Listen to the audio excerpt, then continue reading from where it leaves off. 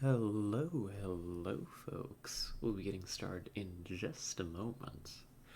Just making sure that everything's all set up properly. And putting the finishing touches on things. Maybe. Possibly. Um, yeah, I mean, it mostly looks fine. Hopefully, maybe ever so slightly. Here, let me get our game coming up. I hope that everybody's doing well today, wherever, whenever you may be. Hmm. Hmm. Well, now what is up with this? Excuse me?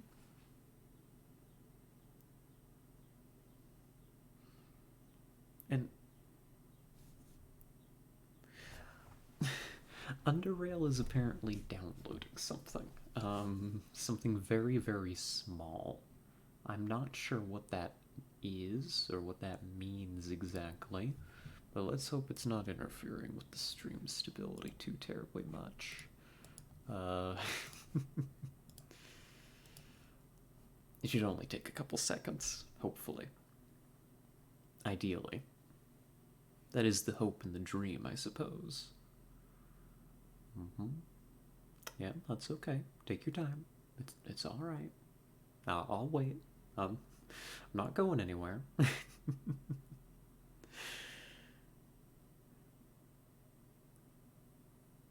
Yeah. Mm-hmm. Synchronizing. Cool. Cool. Well, you know what they say about the best laid plans. Something always goes wrong, it seems.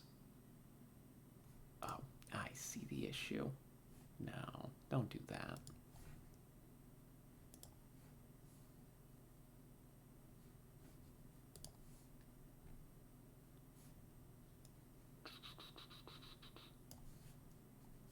There we go. Finally.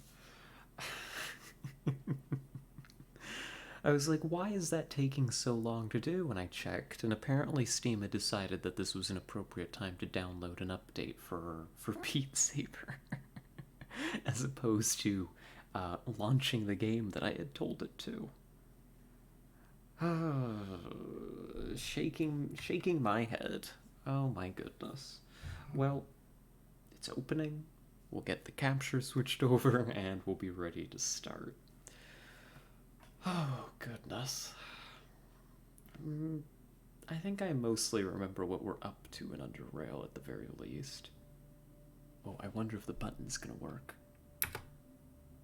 Did that work? Did that switch the capture? I'm gonna check manually, because I'm still. Yeah, it did.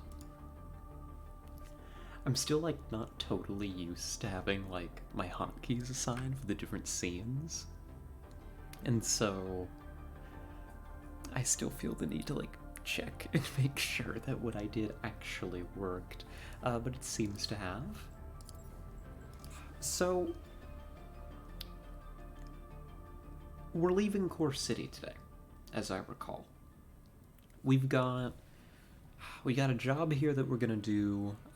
This is for Jack and the other guy, whose name I forget at the moment.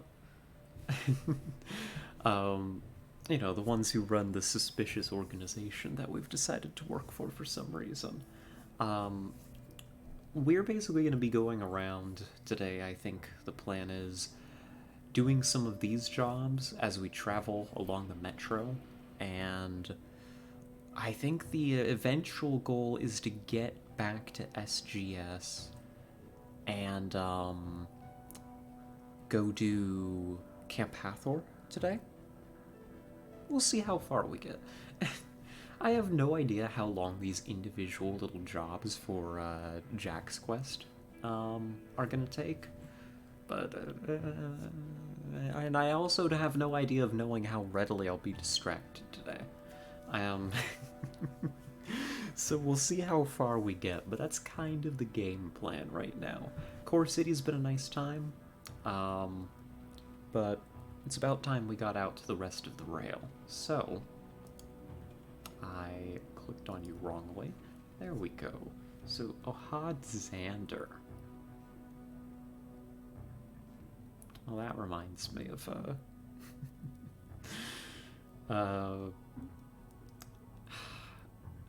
Xander is the name of a character that came into one of my most recent D&D sessions. But I'm not going to go on that rant right now. That's mostly totally irrelevant. The pale man stands still, casually observing his surroundings. He sees you approaching him and thoroughly inspects you with a stare as warm as a glacier, all the while remaining silent. You quickly pick up that he's waiting for you to initiate the conversation. Jackson. He answers in a calm manner. Good. I have work for you. You already know my name, I'm sure, so I see no point in repeating it. I'll just get down to business. A trader called Daniel Arda has just disembarked from the train on this very station and, knowing his usual routine, is either dealing with the local merchants or drinking himself into a stupor at the hardcore city bar. Let him continue. Daniel has recently added a new product to his assortment, a drug called Hercules, which allegedly increases the user's combat performance, and quite substantially. I believe it's all bogus, and I want you to perform an investigation. If I'm right, and what he does is indeed a fraud, I want him publicly exposed and, therefore, humiliated. I want every living soul in Core City to know what kind of man Daniel Arda is and what he is doing. I hope I was clear enough, and the rest is up to you. I'll be here if you have more questions. Once the job is done, I will be leaving. Alrighty. Pretty straightforward job then. Investigate this guy's product, Hercules, and if it turns out to be fraudulent, expose him. Alright. What can you tell me about Daniel Arda then? The most important thing you need to know about Daniel is that the man is a compulsive liar. He will lie about anything, whether it is important or not. So keep that in mind when dealing with him. And he seems to be getting away with it, thanks to his constant traveling, and perhaps also due to the fact that he trades mostly in minor things, up until now. As for his habits, I only know that he enjoys visiting bars, drinking, and watching violent sports. Alrighty. I don't think I need to know professional courtesy. I don't think I need to know too much about Xander. Just get the job done. Oh, hello, Coffee. Hello, hello. Welcome. Oh, wow, that notification came in late. Oh, I'm sorry to hear that. I mean, we've only just gotten started, so I promise you haven't missed much. We we fought with Steam for a brief moment to get the game to open, and now we're just here getting a job from Xander. That's all you've missed. But I hope you're doing well. Welcome, welcome. So, I think professional courtesy. I don't need to know much about the client. We just need to go get our guy. So it looks like we've got one more thing to do before we leave Core City. I don't know, what's an edgy line that belongs in like a noir film? Something along the lines of like the city not letting go or something. But it's gotta have like a voice to it, doesn't it? I'm gonna ponder that for a second. Also, what time did you go to bed? I mean, about 7. But I slept really well, and I woke up in a much better time. And that makes my, my disobedience okay. Because it worked out. Because I woke up at like 5 a.m., which was, strictly speaking, an improvement over yesterday.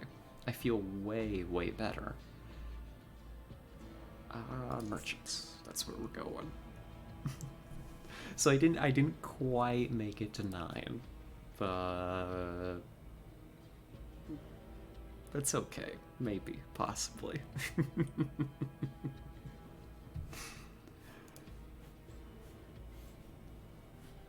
Alright, Arda. Let's swing by some of the merchants, just make sure he's not hanging out in any of these places. Nope. Grizzled detective voice. I want to leave this city, but she was never good at letting go. Mm-hmm. For some reason I want to think, something like... something about the city clinging to you. Like the...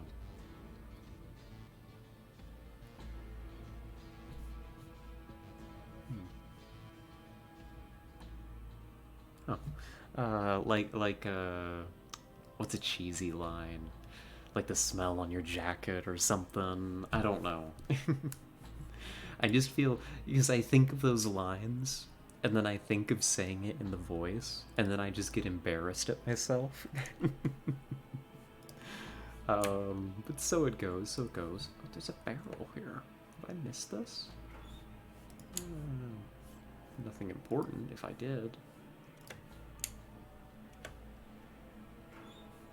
I did miss this. Oh, gosh. Well, that's a free XP point. I need to pay attention. No, he's not hanging out here. There's our guy. Daniel Arda. Oh, that's a good one, Coffee. The voice. This city. She clings to you like the smell of a cigarette to your clothes. She just doesn't know how to let go. So, we're not quite ready to leave Core City until we deal with this fellow. A con artist by the name of Daniel Arda. I don't know, I'm having too much fun doing the cheesy detective voice. At first glance, the man you just approached doesn't appear to be anything out of the ordinary. Average height, average build, average amount of dirt on his clothes. Yet the moment he spots you, he slowly puts down his half-empty bottle, removes his goggles, and shows you a gaping hole that used to be his left eye, and awaits your reaction. After not receiving any, he puts the goggles back, grins politely, and begins the conversation. Hello, how's it going? Good, you say? Oh, I'm happy to hear that. I honestly am. Name's Daniel Arda, and it's a pleasure to meet you, friend. Do you know that I know why you've come to see me? He smiles.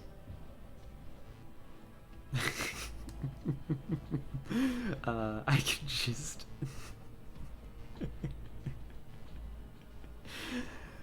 I'm not gonna say this one. It has been suggested to us by our client that this guy's a con artist, and I'm already getting that vibe.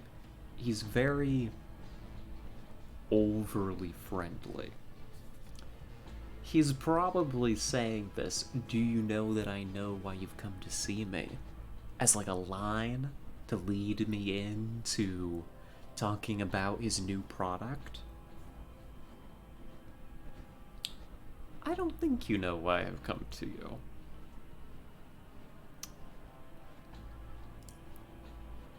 Make him... There we go. Just make him lead me into it. Give him the opportunity.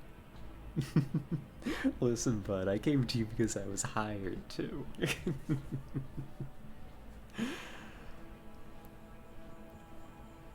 Alrighty.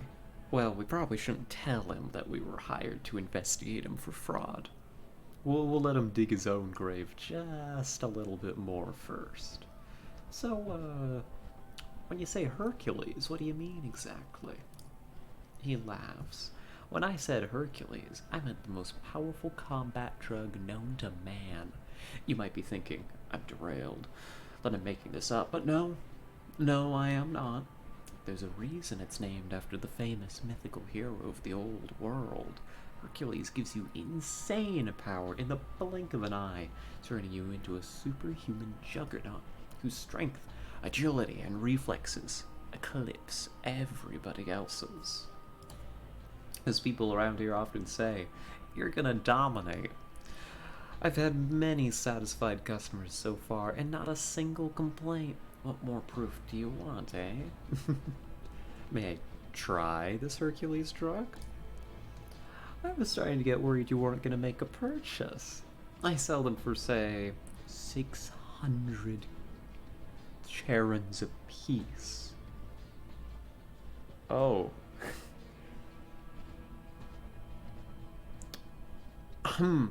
Okay. That's a little rich for my taste. That's a little expensive. But since this is your first purchase, I'll go down to 500. I think that's fair. No, that can't be it. That can't be. That can't be. 500, that's so much. That can't be a deal that we take. We've already blown so much money in Core City. We have lost money in Core City. We have not turned a profit here. This guy's gonna sink us even further into that. Oh, that reminds me of another one of my favorite characters I've made for my campaign. He was very tired. A tiefling bounty hunter with a snapped horn. He was fun. Oh, that sounds delightful. Oh, I can imagine the vibe right now. Oh gosh, that is good. Gosh, that's good. I'm imagining that, and now I want to run a character like that in my own campaign. Just something about, like, the snapped horn is really, I don't know, good vibe. Delivers the vibe of the character very well. Before I try to talk him down, are the ingredients really that expensive? Because we're not here necessarily to make a purchase. We're here to figure out whether this is fraud. Listen, friend, let me tell you one simple thing. When it comes to the price of a certain product, everyone always thinks it's all about the price of the materials used. But what about the money spent on developing the product, on research, on equipment necessary to create the product, on testing the product, on getting the product to the buyers? Need I go on? It costs a lot, my friend, and that's why the price is this high. Ah, well, curses. I shouldn't have spent so much money on booze. I only have, like, 400 carats. Well, tough luck, friend. It's hard to resist, though. Darn. I'll have to think about it.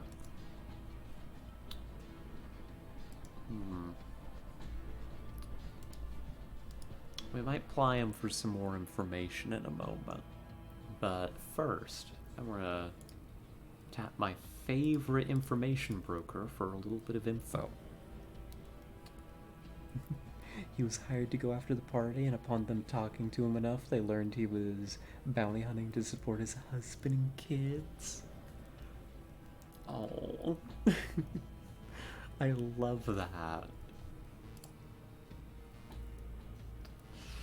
So, John, do you know anything about a merchant called Daniel Ardo? Hey, pal, look at me. Don't you think I'm starving? Just look at this flappy skin. Let's fix that with a cave hopper steak. Alrighty, here you go. That's what I'm talking about. Come to me. So you want to know more about Daniel? Okay, pal, listen up. I've been keeping my eye on him for a while. Whenever someone comes along and claims he's got something that's the best, which is that Hercules drug in this case, you gotta know something crooked is going on. First, Daniel is a pathological liar. He lies about his past, how he lost his eye, everything. Just ask around. You'll notice he told different stories to different people. Second, even more important than the first, is about the Hercules drug. I've seen some local scavengers buy it, go do some splunking, scavenging, whatever, and none of them ever returned to Core City. Now, you're not asking this for no reason, of course. If you want to learn what it does exactly, I suggest you get a sample of that stuff and test it. Simple. By the way, thanks for the food, pal. He was about to bite the steak when suddenly he stops. When I said test it, I didn't mean to test it on yourself, just to be clear. Now he bites into the steak. Thanks, John. That was very helpful.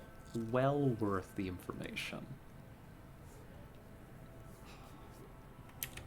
Well worth it. So we want to get a sample of this. And we're interested, perhaps, in looking into the different... I want to catch him in a lie. I need to figure this guy out. Piece together the puzzle. So let's start out. We know that he's been lying about the eye from John. So what's the version of the story he's going to tell to me? I'm curious. Well worth the steak? Exactly. Very well worth it. I like John's character over here. He's unique. I like information brokers in stories. I think they're cool. I mean, we found Red Strings Club playing as one to be very entertaining, very, I think the word would be evocative that I'm looking for. But so many good stories have feature an information broker of some kind. And the good ones always have, like, just such interesting, like, quirks to them and how they operate. I don't know. I like it. I find it really compelling. There's one in one of the Shadowrun games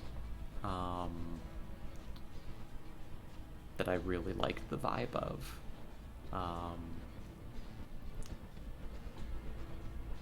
I mean, basically, he just ran a coffee shop, really. And sold, like, Turkish coffee in the cyberpunk setting. And I don't know, that was fun. I don't know where I'm going with this. I just think it's a cool bit. I should try writing some of those types of characters if I like them so much. But anyhow, we were asking about this guy's eye, and he says, "Ah, friend, what I'm about to tell you was a really painful experience for me. I remember it like it was a year ago, because it was about a year ago." He laughs. "I was doing some trading around Junkyard. Horrible place for honest merchants like me. Criminals are eyeballing you everywhere you go, want to steal your possessions. Horrible. I was stupid, to be honest. I knew what it was like there, yet I failed to prepare myself. And soon, what do you know, two strapping young lads were pointing their guns at my head and asking for my hard-earned money. So I gave it to them. I had no choice. But they wanted more. The sadistic punks. They started throwing rocks at me. That's when one rock, sharp little bugger, hit me straight in the eye and... well, you know.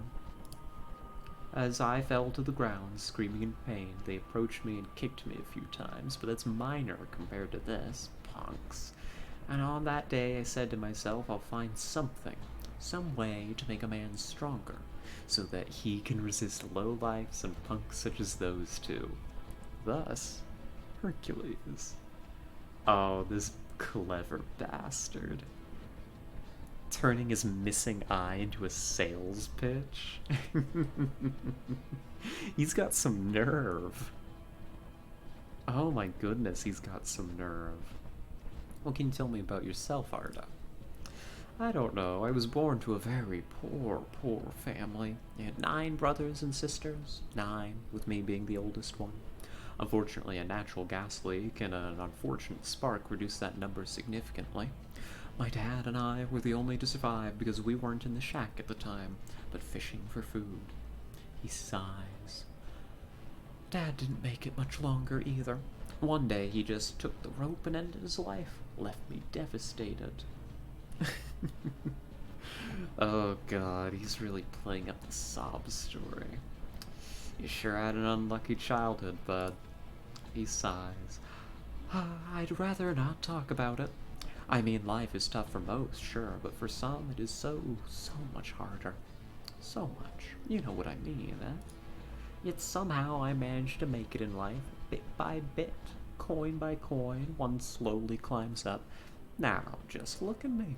I'm a fairly successful merchant who's about to become even more successful. Cheers. He doesn't realize how much deeper he's digging his grave, does he? I've had an information broker, but he sold the information in bottles of alcohol to hide from the law. Oh, that's cute. Oh, I love that. But see, you get it. Like, all the good information brokers have some kind of quirk to their operation. Just like that. They don't just sell you information, they got something else going on that makes them memorable. What can you tell me about Core City?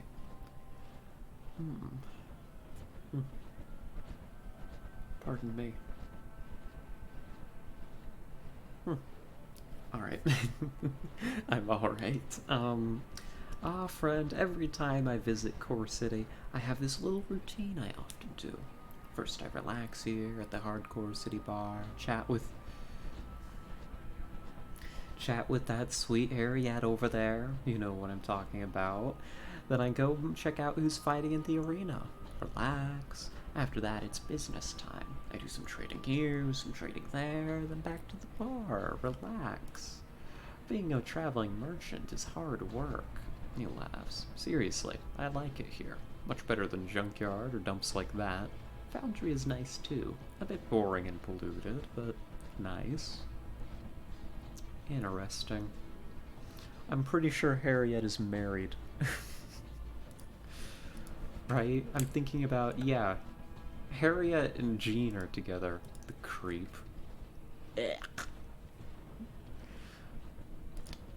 It's a shame the job isn't just to ice him, but, you know, so it goes. Fine. We'll make our money back. It's a deal. And here you go. Take this. He gives you 1 dose of Hercules. Just inject it into a vein and enjoy the power. The effect is immediate. If you want more, you'll have to wait a while. I've only got a few remaining, but I'll be back with a bigger shipment next time. The business is gonna flourish, friend. Alright. So we've got ourselves some Hercules. However, I would rather not test it on myself. I would really rather not, but I'm not sure how I could test it on somebody else.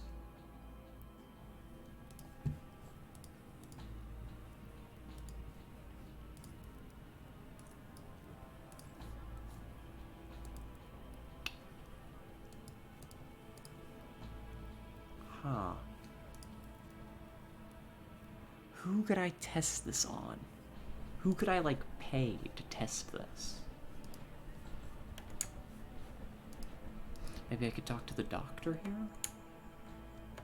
Maybe they'd be willing to at least supervise the process so I don't die? I don't know.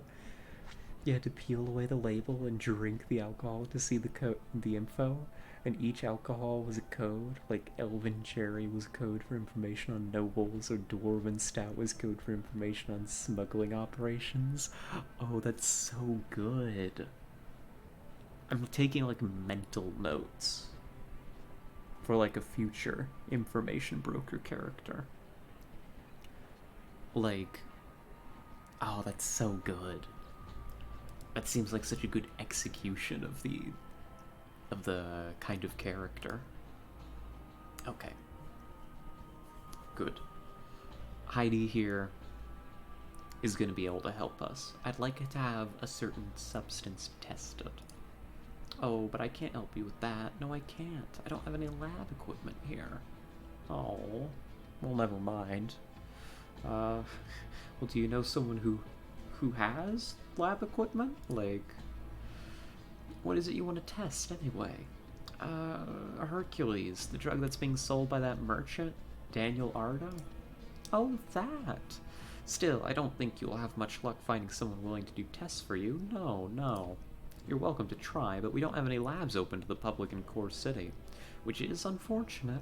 Unfortunate. While we're here, let's ask about this Arda guy.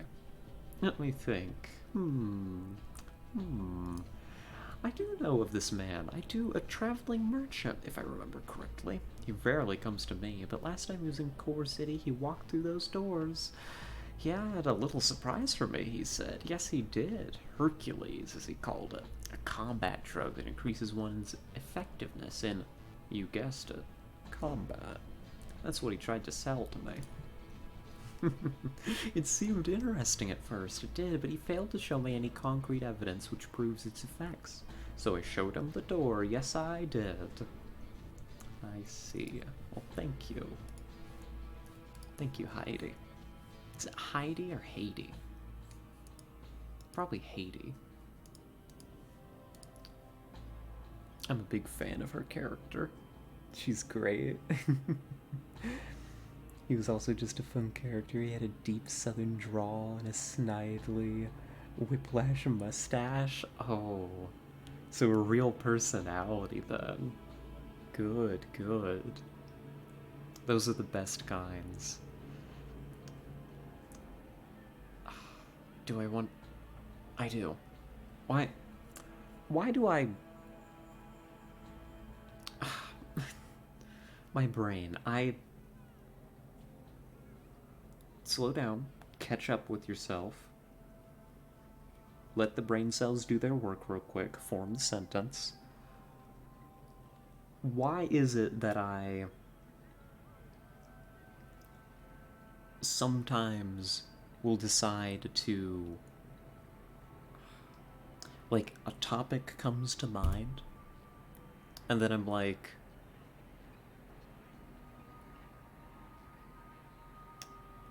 oh no, I should table this for later, you know?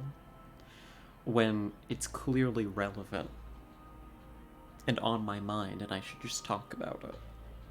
I don't know, but I'm going to. Speaking of fun D&D characters, we actually mentioned this one just a little bit earlier, so I guess he's on my mind. Because the quest giver for this is named Xander, who sent us on this little job. And there's a Xander, unfortunately not an information broker, actually a throwaway character, for the in-person D&D campaign that I run. He's a centaur who was just that. Really was not intended to be a major character. Didn't have an occupation, didn't have, like, a pre-planned, even really much of an appearance, honestly. Because this is,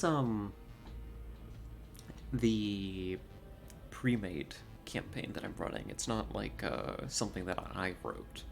Of course, I improvise and I add a lot of my own things, but, it's, the Dragon of Icespire Peak pre-made adventure.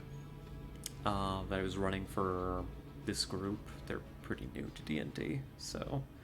but... Anyhow, the point of this character is to wander by while they're at a... this barrow, right? There's a dragon-slaying sword in the barrow that the party is trying to go get, essentially. And the barrow is haunted by will-o-wisps, right? The little balls of light and stuff.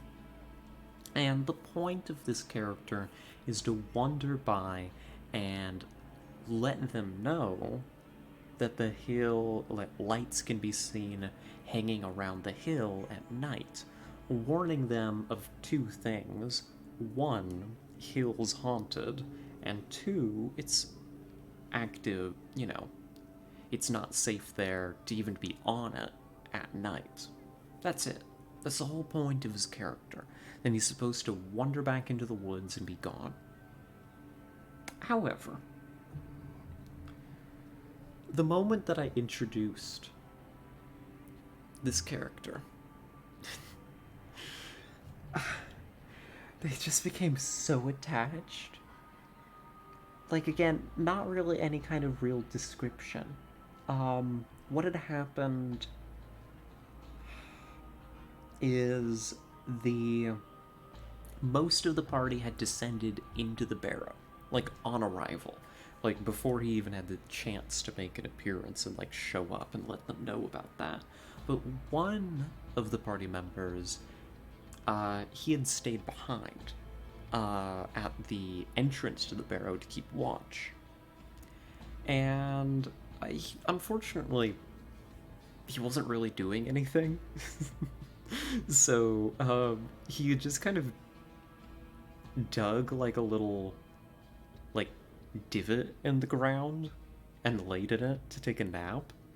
And so that's when I decided, okay, this player could use a bit of interaction while everybody else is down in the mini dungeon.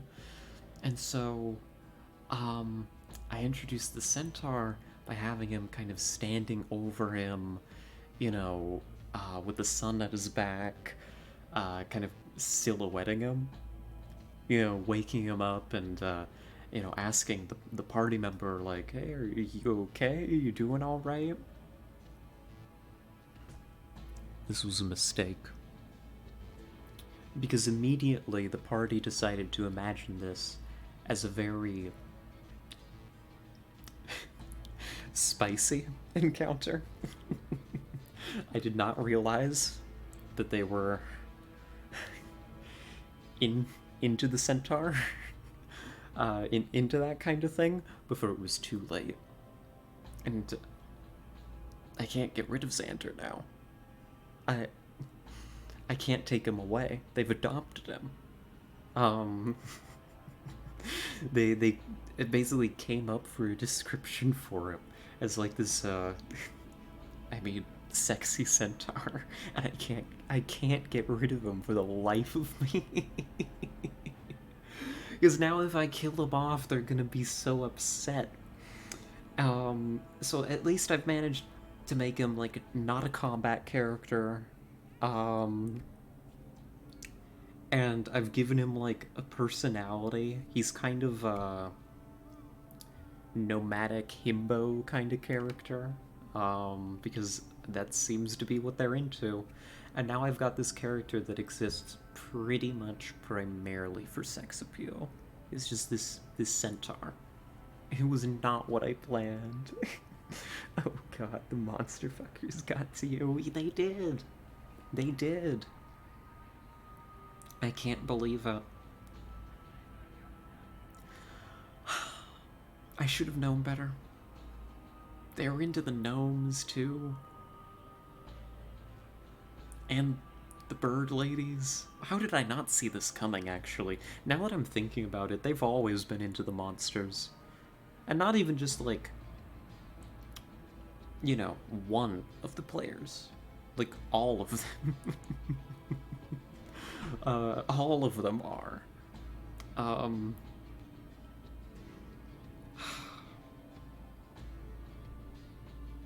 Shaking my head. What am I gonna do about them? I don't know. I have no idea. I guess I'll just keep giving the people what they want, right? Anyhow, Derica, That's the situation in my D&D campaign. Um, Also, by the way, do you know anything about the local con artist? Yep, he's a plonker. I love the slang in this game. Oh, goodness. Hardcore plonker. Like, plonker is just so... When you call somebody a plonker, like, I know what you mean. It's evocative. You have to kill Alexander by having him do a heroic sacrifice? Now that's an idea. Make it tragic. Slow burn it. Hold on. So I've got this idea that he's got, like, because he's, like, wandering, right? He's on his own. But he's got like a large family is like something that I kind of came up with for part of his character. Like, he's got actually a lot of brothers and sisters, and you know, nothing like tragic going on there. Mom and dad are still alive. They just don't, they don't live in the area of the adventure currently. But what if maybe in the future they meet the family, right? And get really invested, because they're meeting the parents and stuff. So it's like this para-romantic dynamic that we develop between Xander and the party as they meet, like, the parents and the siblings and stuff, and then we kill them off.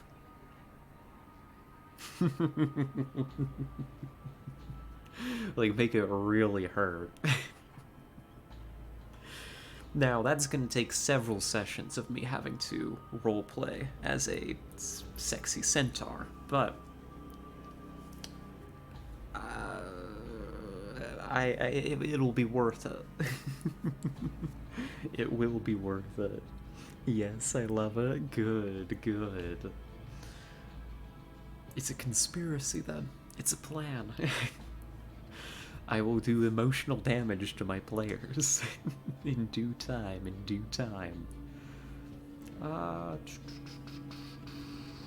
So, nothing... nothing interesting from Derica. Oh gosh. The lawnmower. Hopefully it stays away. It is Tuesday. Wait, is it Tuesday? No, it's not Tuesday. What am I talking about? I heard the lawnmower and I was like, it must be Tuesday. No, it's Wednesday. It is Wednesday.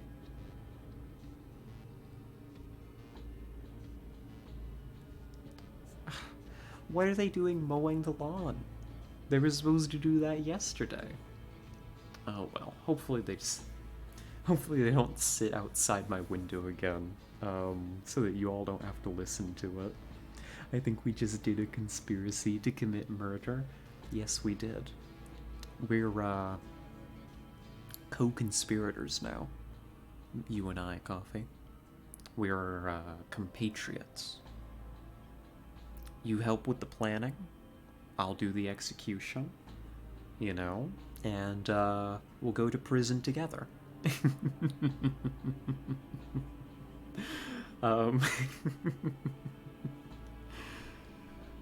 So Derica says, I never trusted one-eyed men. My first husband lost an eye and left me with a kid without even saying goodbye. Plonker. Okay, so that's not relevant information about our target.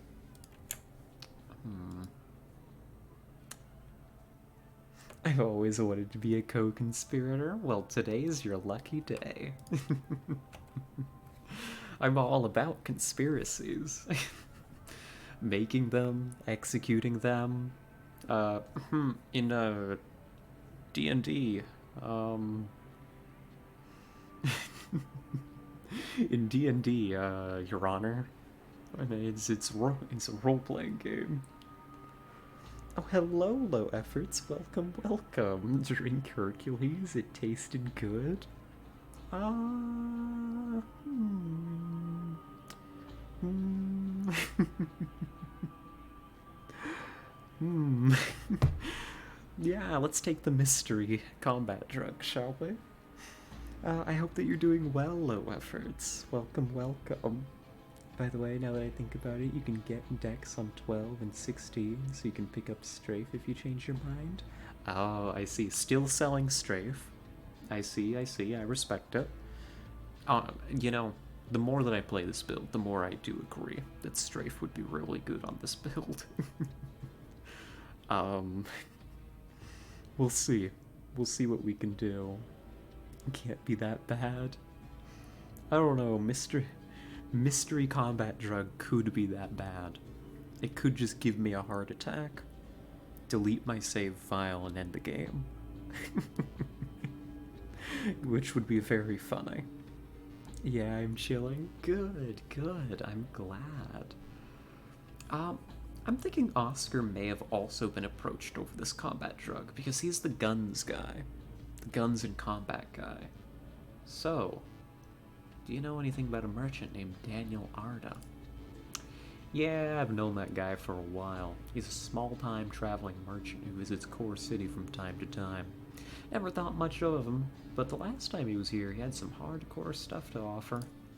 He got some Hercules drug. Like, he told me it enhances your combat performance. Sounded hardcore, so we agreed the next time he arrives, he'll bring me a bunch of it. Hell, if that thing's any good, it could earn me some good coin, yeah. Okay. Oscar's bought in. Which is not very helpful to us, as it turns out. I said your name is low effort Tiz, and then I remembered Riz and charisma. Got that tism. Yes, yes. The tism is widespread here. Oh, that lawnmower's going by again. It's so loud. Where do they get off on having such loud lawnmowers? I swear.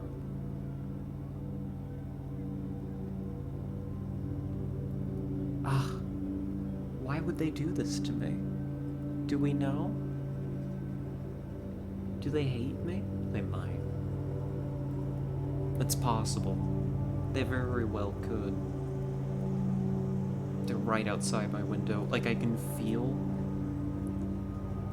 like, with my wrist on, like, the mouse pad, like, wrist rest here, I can, like, ever so slightly feel the vibration of the sound of the lawnmower going by. It's terrible. I hate it. They're transphobic, clearly. Transphobic, considering that we're playing UnderRail, also very likely. Afraid of all the railing. Oh no. Oh no, I certainly hope that there's no railing today in UnderRail. That would be terrible. Okay, they're gone. I can focus now. I don't know, I'm told that it's not as loud for all of you as it is for me, thank goodness, but I don't know, it's so loud for me when they go by. It's very distracting.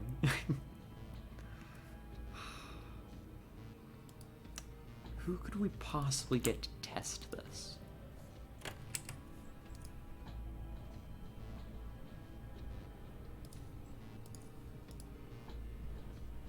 Or we could just test it on ourselves.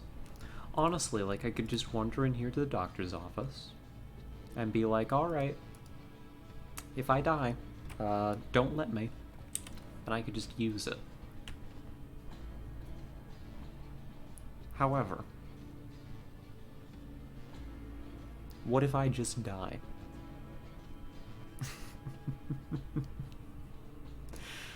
Oh gosh, I really want to find somebody to test it for me, but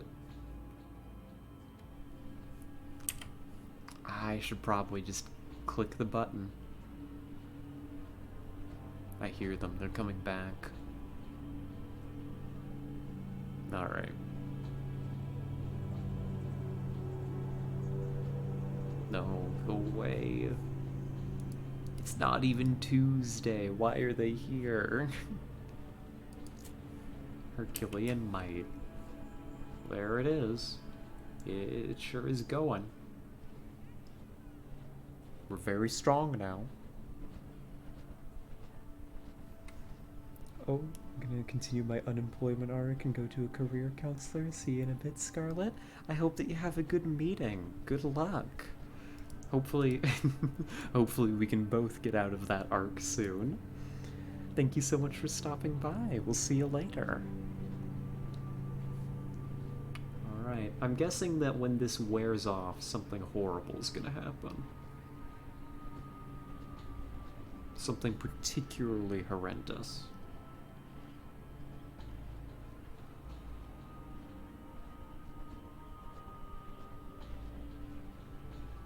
Oh.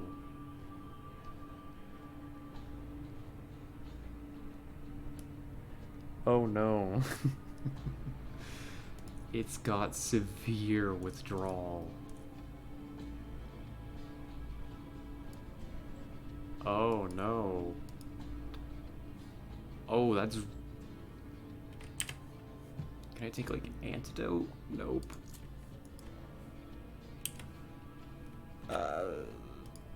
I have a... Oh no. Quickly. Sprint into the doctor's office, talk to the doctor.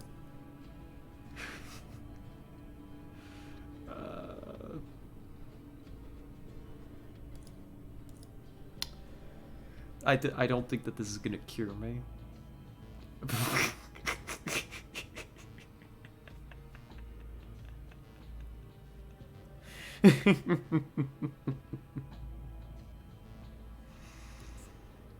Okay. Don't take the combat drug. Understood. It will melt your insides. Alright. Cool. Amazing. Terrifying. So, even though we now have some idea about that, we need to find somebody to test it so that we know, right?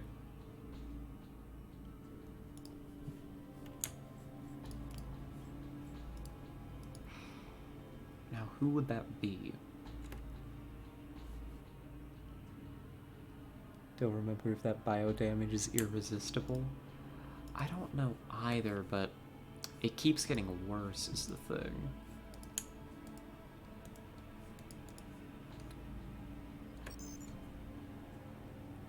Well, let's go check in with our guy.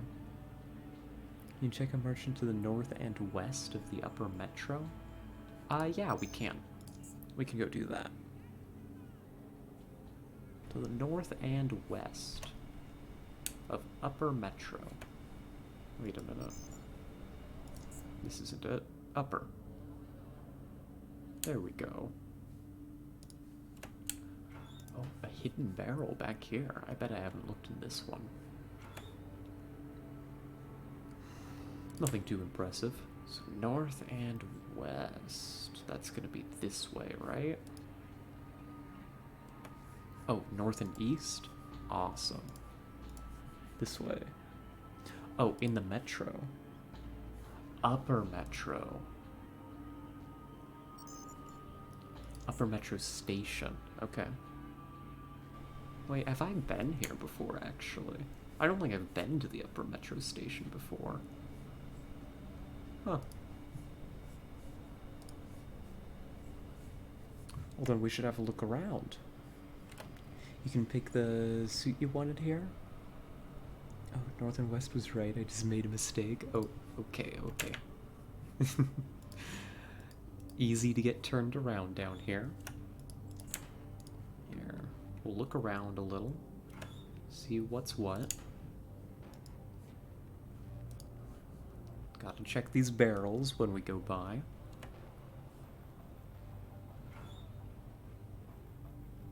Bunch of food. Free, too. Good. Just the way I like it.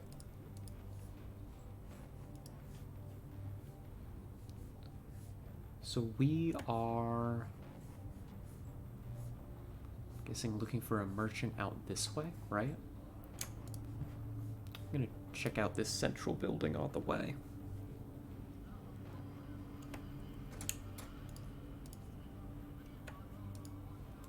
But sir, I would like to look in that barrel. Oh well. That barrel is unfortunately off limits. What about over here?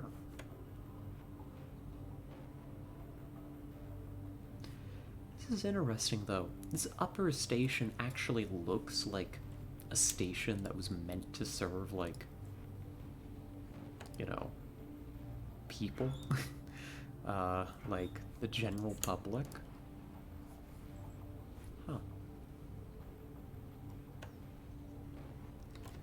I was leveling an SMG girl from 0, wearing Praetorian chest guard for most of the game, kinda chilling.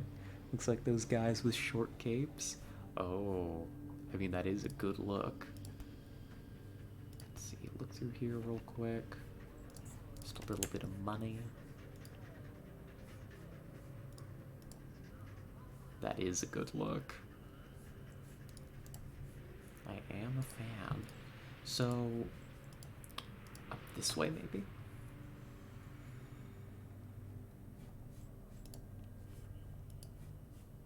This doesn't feel like there's merchants out here.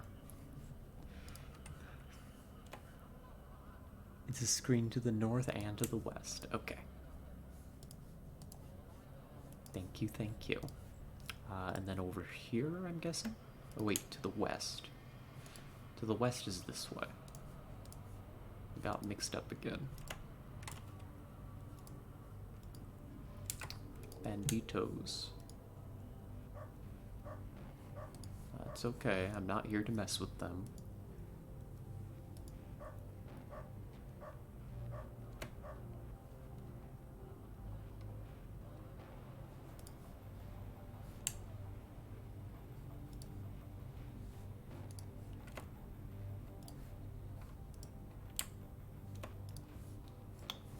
Gosh, this place really does look different from the rest of the UnderRail, of the metro. A train driver manual.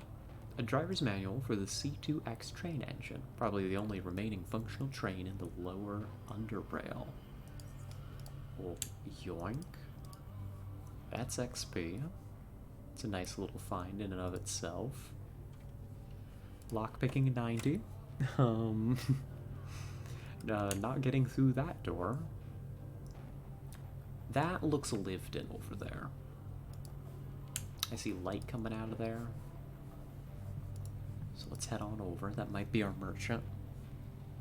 Upper Metro looks pretty cool. It does.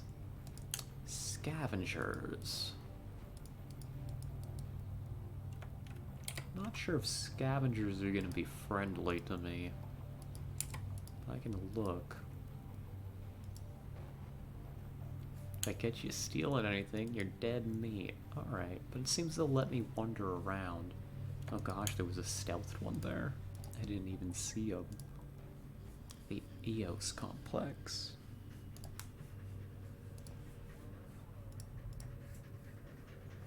Gosh, this is cool looking. A tourist guide. It's some sort of advertisement or a guide for people visiting Upper UnderRail. Unfortunately, it's partially destroyed, but by the looks of it, one used to be able to have a lot of fun here. Huh.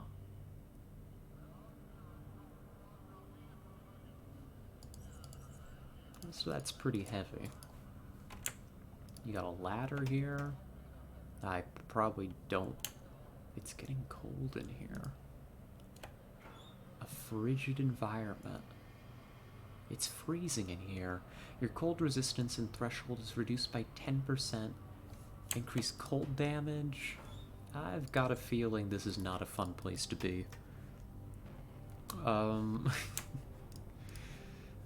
got a feeling that the cold sub-basement, not where I want to be personally. Oh, hey, cave woman, you can't go downstairs. Um, okay. Well, don't worry. I wasn't really planning on going down there anyhow. Good. I don't know what they're... Marty! You must be our fellow. Hello, Marty. The man seems pleased to see you. At least, that is what his broad, almost ear-to-ear smile tells you. He appears rather skinny looking in his face and arms, but the bulging brew belly makes it look like all of this man's body fat is gravitated into one big abdominal mass. When he speaks, you immediately notice that he does so with a peculiar accent. It sounds strangely familiar, yet you're unsure why. Oh, a customer. Come in, woman. I have all sorts of goods to sell. Yes, I am Marty Quick. Nice to meet you. Very well. What would you like to buy? Well, what do you sell, Marty? I sell all sorts of interesting things. Yes, brought here from various places throughout Upper UnderRail, dear customer. You can browse through my wares if you'd like. I promise you, you won't be disappointed. And in case you wanted to know, we are always looking to trade for food and ammo. So if you've got some to spare, we can make a pretty good deal, yes. So what do you say, huh, dear customer? Yes? Alrighty. Sure. What do we got here? Guy sells good stuff. Okay. High quality parts. We'll buy some of our spare food. That's good. He's got an anatomically aware scope, but I've got one stashed away already, so we don't need that.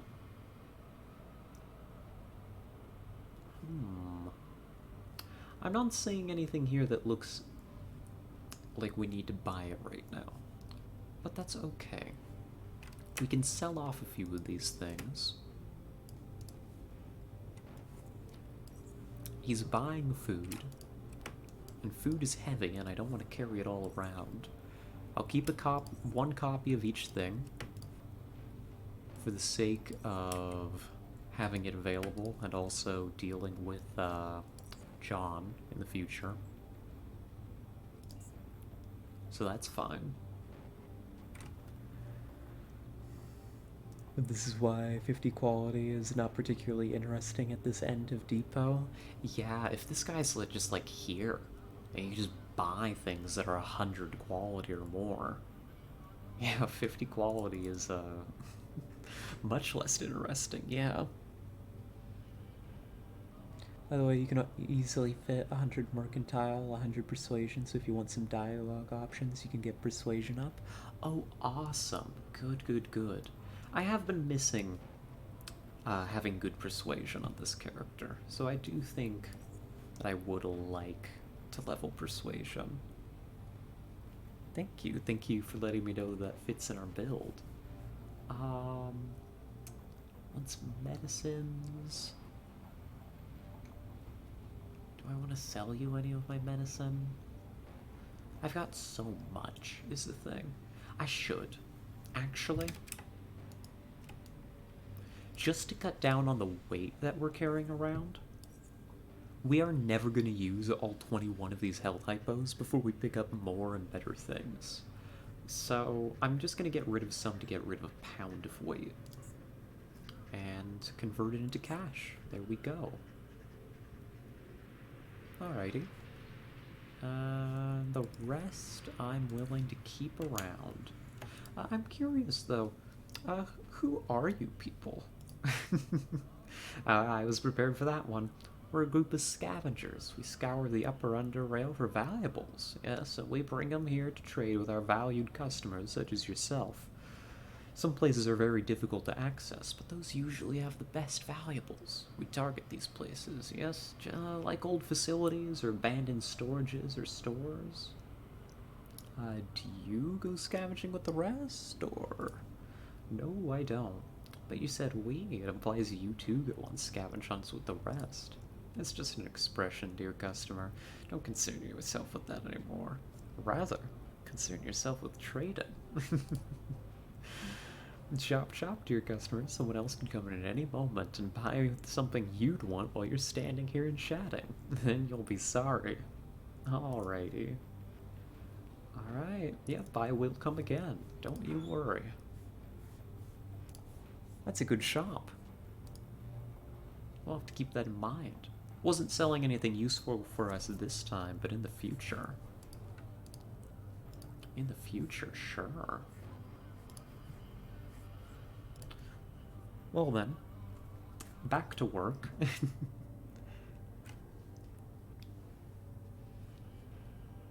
Back to Core City.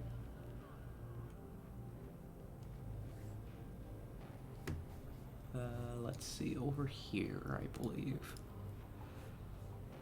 So we need somebody who's going to help us test Hercules. Either somebody who will take it, right? And we can witness the effects, or somebody with the equipment to test it. And you know what? I've had a thought regarding that just now. The only person I know with a lab who may be able to do actual medical tests is Quentin, or maybe Pascal. So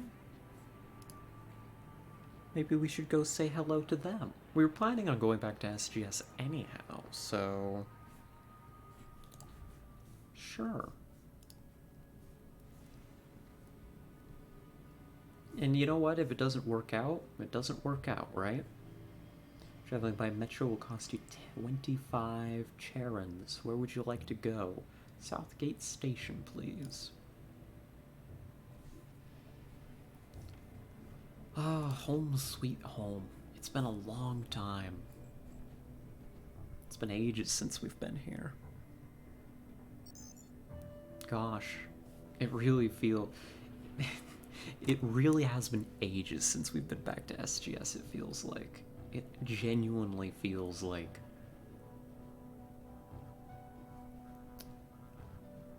I don't know. Come on, brain. I don't know, it just genuinely feels like...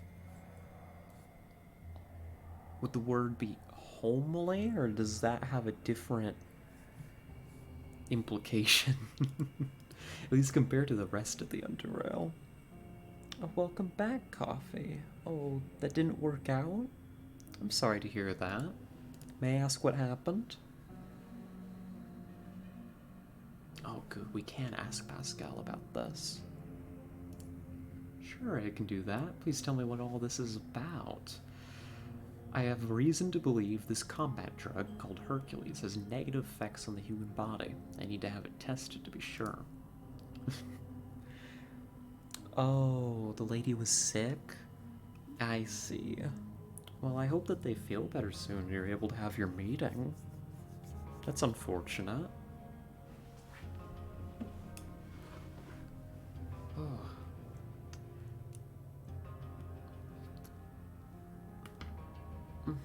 Sorry, I had to do actually, I may just do a proper stretch. I deserve it. There we go. Oh, I mean, at the very least, I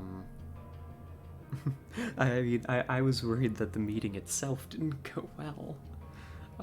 So I'm glad, hopefully you'll be able to reschedule and get that done when, she's feeling better, Coffee, right? I hope so.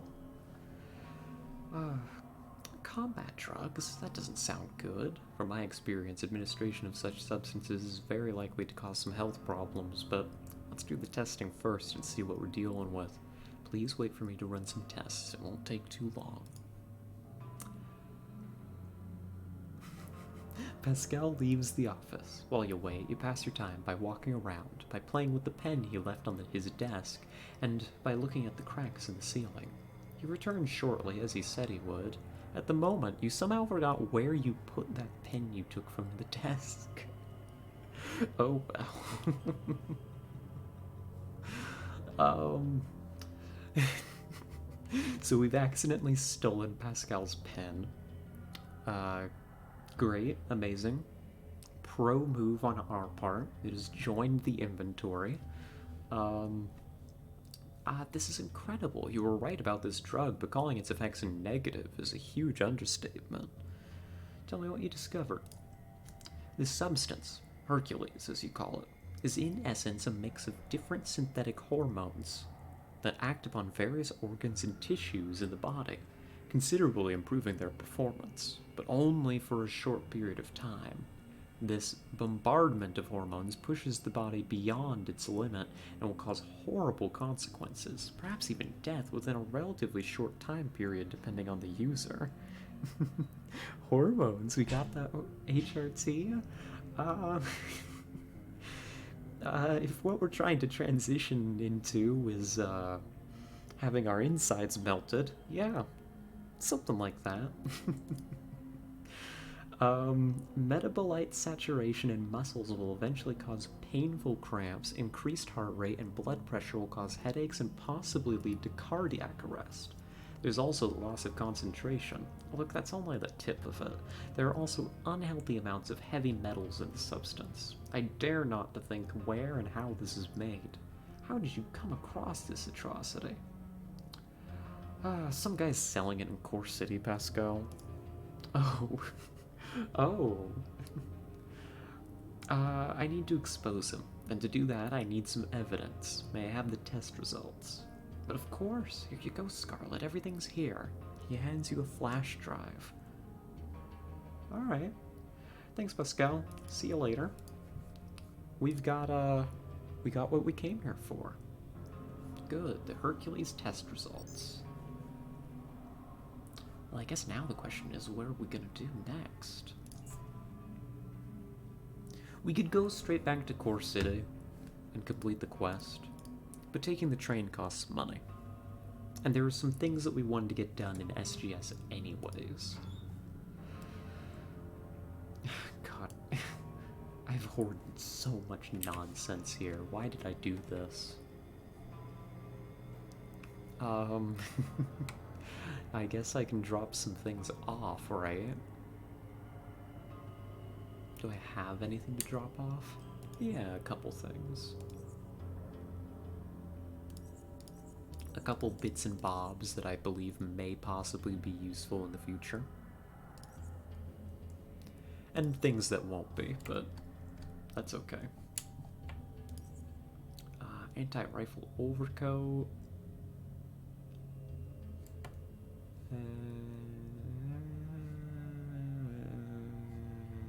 Honestly, we should just be wearing the... Oh no, 60% armor penalty? No, never mind, drop that off. Go back to Xander? We could. We could probably just go back to Xander and that would complete the quest. But then we have to just come back to, SGS? I don't know, that's $25 or a very long walk. So we might choose to do the SGS quests first and then go back to Core City. Oh, hi there. Oh, hi, Buchion. Welcome, welcome. I see you're doing Jack's quests. I must warn you, choices matter in these quests, so be careful with what you do. Oh, will do. Thank you so much for the heads up. I think we're about to start another one, too. I believe there's someone we're supposed to meet here in SGS. So, if I just work out... I mean, this inventory looks passable. I mean, it's...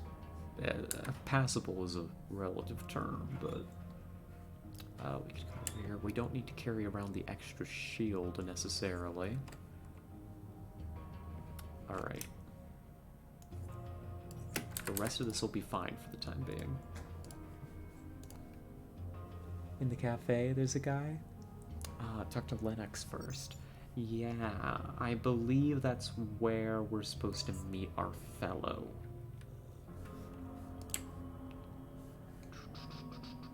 Cat. Meow. Meow. Good. Glad the cat's still here. And there's Lennox. There's our fellow. The man stares at his nearly empty glass in silence, his mind clearly elsewhere. Lennox Pierce? He snaps out, raises his head to reveal a deathly pale visage, just like me, for real, for real. His sluggish eyes soon focus on you, and soon begins mumbling, communicating both with his speech and his alcohol breath. What? A pause ensues. Yes, yes, I'm Lennox Pierce. Are you... Yes, Jack sent me to talk to you. You can call me Scarlet. Nice to meet you, Scarlet. How are you, doing? um... What a guy. Yep, you the only UnderRail streamer right now. Once again, we're at the top of the charts. You know? It doesn't get better than this. We're already the peak. That's just... I guess it's an older game. It's just fascinating to me that nobody else seems to be streaming it. Because it's so good. But... well. So it goes. More market share for me, I guess. 100%, that is to say. Yeah, I'm doing well, Linux. Thank you for asking. Good, that's good. Something tells me this guy doesn't have great conversation skills. Just, ever so slightly. Jack told me you need some help. That is correct, unfortunately. Look, Scarlet, I need your help I need you to help me find out how my brother died. Patrick Pierce, my brother, came to Southgate Station over a year ago. He was a good man. He was good with, electronics. That's what he did here. My dear Pat. Something like a month and a half ago, he was found dead in his room, lying in bed dead. I came here to see what happened, and I was told he died in his sleep. Danner, the counselor, told me Dr. Pascal checked Pat's body, but doesn't know the exact cause of death. Doesn't bleeding know the cause of death? Oh. A murder mystery. Ooh. I guess it's not as popular as other games of this type. I suppose it must not be. UnderRail is quite underrated. Yeah, I suppose. He's certainly not as interesting as the mask-wearing chef. If I did the mask bit, where I'd cover my mouth and I talk like this for every character wearing a mask, half of the dialogue in this game would be inaudible. Which would be very funny. But also...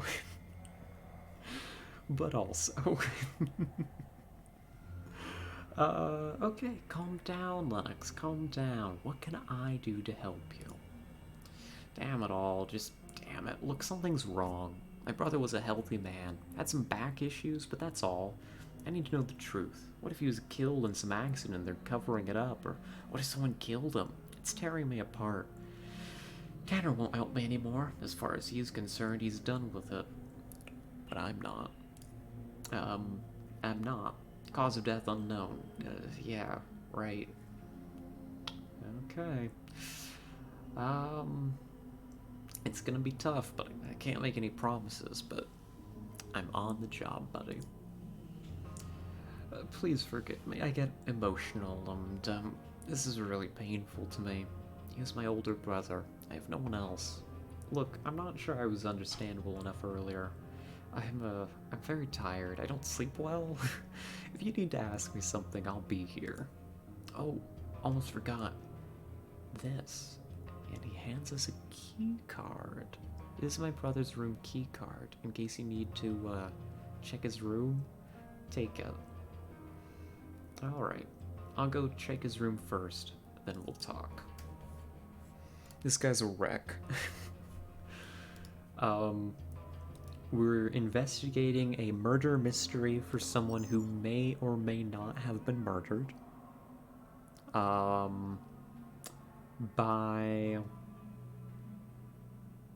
We have no suspects. We have... Gosh, it happened so long ago, I'm not even sure if we're gonna have, like, a body that's worth looking at. But this will be something. This will be interesting. This is one of my most favorite quests in the game, actually. Very unique. Ooh. Well, then we'll be looking forward to it. Okay. So let's see if we can find his room. This door doesn't say that it's criminal for us to walk through it, so here we go.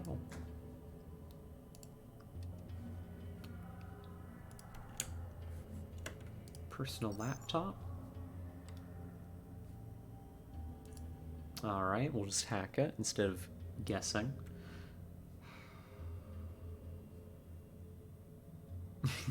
Please select one of the follow ring options. Okay. Audio logs. Oh, I see. Big Brett's pen heating. He does an audio diary.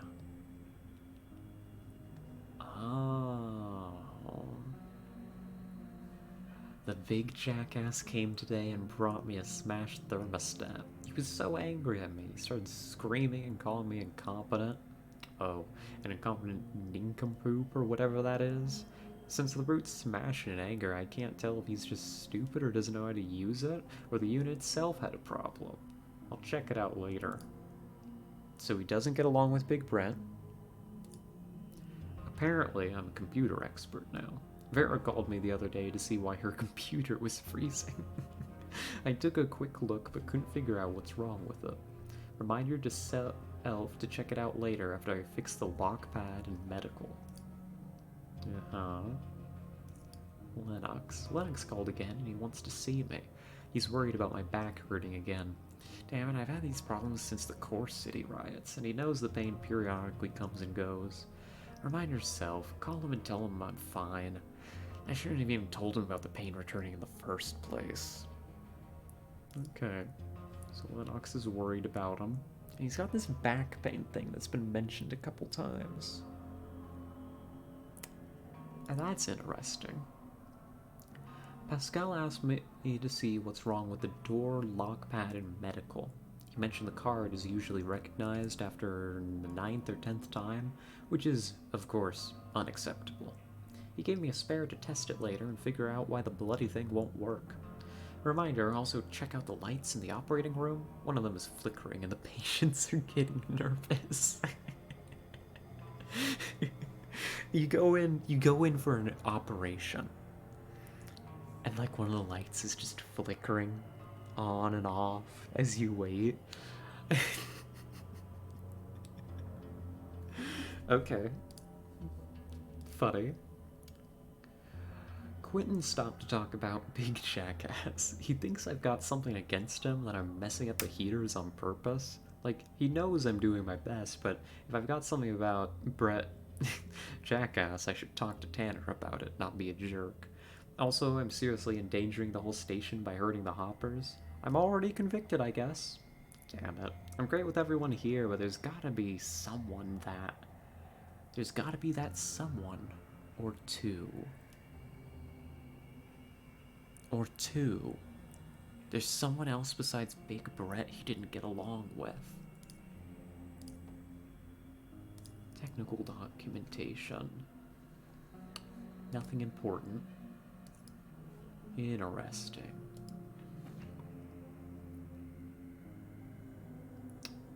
Cash and a broken thermostat. Okay. Very well then. A mortuary key card.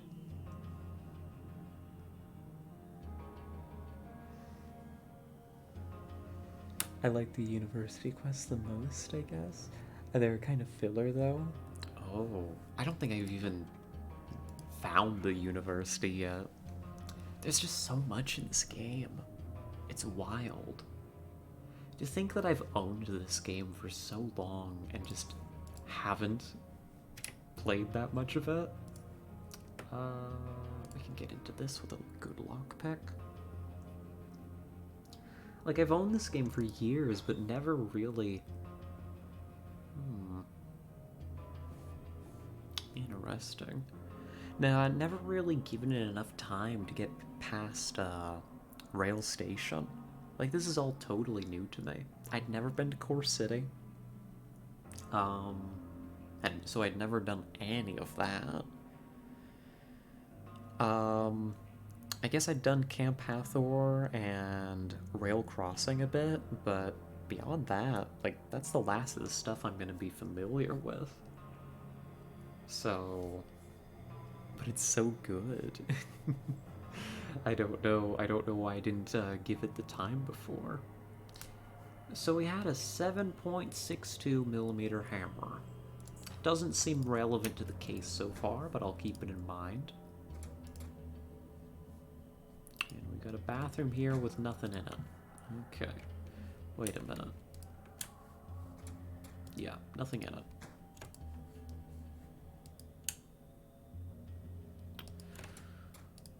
So,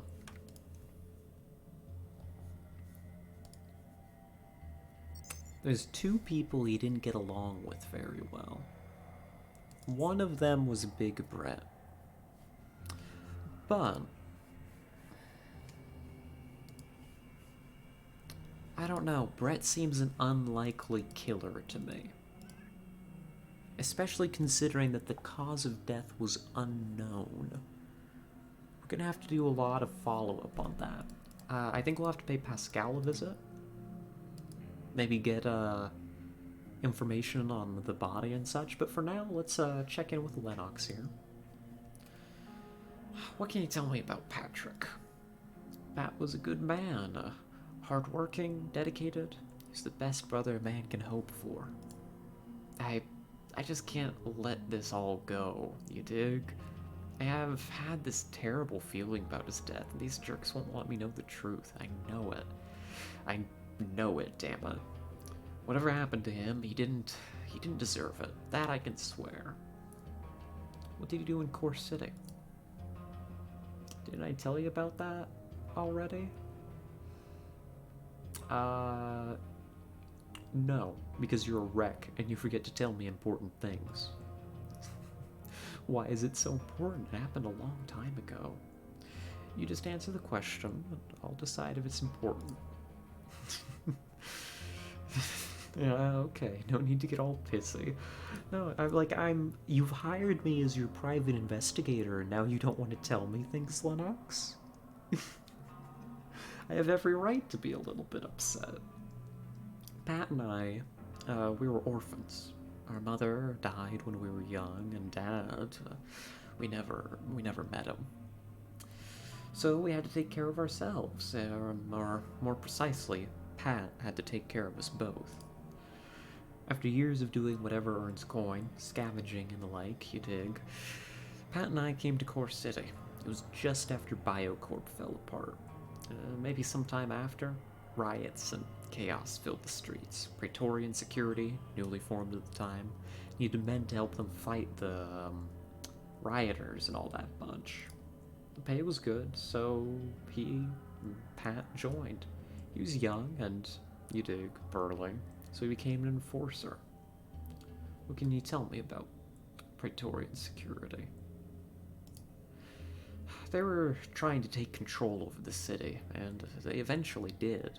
They're one of the major factions in Core City now, but they were a marble back then compared to the boulder they are now. Interesting turn of phrase. Please continue. Pat and I both stayed in Core City due to his work, and it went well for a while. Unfortunately, he was hurt during one of the riots. A sledgehammer slammed him right in the spine. Bastard got him real bad, so bad he had to leave Praetorian security, as he couldn't do his job anymore. He was also hurt, mentally. He saw some horrible things. Rarely talked about it, but I could see it. We left Core City after that. Nothing for us there anymore. I took care of him until his back got better, and then we split. He went around, learned to work with electronics. He didn't want to be a scavenger his whole life, so he roamed before settling here in Southgate Station. He told me he was happy here, that he finally found a place he could feel safe and at home. Tears began rolling out of his eyes to refill his glass. Damn it. Okay, Lennox. Interesting. So, ex-Praetorian security had a back injury, which keeps coming up. Not just a back injury, a spinal injury, actually. So that's not great. There are also maybe some indications that he could have been involved in some pretty terrible stuff in his time with Praetorian security. I don't know that that's super relevant, but we'll keep that in the back of our mind. What about you? What do you do after you split? I had to learn to take care of myself. I went to work in Foundry for a while as a miner. Since I valued my life somewhat, I left that place.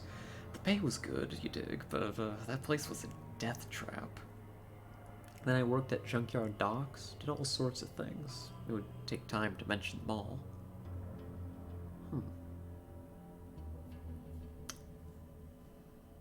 What do you think caused Patrick's death?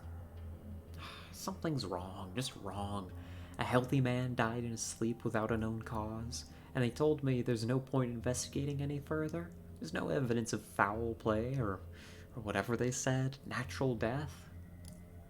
That is why you are here. I need the truth. Okay. Alright. I'll talk to you later. I have some follow-up talks to do.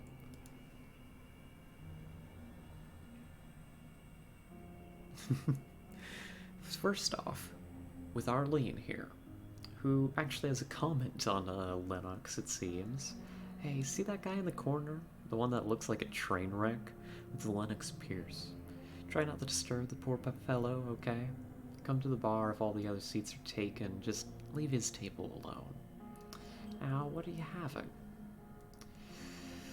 I'll be having some information on Patrick Pierce's death, if you have any.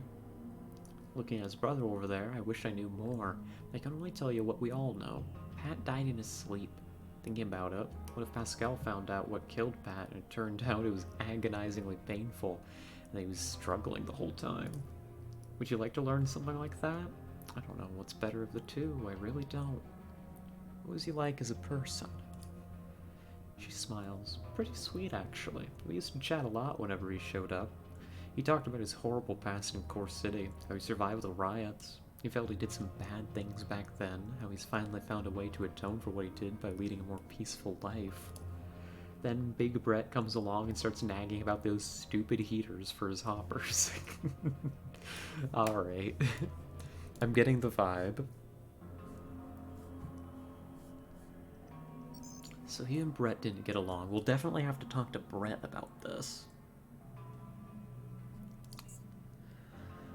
I could bring the situation up to Tanner, but I think I'd like to do that when I have a little bit more evidence. Pascal. What do you know about Patrick Pierce's death? Here we go again.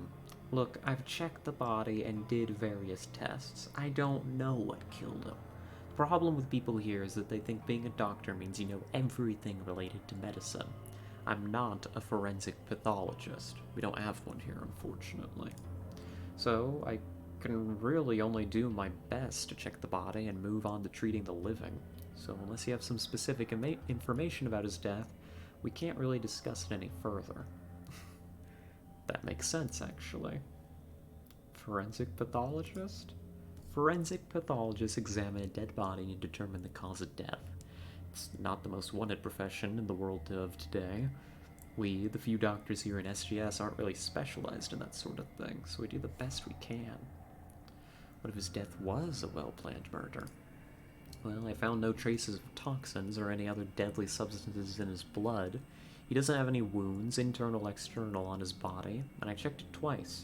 A violent death is highly unlikely. So there's no toxins. At least not that Pascal found.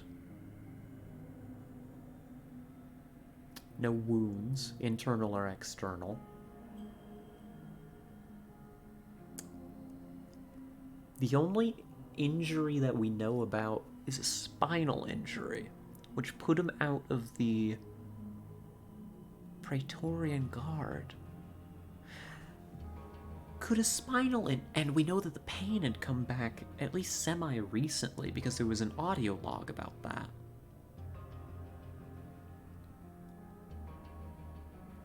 Can a spinal injury cause a heart attack? Or some kind of cardiac arrest or something? Is that a thing? Like a complication with a spinal injury? Because I know the spinal injuries are real nasty, but is that like a thing that can happen? Because that's what I'm leaning towards right now. I mean, it could be murder, but I don't know. This doesn't feel like one.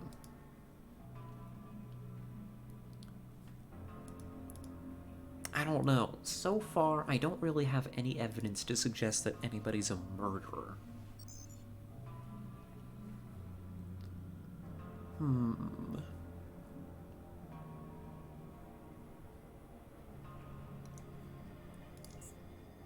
We're gonna stop by engineering. Wait a minute, the morgue key card. Hold on. Before we do this.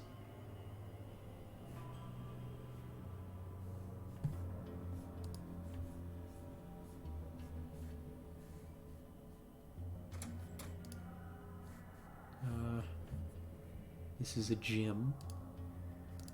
This is not where I want to be. Was there... None of this is the morgue.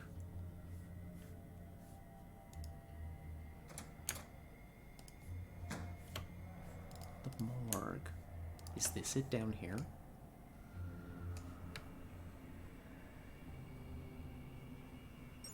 Yeah, here we are.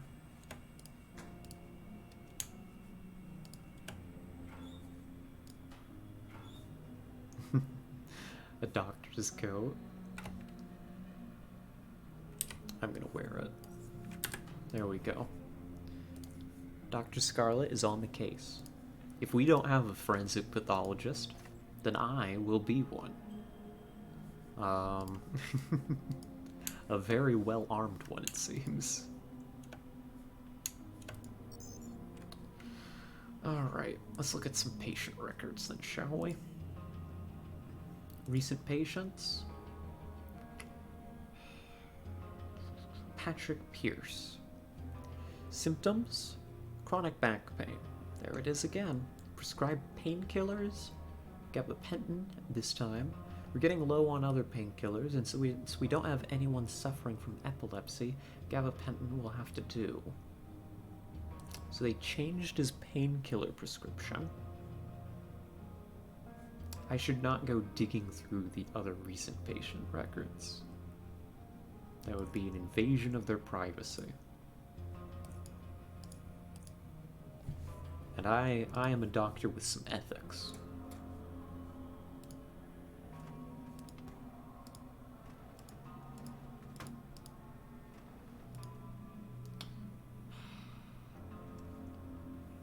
The body bag in front of you contains a male corpse. The label on the bag reads Patrick Pierce. It appears that the corpse has been here for some time, but the extremely low temperature of the freezer prevents it from decaying. However, we have no biology skill. So I have no idea I really don't think that we can get anything from examining the corpse at this time. We could touch it. Nothing, but nothing interesting happens. Alright, go off. You touch it again, and surprisingly, still, nothing interesting happens. Great. No matter how hard you try, you just can't seem to determine the cause of this man's death. Maybe if you knew more about the human body, you could figure it out. Well, unfortunately, I do not. Any other bodies here? Nope. Cool.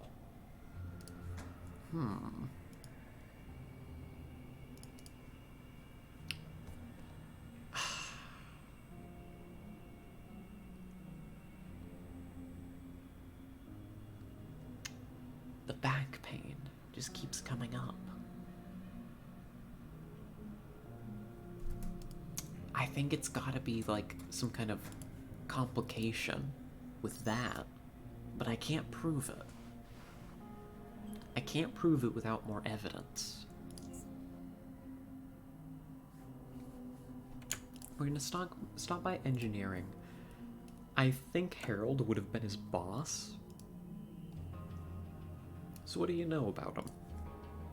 Ah, yes, I knew Pat well. He was a man one can truly rely on. Honest man, I felt. Really sad when I heard about his death, you know. And seeing his brother in tears when he first came here after he found out. Man, it's been like 2 months and he still comes back here. I just don't get why Pascal doesn't do the full autopsy and put this thing to rest, but it's his business. What was he like as a person? A hard-working man? Fun to hang out with? You'd be hard-pressed to find someone who disliked him. Well, maybe Big Brett, as the two of them had several heated arguments over the way Pat installed some of the Hopper pen heaters. Brett can be impulsive at times. He takes his job seriously, and it's a serious job, I agree. But he can take it too far sometimes. Uh-huh. So they definitely didn't get along. I have no reason to believe that Ezra would know anything about this. But I will ask, what do you know about Patrick Pierce's death? His death occurred not too long ago, before you came to SGS, if I'm not mistaken. It's unusual. What do you mean by unusual, Ezra? Unusual death. Very peaceful. Pascal never discovered what caused it. I think he could have been more thorough with his autopsy, but I find it hard to blame him, as one cannot blame a man for prioritizing the living over the dead. What was he like as a person? Patrick? Decent. Good in his field of work. That's all I have to say.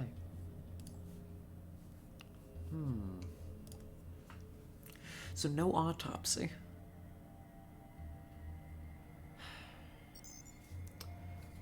We need to talk to Brett.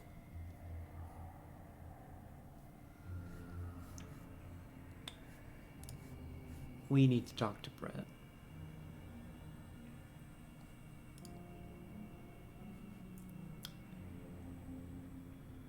Oh, yeah, we did get those drill parts. You really are the errand girl of the station. That's a right, boss. What do you know about Patrick Pierce's death? Yeah, I remember it all right. He seemed healthy and well, but then one day, he didn't leave his room for almost the entire day. When they went to check up on him, they found him dead in his bed. Poor guy.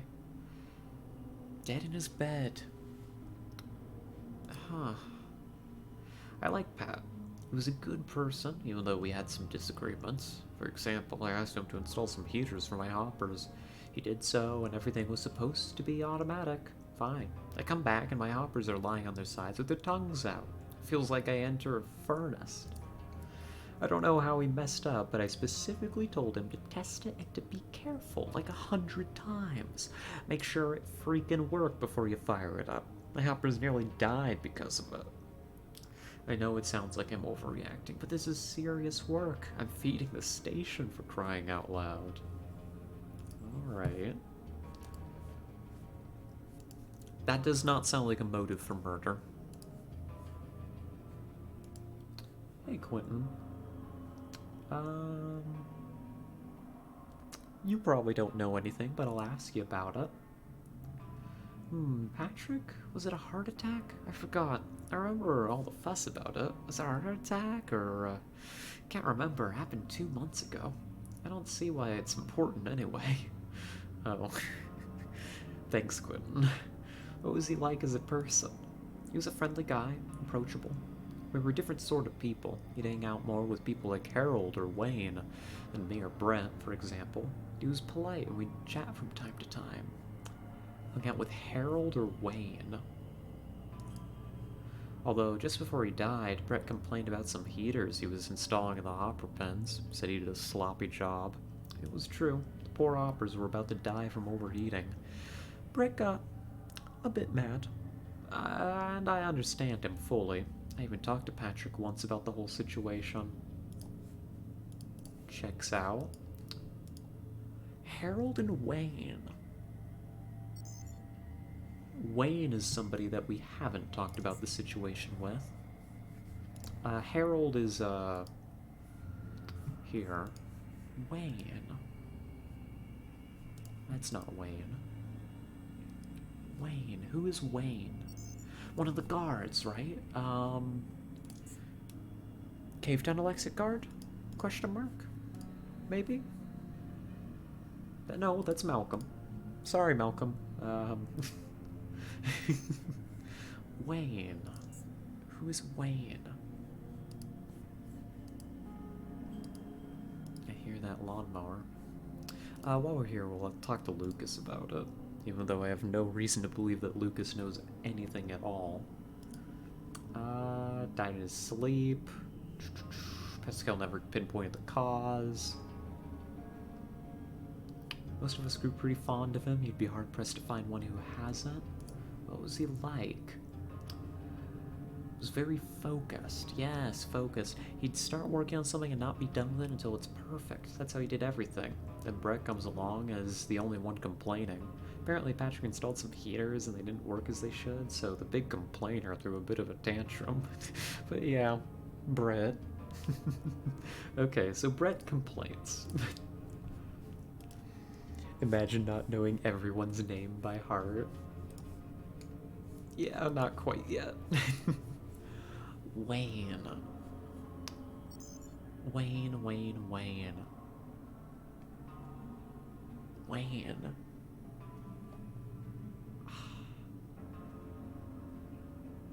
Not in engineering or the cyber labs. I don't think we saw one of them in agronomy or pens. But there's another room down here, actually. We haven't actually been into agronomy.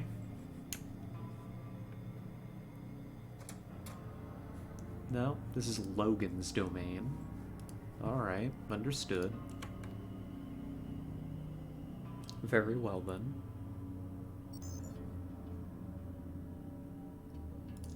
Stop by the administration and library area. You can check around real quick.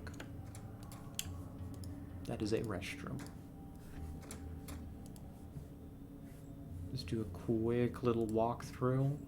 I don't remember there being any named characters in this room. I think it's just Vera, but... I guess while we're here, we'll talk to Vera. What do you know about Patrick Pierce's death? He died in his sleep.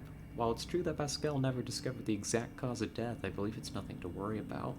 Someone suggested a bacteria that live in the ventilation system, but that would mean the death of us all, wouldn't it? If you want to learn more, just go talk to Pascal. I'm sure he'll tell you all you want to know. I'm far too busy anyway. Okay. Bacteria in the vent system. That seems like a red herring. That doesn't seem right. Oh, hello! Hello, Eulachia. Welcome, welcome. Oh, I hope that you're doing well. Bacteria venting? It would be pretty sus, wouldn't it? I don't think that's the case. Let's go check his room one more time. Just to make sure I'm not overlooking something. I'm pretty sure we found everything. Doing alright? How about you? I am doing pretty well too. We got up at a much better time today. Despite going to bed a little bit earlier, we woke up a little later, so I'm much better rested. Um, and yeah, just had a good, productive day. I even did some cooking, like outside of my usual routine, so I'm feeling good. Feeling really good today. Thank you for asking. I'm glad that you're doing well too. I hmm. The only bothersome thing is apparently the lawnmower has decided to go for 2 days in a row. It's coming back. You might be able to hear it. And it's upsetting.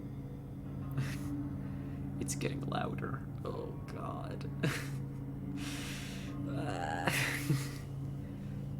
I wish it would go away. Any dreams? Oh. I feel like I had one.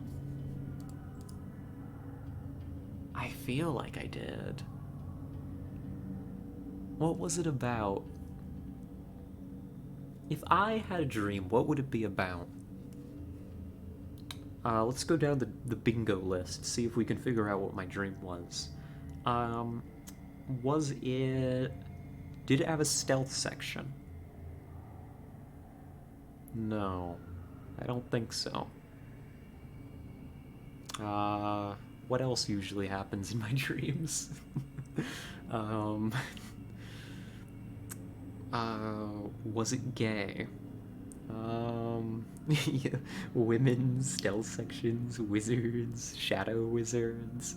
No stealth sections. I don't think. I don't think any wizards.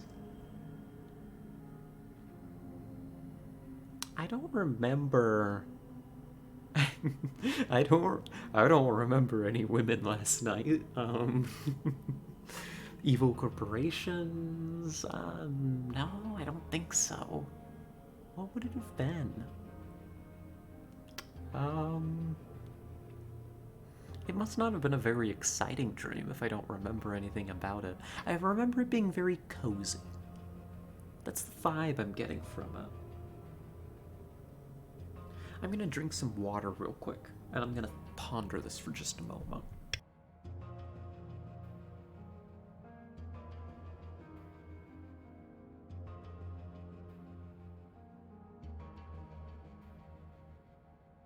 Hmm.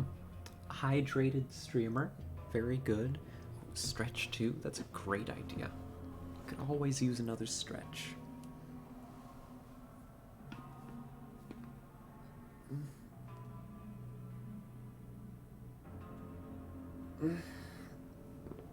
Oh gosh. Oh, that was a good stretch. Hmm. Oh, now I'm just laid back now in my chair, just kind of smiling to myself. That was a good stretch. Not quite as good as the one yesterday, but solid. I feel good. I don't know. Is that weird? Like when you have a really good stretch and you just feel kind of warm inside after it. I like it. Maybe that's weird. Maybe that's a sign that I don't stretch enough. Maybe it's a sign I should stretch more. No, stretches are good. Good. I'm glad we're on the same page. Goodness, cannot speak. Stretching noises too. Yeah, I know that those have an appeal, don't they? I I'm on that page too. We're on the same page. Currently, to catch you up to speed, Eulogio, we are investigating the death of Patrick Pierce, a mechanic who resided in SGS. He died supposedly in his sleep. Um, his brother is not satisfied that SGS hasn't found out the cause of death, right? Pascal, the doctor, says no signs of foul play, no toxins, and no internal or external wounds that he found. Died of natural causes, stabbed in the back 4 times. Well, unfortunately, it's not quite that simple. You see, somehow, he died without being stabbed in the back at least 4 times. I know. Crazy, right? Now, regarding his health, we have been told that he was healthy, besides this back pain, chronic back pain, resulting from a spinal injury where somebody hit him in the back with a sledgehammer many years ago. And as such, I'm of the opinion that maybe that has resulted in some complications that led to some kind of cardiac arrest. That's the #1 cause of death for little Scarlets? I know. We get stabbed all the time. Oh, by the way, Scarlet, in case you haven't, do your voice training and take your Feminems. Oh, did I take my Feminems? Wait. I need to think about this. Did I take them?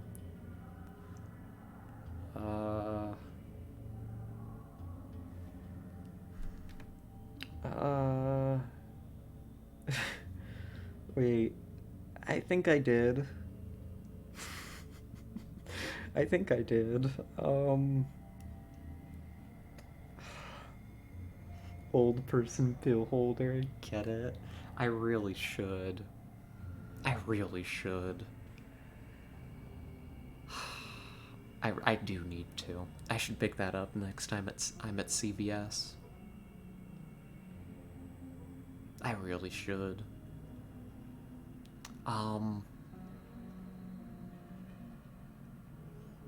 Come on, brain. Did you take your pills today?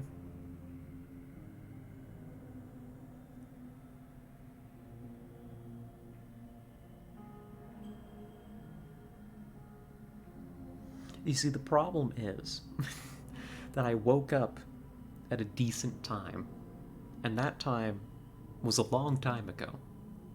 Like, hours ago.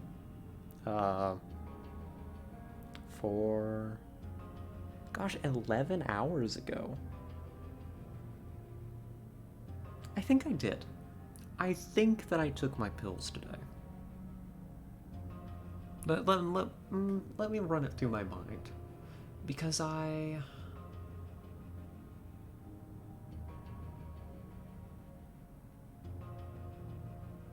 got up.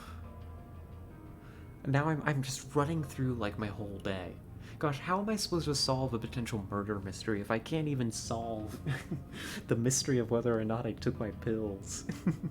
Take one more just in case, clueless. Well, thankfully it's hormones, so I could take a little extra and it would not be the end of the world.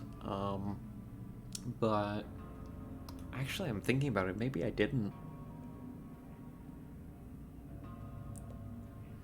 Because I got up, I cooked, made my coffee, I brought it back, I sat down. No, I didn't actually. I will go grab them. I figured it out.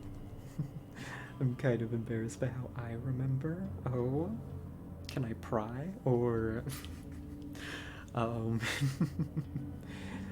to do my voice training today. Oh, I should do the voice. I should. Here, one moment. You're gonna be entertained, serenaded, perfect timing. Our favorite guest star, the lawnmower is spinning by right now, is gonna keep you company. I'm gonna go get the pills. Live pill yawning. Something like that.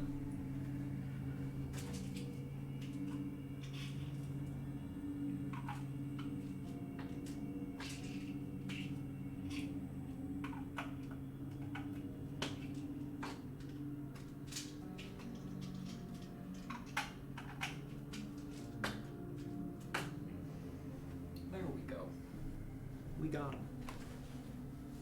We got our little M&Ms. Very important. I'm not gonna make you all listen to me take these because there is a non-zero chance that I'm gonna gag in the process, and I can think well, let's be perfectly honest. Some of you would want to hear that, but I don't want you to hear that, so I'm gonna mute real quick.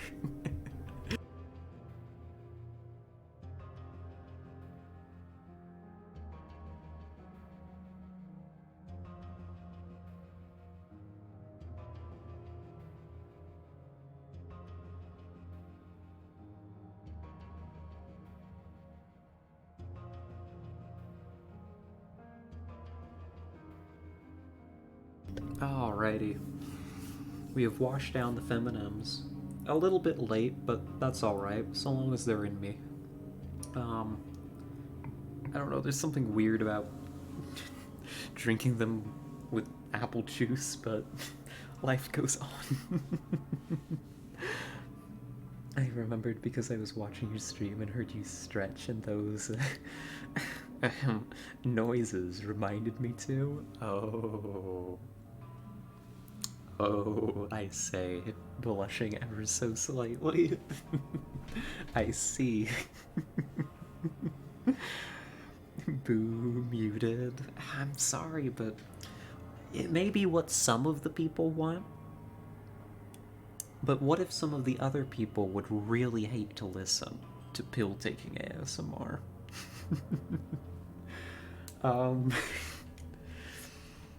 Maybe someday. Just, here's the deal. Keep reminding me to take my medicine, and eventually, on a whim, I'll let you listen. I mean, it probably doesn't sound like anything, let's be honest, but that'll be the carrot on the stick. I know you're blushing because that made me blush. Yeah, same brain cell, huh? So it goes, so it goes. There was something else. Oh yeah, I should do the voice, shouldn't I? Do we want that? Does that sound fun? Let me practice a little bit of the voice training live.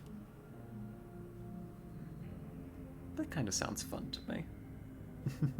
Remember, we're the same person. Exactly. Oh yes, awesome. I'll take just a moment to prepare it.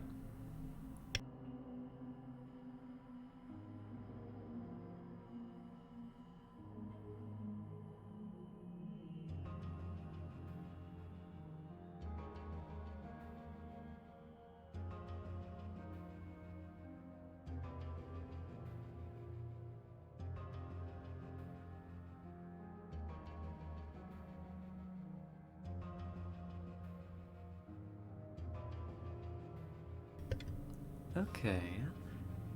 I think this is it. Is this it? This might be it. This could be the voice. I'm not quite sure. It feels a little different from the last time we did it. Like, easier? Which makes me question whether or not I've actually made the necessary changes for it to be different. I don't know. How does it sound? Do I need to make it a little bit more severe, or is this a sign of improvement? Man, FTM are lucky their HRG changes their voice. Yeah, they do be. They really do be. But that's alright. We make it. We survive. Maybe. Or perhaps I get to make a fool of myself on stream. You're definitely changing the weight of your voice and making it a bit higher? Okay, good. I believe that means that we are vaguely on target. Or, at the very least, we're moving in the right direction.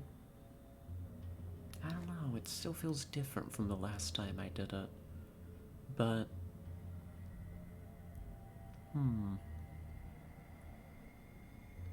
Maybe it's fine. Maybe we'll try to roll with this. I can listen back to it later and see how it is. I mean, that's the point, right? To experiment, to train it a little bit. Doesn't have to be a 0 to 100 kind of thing. But, back to our investigation. Dr. Scarlet here has yet to find any real substantive evidence to confirm our theory that indeed it was a natural death, a delayed impact of the spinal injury from the victim's time in the Praetorian Guard. There's a great channel on YouTube that can help with voice training. Oh, I know a few of them. I know a few of them, but is there any in particular that you're thinking of, Coffee? Because I'm always on the lookout for more sources. I can't do the perfect voice that I have in my head immediately. Never voice training again. That's right. If I can't do the perfect voice immediately, on the spot, why not just give up? Why not put in no effort whatsoever and expect results? Trans voice lessons? Ah, I see. I believe that's one that I know. I believe that's the one that I know. Yeah. Thinking about it, indeed, it is. I guess we'll go back and talk to Pascal.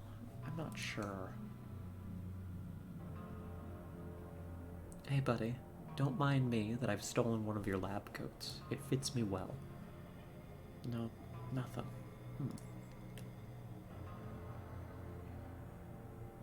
I hate when I turn my head and I just hit it into, like, the solid edge of my own chair.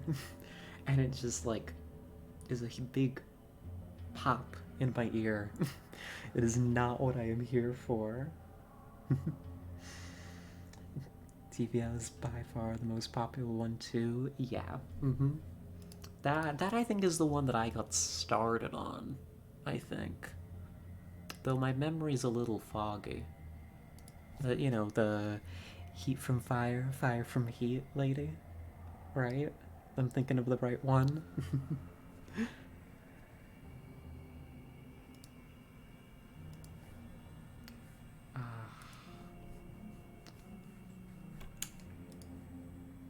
Hello, Doctor.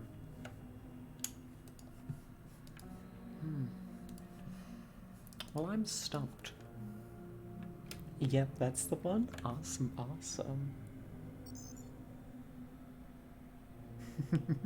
And yeah, I feel that, Eulashio.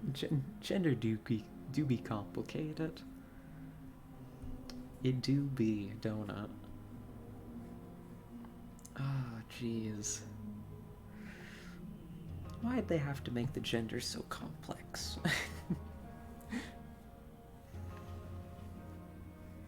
I'm just trying to think. Where would more leads be?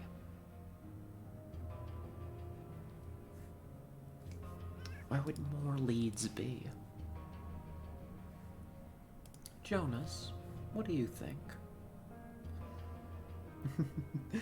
Take a seat, youngster. Have yourself a drink. You don't need to be rushing about all the time. You're right, Jonas. But what do you know about Patrick Pierce's death? Patrick. Yeah, I knew Patrick. Kid died in his sleep one day. And Doc, Pascal, could figure out what signed his death sentence. Patrick's brother threw a tantrum and demanded the doc perform the autopsy again, so he did. Really? Oh.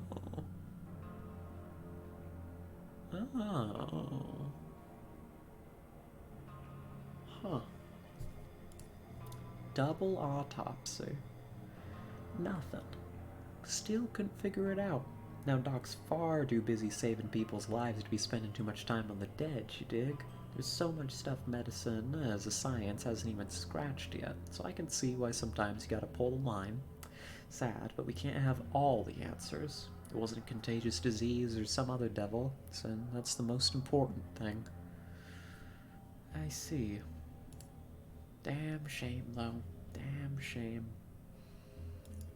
I'm gonna click through to... What was he like as a person? Doc, or... Oh, yeah. The kid was good. I remember him talking about his life, his little brother. Both of them were dealt some really bad cards right from the start of their lives, but kid was a survivor. He was tough. That's what it was. Shame. Indeed, a shame.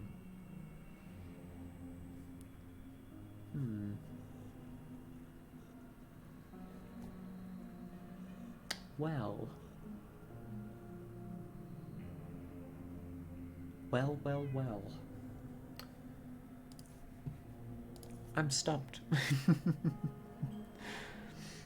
No, depending on how far in the future this is, old Jonas would be younger than us.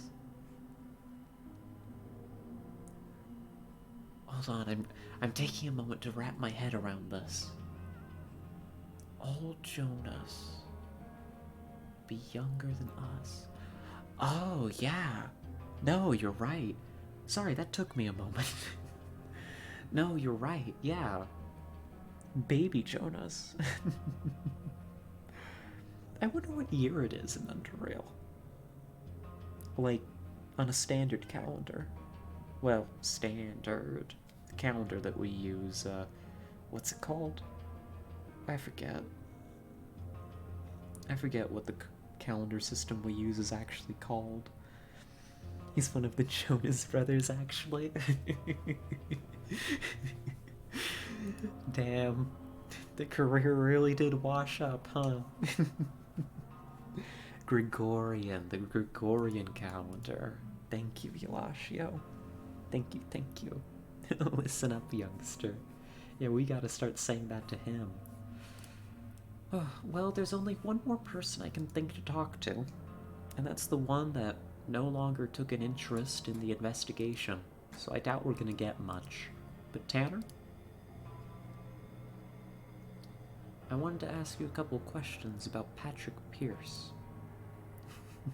He stares at you for a moment before responding. Lennox is back again, I reckon.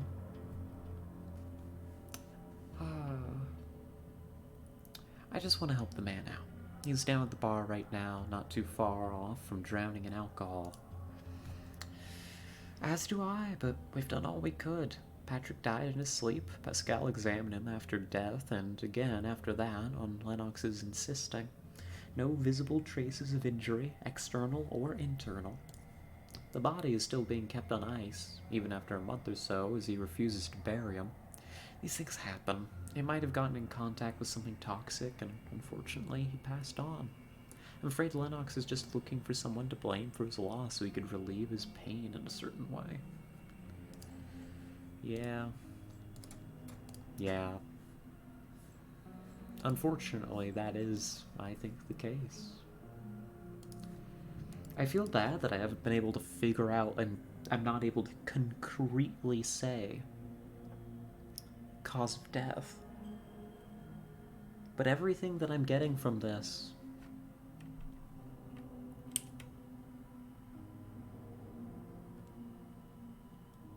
something toxic.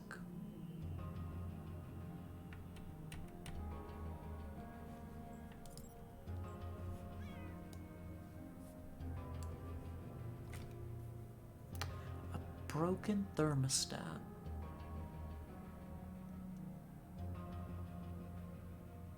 A smashed up, broken thermostat that was in his room that he was working on at the time. A thermostat wouldn't have something toxic in it, would it? No. Well, maybe. Probably not. Well, maybe. But how do we check?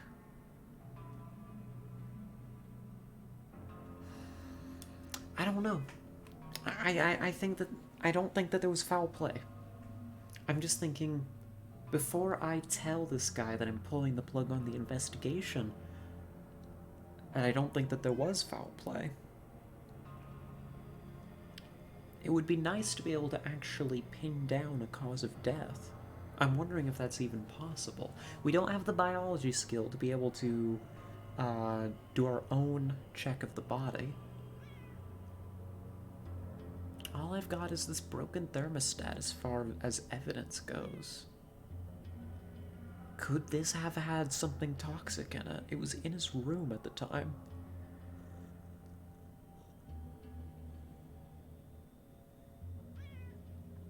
I don't know. Though, wouldn't have something like mercury have come up on the toxology screen? Like, is that something that Pascal mentioned doing?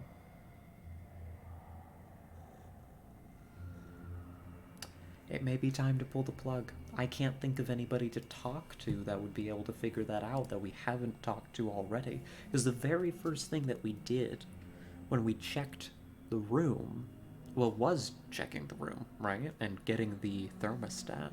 So I would think that if it was an option to have somebody look into it, the dialogue option would have shown up by now.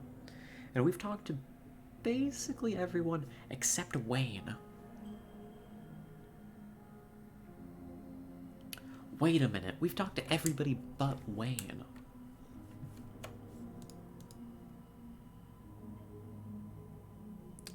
Wayne was specifically mentioned as hanging out with them.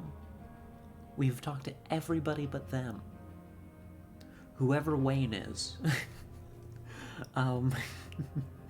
Now, to be fair, I don't know where Wayne is. So we're gonna have to look around. Because this is Essie. I don't think there are any named characters out here anymore. Wayne. Wayne. Let's check real quick.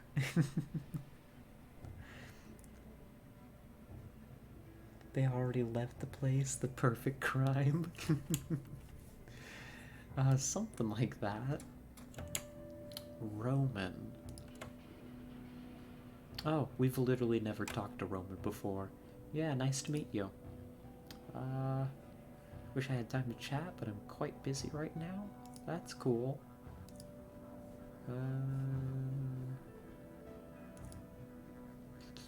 I'm just skimming this. There's so far nothing new.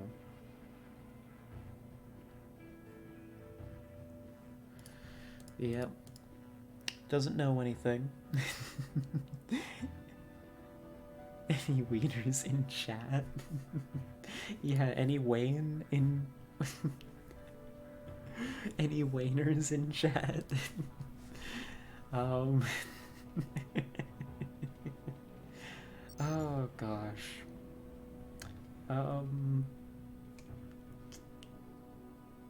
Wayne. The name is familiar to me. Maybe there's another person in engineering that has a name? There's a barrel. There's nothing useful in it.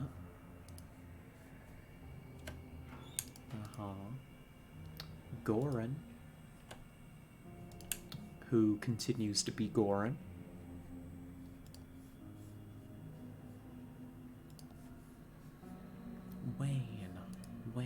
Wayne!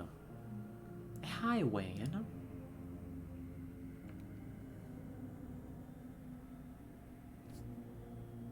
Well, we've gone through a lot of effort to find Wayne, and he doesn't even have proper dialogue, so I'm pulling the plug on this investigation.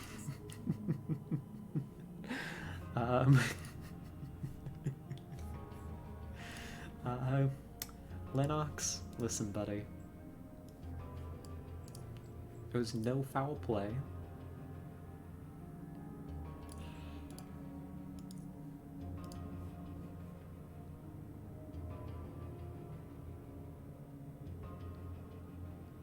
I don't know, though.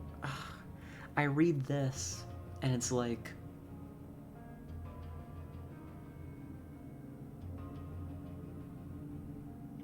This feels like you're just admitting defeat. This doesn't feel right.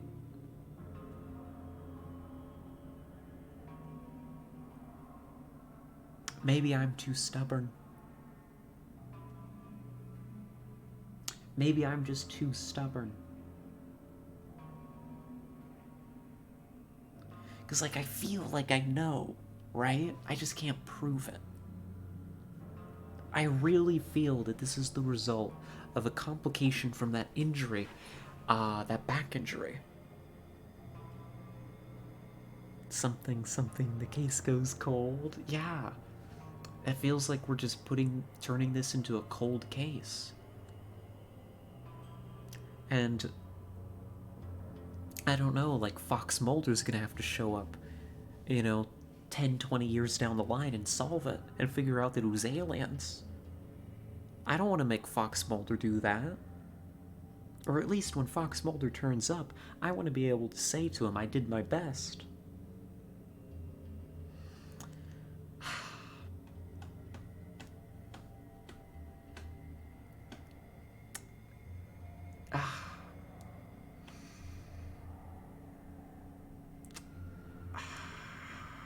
Okay, sorry, Lennox. We'll talk to you later.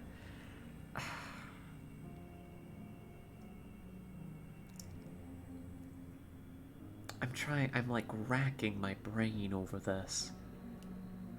How do you prove this? Well, if I don't have the skills to be a forensic pathologist, maybe we need to find somebody who does have those abilities. Maybe we need to find a doctor with a different specialization than Pascal.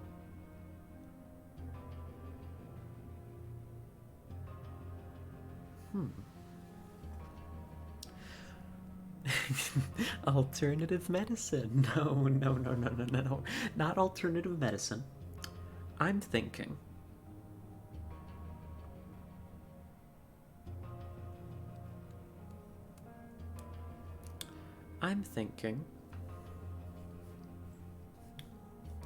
That there are other doctors that we've met. Now, in terms of doctors that we've met, I can think of two. Hi, cat. Meow. Meow. Meow. I can think of the one that doesn't have a name in Junkyard. Who I don't think is going to be very helpful. A little guy? Yeah, a little guy. Little guy says, meow. And then I can think of Haiti. Now, Haiti doesn't strike me as the forensic pathologist type. She's no, listen, Haiti may be cool. Oh my gosh, what's the lady's name? From, is it NCIS?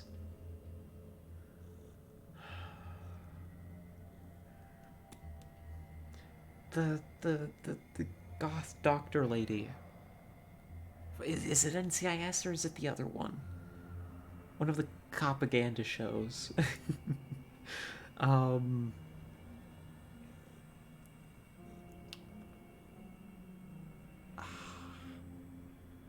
Goth doctor? Awuka? Yeah, I mean, she is. I'm trying to think, what's her name? Now I'm distracted. I can think of one. Hi, cat. Meow, meow. In terms of doctors, hey, I gotta appreciate the little cat here. What's her name? I'm looking this up. This is required knowledge for us to complete this investigation. NCIS. I believe it's NCIS.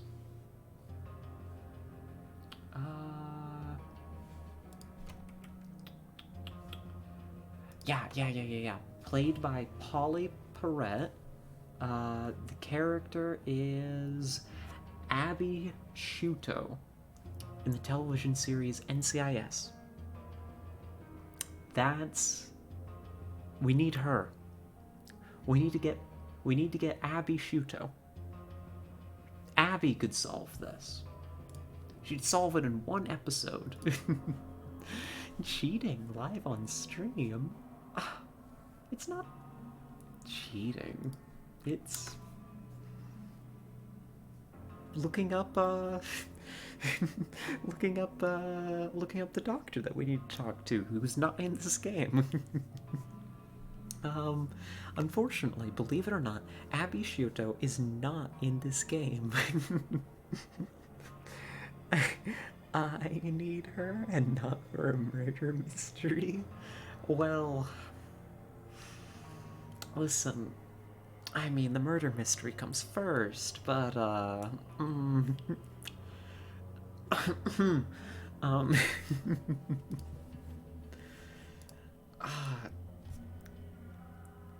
maybe Haiti could help.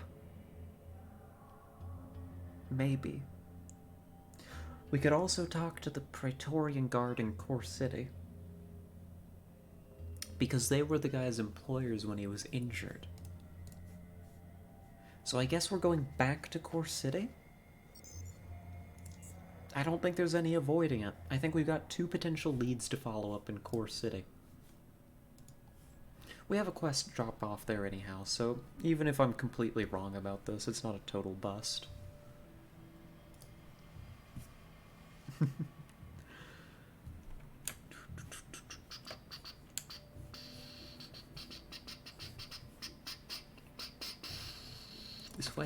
This way. Oh, actually. Hello, Xander. This is the guy that we were talking to before doing a fraud investigation for. I've tested Hercules, and it turns out that you were right. The drug is devastating for whoever consumes it. While there may be some temporary benefits, the negative effects should quickly nullify them, resulting even in death. A smile slowly creeps up on his face. Naturally, I'm not surprised at all at your finding, but know that I don't need any of the details really, nor care about them at this point. Just make sure all eyes and ears in Core City are exposed to this information. That's all that matters. Good work so far. Now, you just need to deliver the final blow. Okay. So we need to sell this story to somebody, I bet? We could go talk to, famous news providers, Twitch TV. Get this live on the front page. That the Hercules drug is actually poison, and you will die if you take it. So that's an option. Yeah. Let's go do that real quick.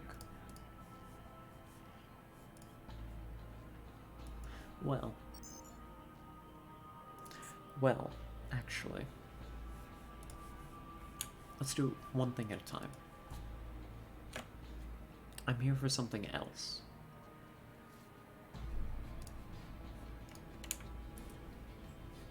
First, I want to talk to Haiti.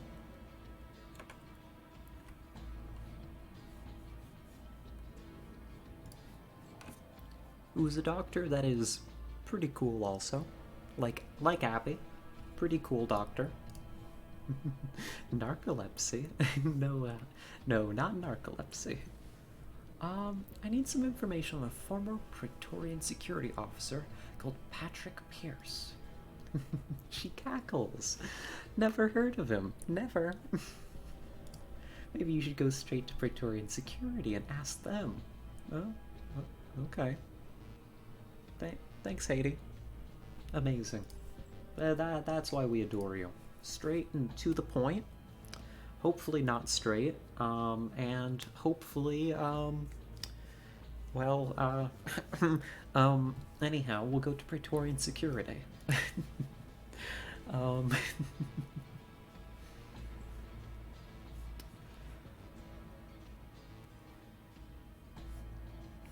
we're going up to the upper level anyhow.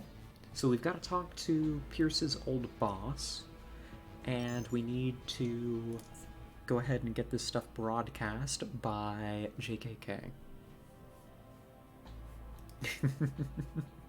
Yeah, sorry I'm being very gay about the whole doctor thing. I don't know, I just think they're cool. They're just cool. Like, what's the show called? There's another show that I've been watching recently, an anime called, I think, was it something Stray Dogs? Mark Cool in the bingo? Yeah, Mark Cool in the bingo. Is it Bungo Stray Dogs? Am I remembering the name right? It's good. It's a good show. And it's got a doctor character in it that is very...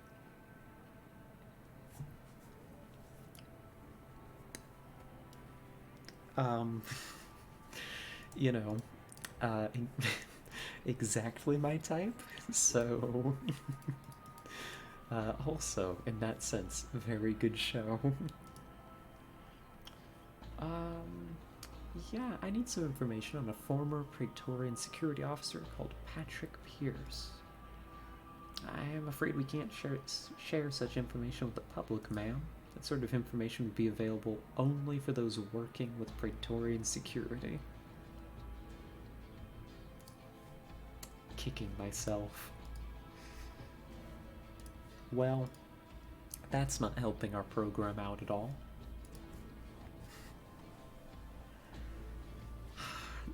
Do we know what this show is? Do we know what character I'm talking about? Because she's great. Yeah, you do? Good. Good, that's very important. Yes. Mm-hmm. I'm gonna butcher the pronunciation, Akiko. Is that how you say it? Hey, let me make sure, let me confirm real quick that I'm talking about the right character. Cheating again on stream.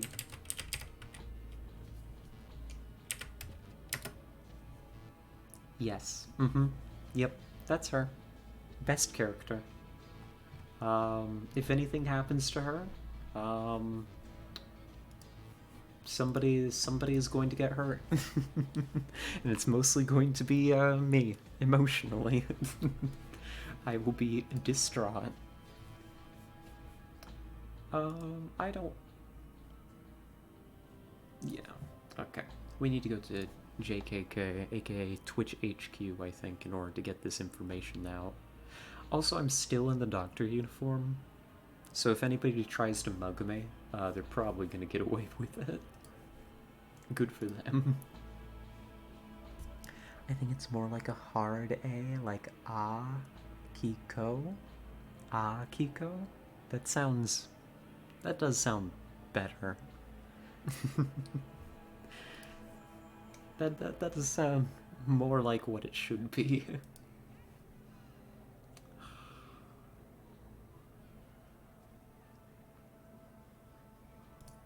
They don't want to broadcast it.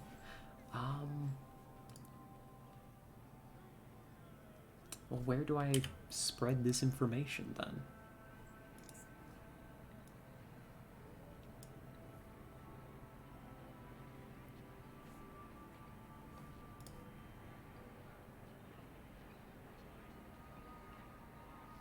Oh, the tracking device too. That's right, we're also looking for like a fugitive.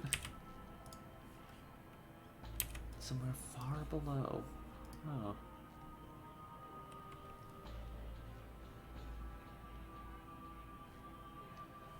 Well, we'll look into that later. This is not the place I'm supposed to be. I went too far. I wandered right past the elevator. Good job, me. Proud of you. This is where I'm supposed to go. I don't know. I mean, but Akiko is like... I mean, you're aware. Especially the way that she's introduced as a character. The outfit. In that scene. Of all the great doctors that we've talked about here recently, that's got to be my favorite doctor's uniform. Is all I'm saying.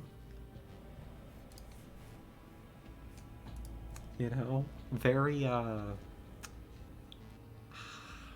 very well done work attire. What I am here for.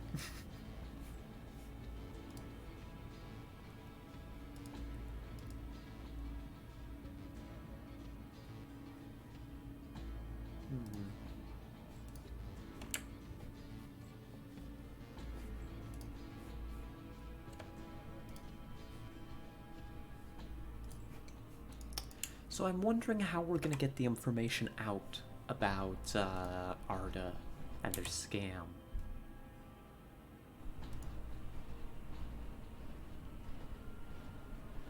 We probably don't need to tell him that we're on to them.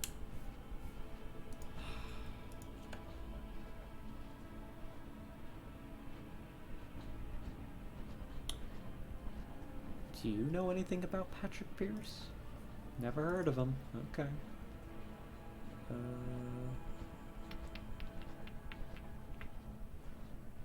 Telowski family. They live up in that manor, don't they? Oh, the Telowskis are hardcore players here in Core City. Absolutely, love. You don't want to be messing around with them. He leans towards you and whispers. The head of the family, Velatko, has earned himself serious connections with the Chief Knight of Praetorian Security. I know him personally, and let me tell you, the man is a successful businessman. Okay. His daughter, Sophie, comes here from time to time. She seems like a really spoiled brat to me. Harriet, don't let anyone hear you say that. Shush. So they can't help me.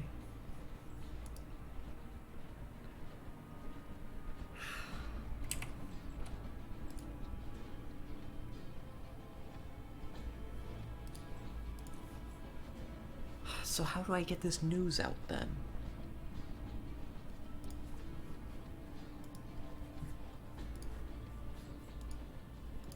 I need like a town crier, basically.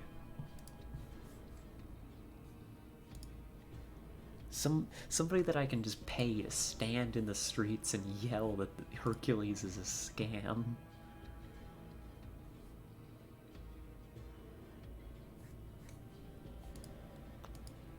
So far, I don't... I have not encountered that person yet. My kingdom for a town crier. Oh, gosh. I mean, maybe we get after Daniel personally? That doesn't feel right to me, so I'm gonna quick save. I don't think this is the way I should progress this, but I want to see what happens. I'm on to you. I know all about Hercules. I don't know what you're talking about. I had a sample of Hercules tester. It turns out it's an extremely dangerous substance you're selling. His interruption comes with a snarl. Listen to me, you moron. I will not tolerate any of this. Get lost, out of my sight. I'm not speaking to you anymore. Yeah, I know what you are. Yeah, I don't think that's what we need to do. I don't think we need to let him know that we're on to him. We just need to get someone to announce that this guy's a fraud.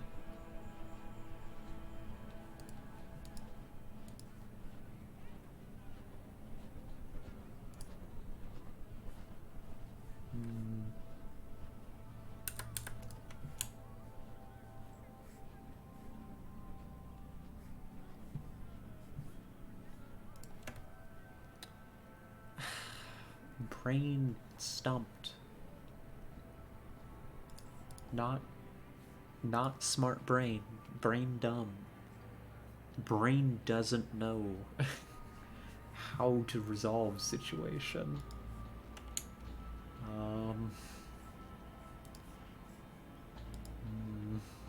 Like I know what I need to do, but I don't know who I need to talk to make it happen.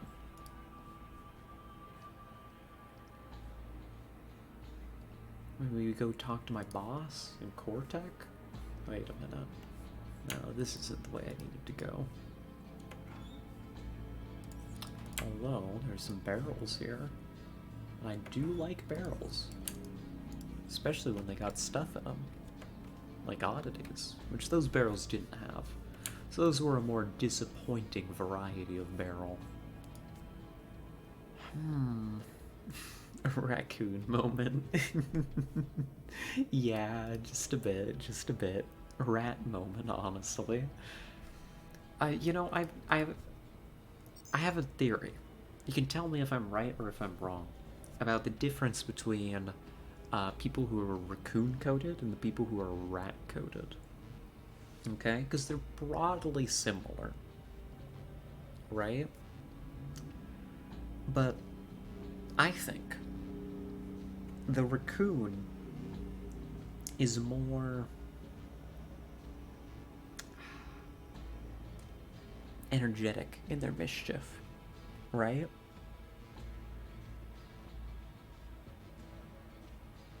I think that the rat is more... No, maybe that's not right. How do I describe this? How do I describe this very important concept? Because I lived with... This is strange. Why am I talking about this way? But I lived with a raccoon girl. Right? Raccoons are thieves. They're like pirates, but in land. Yeah, They are. They're mischievous. Much like, I think, rats. Yes, rats simply want a little treat. That's right. The raccoon seeks out trouble. The rat merely finds it. Okay, that's my statement. That's my thesis on the matter. How is the murder research going? Poorly. We've kind of hit a bit of a roadblock in our investigation, Boo-Boo-Chan.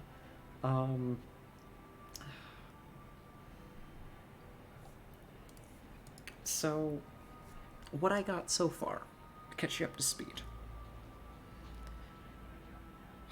is I believe that there is a strong possibility that he has died, that the victim has died not of foul play, but rather a complication of the spinal injury that he received in his time serving in the Praetorian Guard.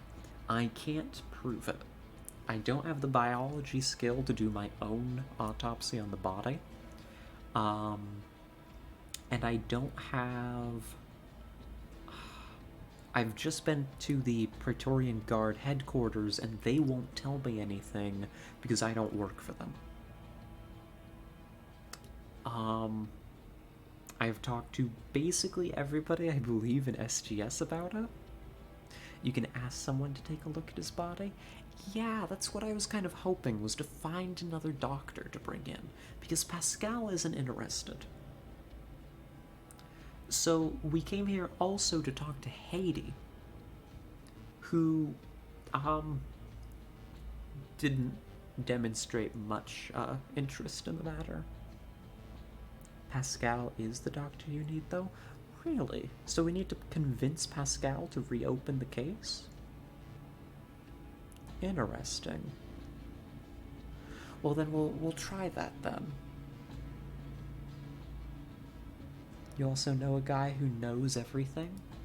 Oh, that's right, John. Yeah, we were just about to visit John, actually.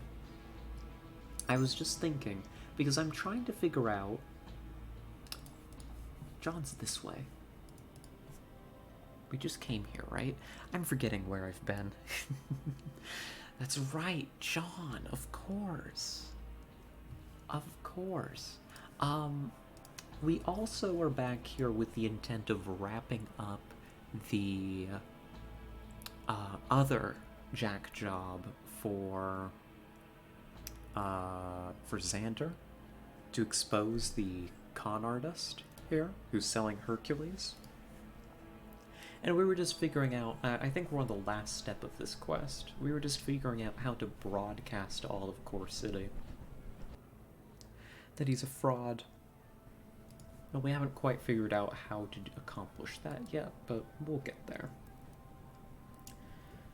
Hey John, I need some information. I need some info on a former Praetorian security officer called Patrick Pierce. Again? Hey pal, I can dig something out for you, don't you worry.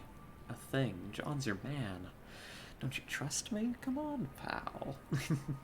He observes you with anticipation. After a few moments, he smiles and speaks. Fine, if you're not going to offer anything, I'll have to ask for it myself, since this requires a bit of work. I'll have my special. Your special what? You're joking, right? You don't know what my special is? Hey, pal, you disappoint me. Come on. How come you don't know what my special is? It's like you've only recently met me. Look, just go to Moe's and tell him you want John's special. Got it? Bring it to me, and by the time you're back, I'll prepare everything you need about Patrick Pierce. Awesome. To find it out, you gotta explore, literally. Oh, I see. That's what I am talking about. Now go, mortal, seek Moe and acquire John's special. If the god, me, is pleased, then you will gain the knowledge that you seek so vigorously. Go now. Alright, I'm going, buddy. Alright. I've got a good feeling about this. If John's making me go get John's special, this has got to be something good.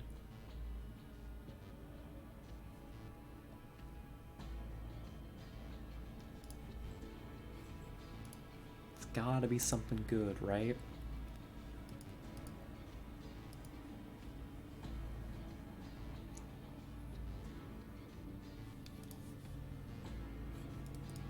Let's see, I think we head down here. I believe Moe's is on the lower level, if I recall correctly.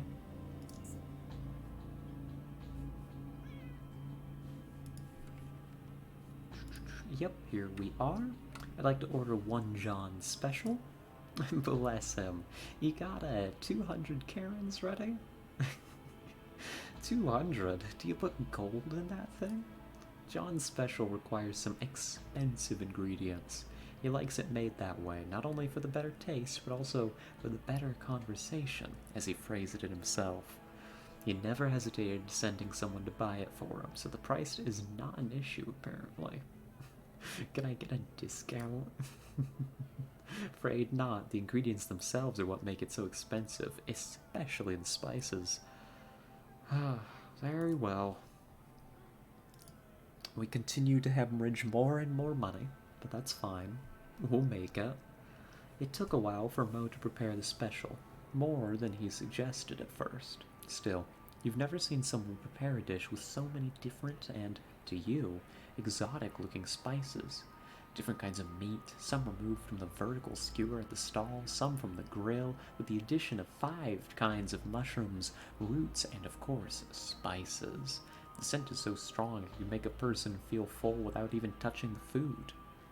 And finally, the dish is ready. Gosh, that's making me hungry. Here you go. Tell John I said hi. I will. Goodbye, Moe. Alrighty.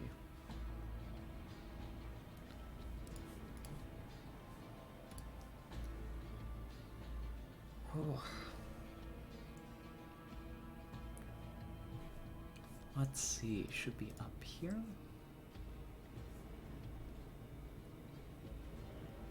Right up this way.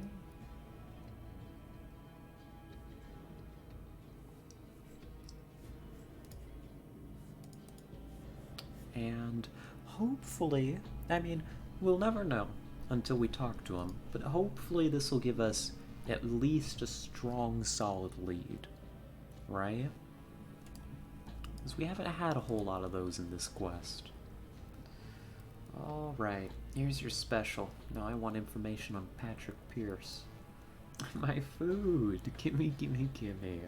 He then smells it. That's what I'm talking about. Damn, this is good. Pal, you did excellent. While you were gone, I got the information you needed. So listen up carefully, because I will be eating and talking at the same time. First bite. Your friend... Your friend Patrick was indeed working for Praetorian Security. He came aboard almost 15 years ago? Back when it was still pretty bad in Core City. Riots, gangs, violence. Yeah, pal. Patrick was fighting rioters until he got hurt badly and had to leave for good.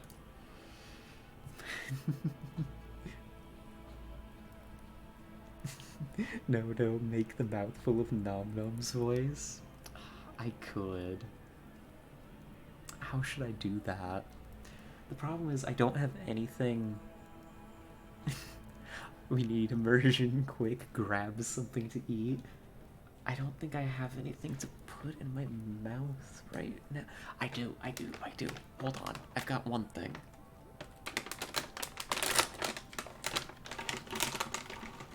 We've got my chocolates. I almost forgot. I don't mess with them very often.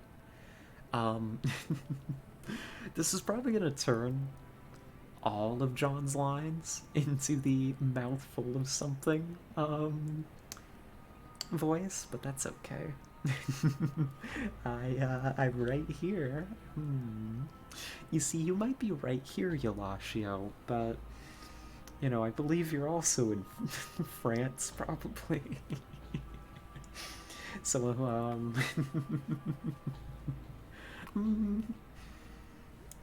you know. Alright, here we go. Here comes the best part. Patrick was involved with some quite interesting during his time in the Praetorian Security. Operation Banishment. I'm now eating something too. My lines are gonna be this. What can you tell me about Operation Banishment? Operation Banishment. Operation Banishment was a cleanup of all the remaining Spectres. BioCorp's elite operatives, who were still loyal to the overthrown anti-protectorate BioCorp directors. Patrick turned out to be quite a hero. He got a promotion for killing several of these deadly Spectres, and he was injured soon after that, so he didn't have the time to enjoy it. What? Where's the food? I ate it all. I'm still hungry. Hold on, I need to actually swallow this 1 second.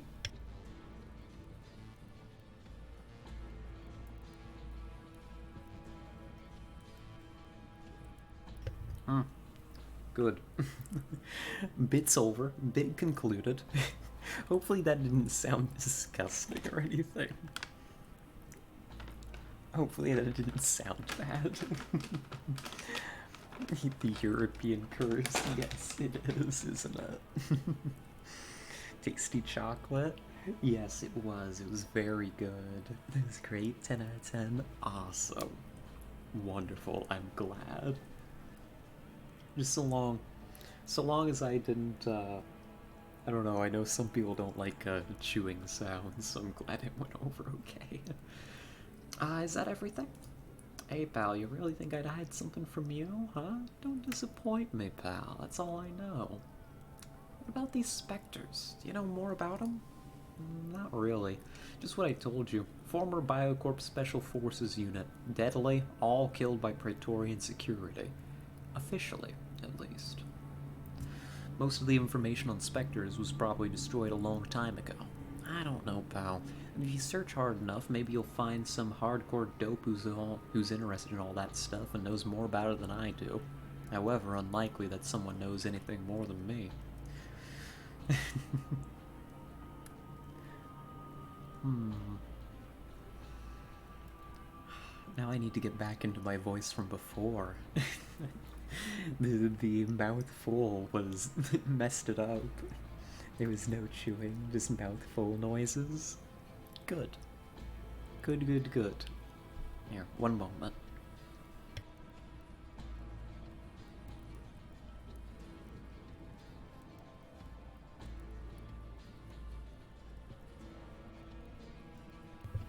There we go. I know it's not very different, but we're back. You know, gotta keep up with the voice training, right? Oh, also speaking of voice stuff, how do you practice your voice?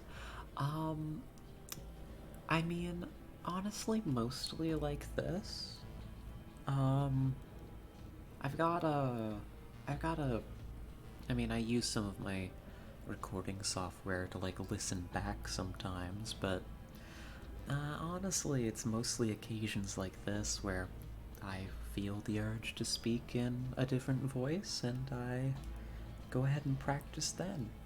I probably don't set aside pardon me, I probably don't set aside enough time to practice, so you know, I could probably do it a little bit more.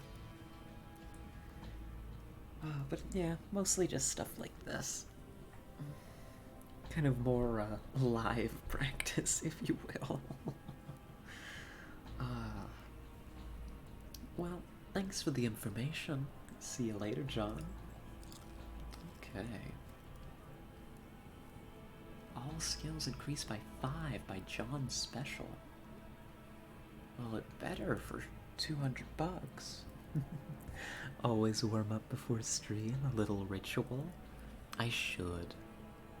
I do a little bit. I probably should do more. I used to be better about it.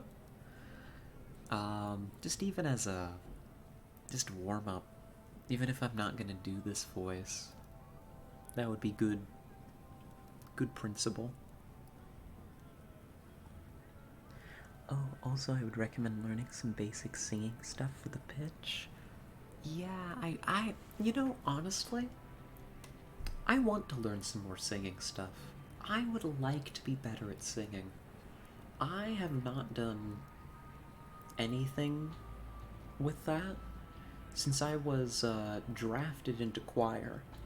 Um, all the way back in high school. And for that, I didn't so much learn how to sing as learn how to blend into the choir enough so that I can stand there and be a warm body for them so they qualified for competitions. So, um, it was a time for sure. Spectres, though.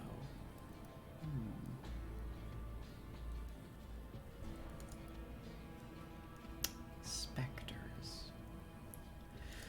Maybe. I mean, perhaps we're going down the rabbit hole a little bit here.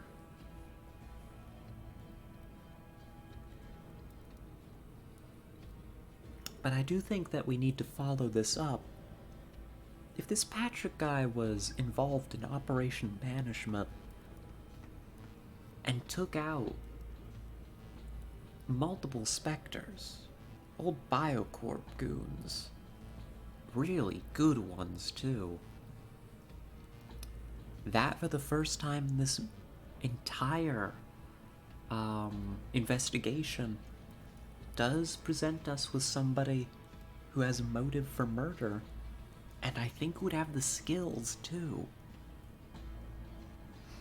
My recommendation for learning some pitch stuff is to use this app called, called what? Called what, Yelashio? A vocal pitch monitor. Really simple app that tracks pitch and lets you record it and play it in an app. Ooh. I'll have to keep that in mind. That's a note. That's a note for the piece of paper. Where can I fit this? Hold on.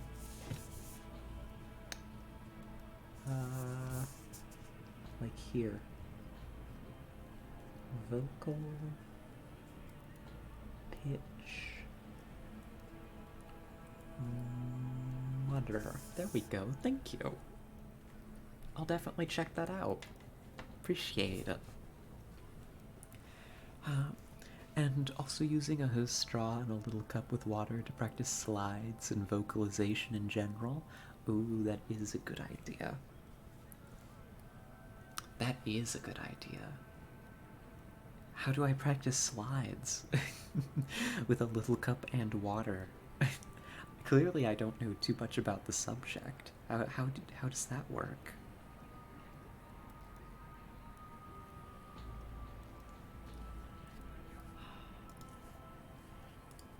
I'm gonna go talk to my boss, too. Like Cortec.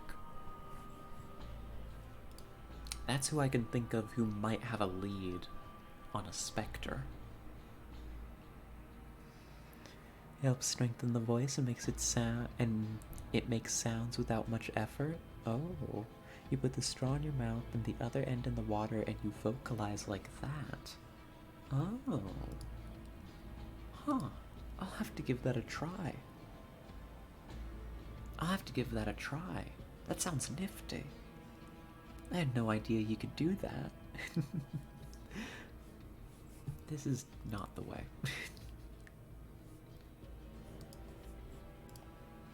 And slides are just going from one note to another note, all connected. Oh, okay.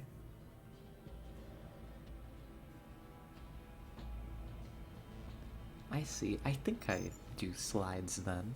I just didn't know the term for it. I'm very, self-taught when it comes to a lot of this stuff.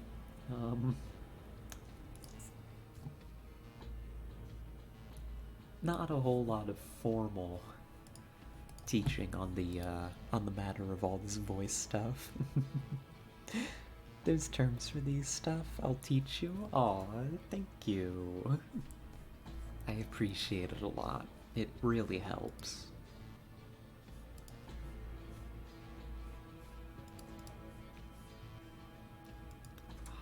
Let's see. Hey there, boss.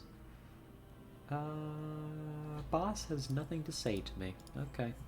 That's fair. It was a long shot.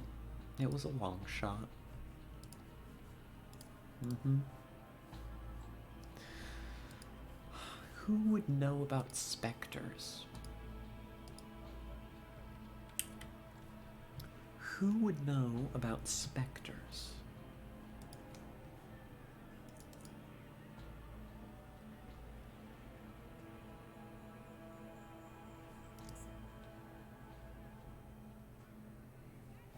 I don't know.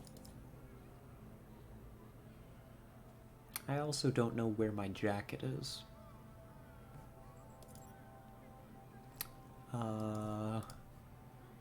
I must have left it in SGS. Oh. Oh. I see. I don't have any armor right now because I left it in SGS. Lovely. Great. You can talk more to Lennox, too? Oh yeah, if we've learned a little bit more about his past with the guard, I guess that makes sense that we might be able to talk more to Lennox then. Well, let's head on back. We'll check in. We'll follow this as far as we can at the moment. I also need to check in with Sander.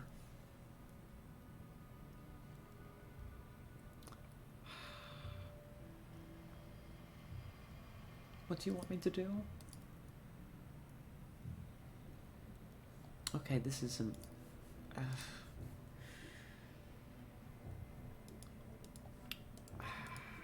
How do I get... He wants me to expose this guy now.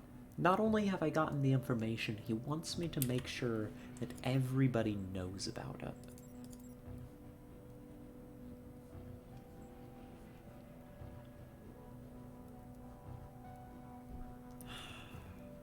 I've got a flash drive with the Hercules test results.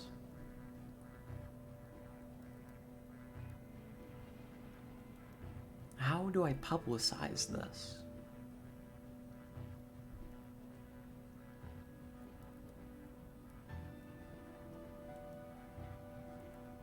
I don't know. I don't know, and maybe we'll do that when we return to the city. Because we're definitely gonna have to come back, and I don't have my clothes, so SGS it is then. I must have switched it out when I was in the morgue and accidentally left them behind. um, when I switched into the doctor's uniform, I must have. That must be what I did. So let's go pick those back up.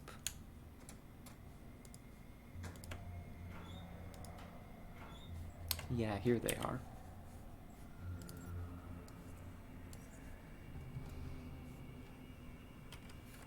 I'm just gonna leave that here. That'll be fine.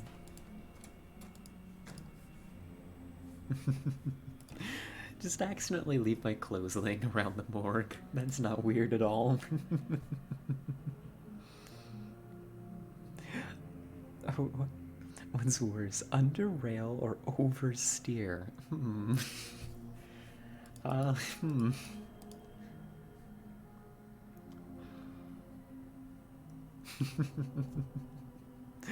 I think, if we're talking worse, I mean, I don't know.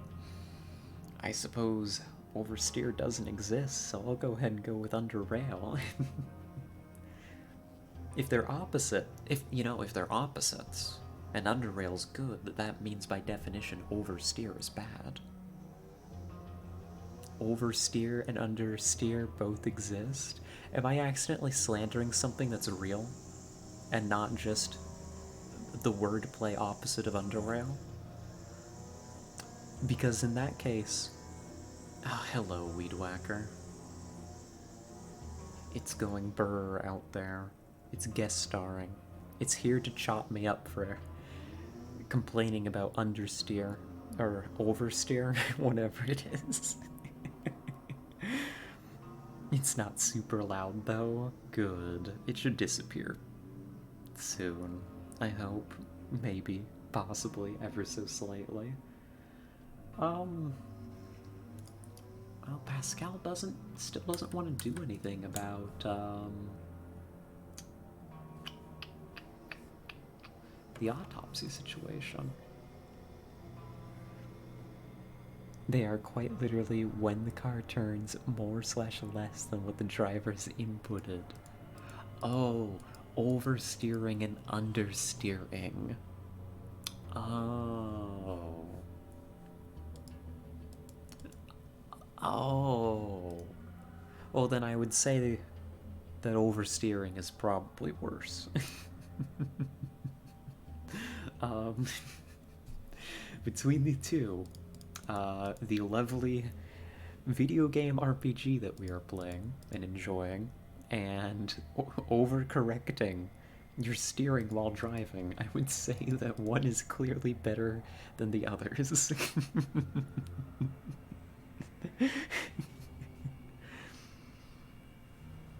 Both ways you end up somewhere in the curve. Yeah, that's not ideal.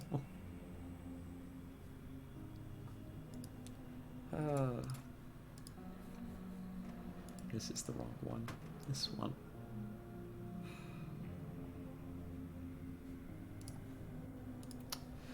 Well, my lead isn't getting another autopsy done anyhow. My lead is the specters.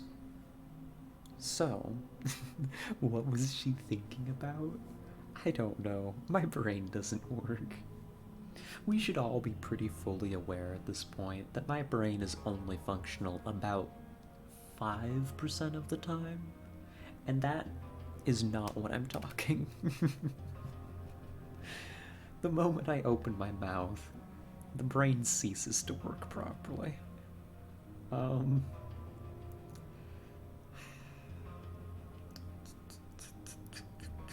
was I here for? To pick up my jacket. That's right, we already did that. We accomplished this. What else were we here for? To talk to Lennox. That's right. Yes. Thank you, Uruchion. To talk to Lennox, of course. Did your brother ever mention anything to you about specters or Operation Banishment? No, he never did, not as far as I can remember it. No. Why? I asked around and I found out Pat was a part of that operation while he was working for Praetorian Security. He never told me about it. I can't help you, I'm sorry. Never mind then.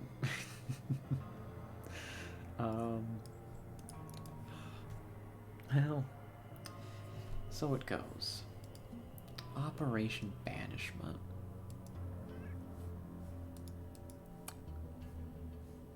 You know who might know something about banishment? Longshot. I doubt he'd tell me even if he did know. However, Ezra, doesn't even give me an option to ask. I suspect that Ezra may be ex-Biocorp.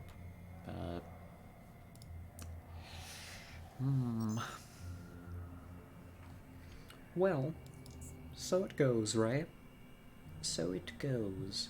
I believe we may end up taking... because I'm a little stumped on both of these quests right now. I'm just a little stumped at the moment. And I suppose in the course of our adventures we may find resolutions to these. I know nobody that, off the top of my head, would know anything about the specters.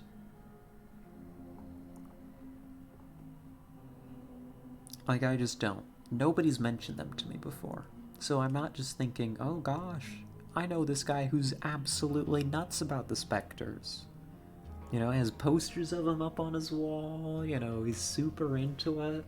Has little specter action figures. I don't know anybody like that.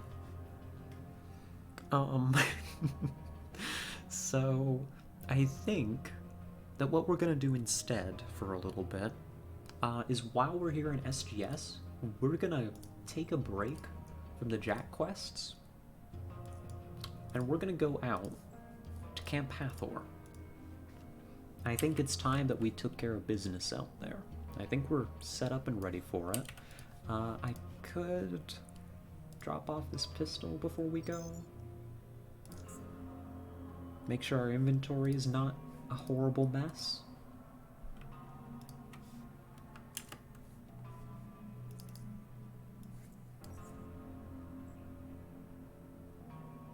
Sure.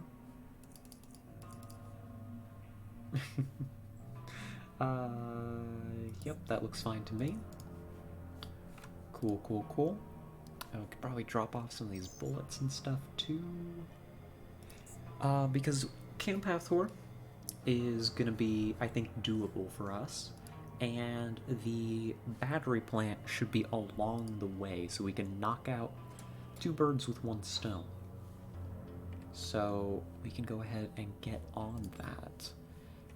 I would like to drop off a few things before we head out.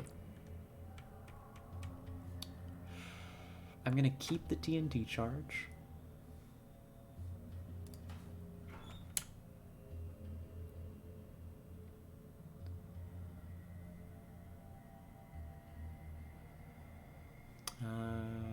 I don't need this. And well, don't store that in here. Store it in here. I don't think I need all the scraps right this moment. By the way, in Core City, Oscar is the ex-Praetorian gun merchant. Oh, he's ex-Praetorian. Ah, I see, I see. So we may need to have a talk with Oscar. The guy is nutty about combat, isn't he? Maybe he'd know something about the specters. Well, next time we're in Core City then, we'll have to pay Oscar a visit. Then that cuts down on our weight a bit. Can drop off some of these bullets. And I think this is okay for the moment.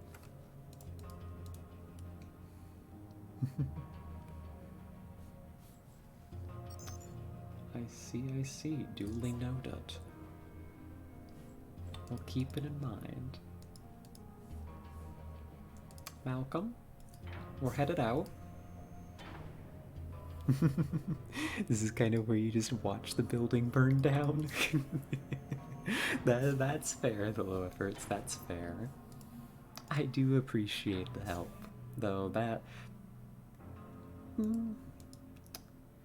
I mean, you know, a little nudge here and there is welcome. Let's see. Camp Hathor. Where was it again? Come on, brain.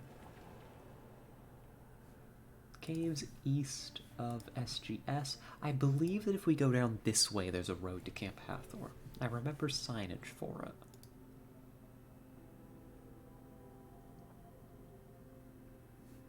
We can literally just go east. I think the eastern way had rocks in it. Oh, no turning, just go east? Ah, I see. Well, then I guess we could just grab some TNT, I suppose. We've got some. It would work. Got a couple paths here we could blast open. There's also this down here, which I haven't actually looked in.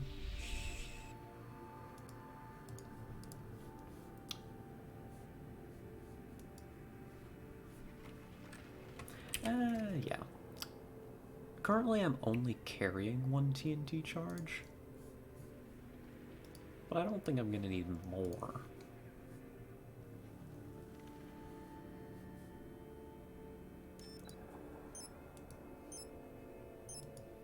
Alright. Well, as they say, fire in the hole. Sort that out. If you couldn't go somewhere before Depot A, there are rocks in the way. Ah, I see.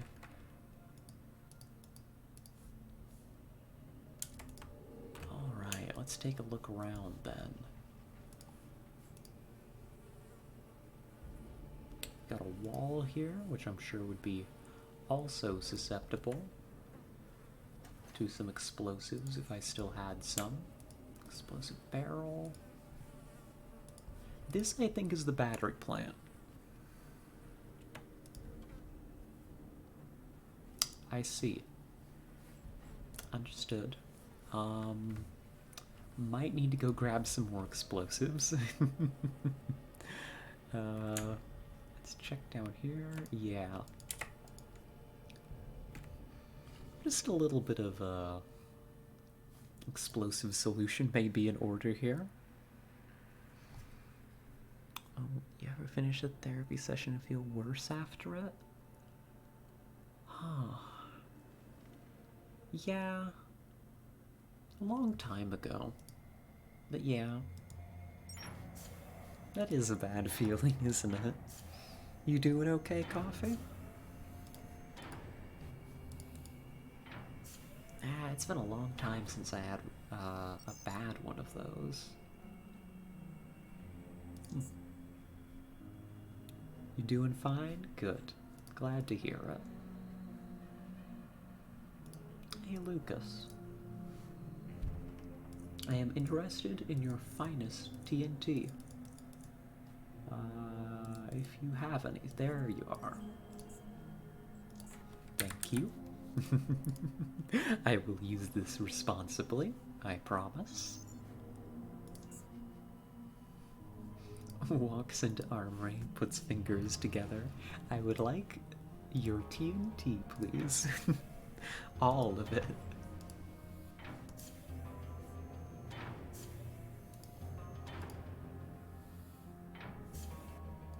And with this, we can just go ahead and blow that wall open, and it won't be a problem.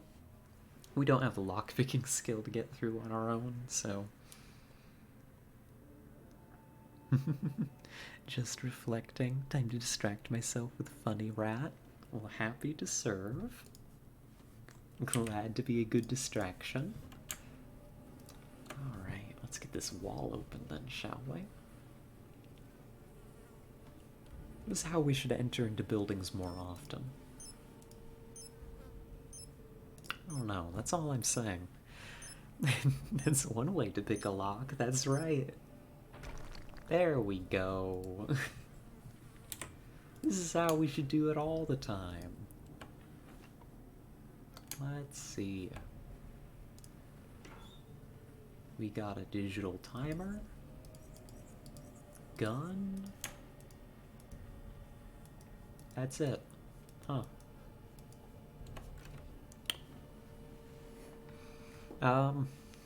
So I got bad news. Oh my goodness, what was that? Probably nothing. Something outside my house. Sounded like someone just slapped the side of something metal. It spooked me a little bit. Maybe somebody moving the guest star lawnmower or weed whacker around. Who needs lockpicking if you can blow up a wall? Yeah, that's what I'm saying. Who needs subtlety? Okay, well, that... dubious whether or not that was worth it, but we got in. My curiosity has been sated with explosives. The rats. Rats. Rats. They're the rats.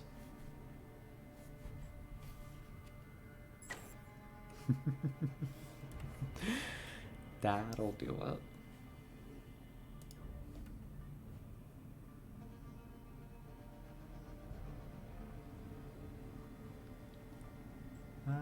Okay. Let's go ahead and sort out some of these rats, shall we? First, 3 kill there. Pretty bad miss there. Gonna be honest with you. Get back. Subtlety is for cowards. Even the T in the... oh, the T in the word is too much of a coward to speak up. You're right, it is. The silly T. Okay, well, I'm on the edge of the darkness here, so long as I hang back a little bit. Do one of these, and let him go.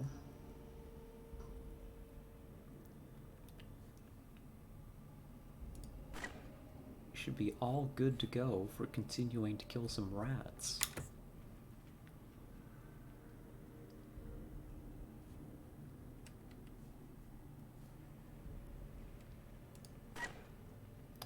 Like so.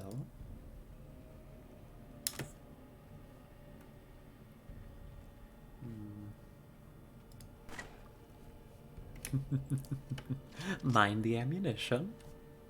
I just carry a jackhammer. TNT is 5 per charge, so might as well. Oh, I see. I don't know that we've encountered... oh, jackhammers were sold at Foundry, actually, weren't they? Actually, we haven't seen jackhammers before. We'll have to keep that in mind for the future. And you're done, buddy. There we go. That wasn't too hard. You ever eat cereal dry because you run out of milk? Yes. In fact, actually, when I was a kid, I used to just eat cereal dry by choice sometimes. So I was a weird little gremlin. There's more billion of them in the mind. Yeah, the jackhammers. We'll have to pick one up. We'll have to.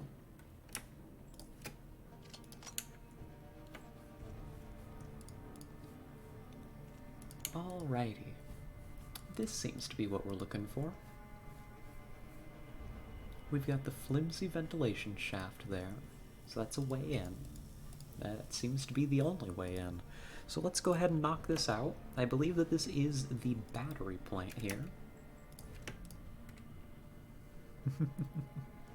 I used to like dry cereal too. It has an appeal, doesn't it? A dry instant ramen. You know, That's something I haven't done, but I couldn't, you know? I won't knock it till I try it. I. Oh, you too, coffee? It was like 20 cents too? Huh. Is it just like crunchy? Dry noodles are kind of unhealthy.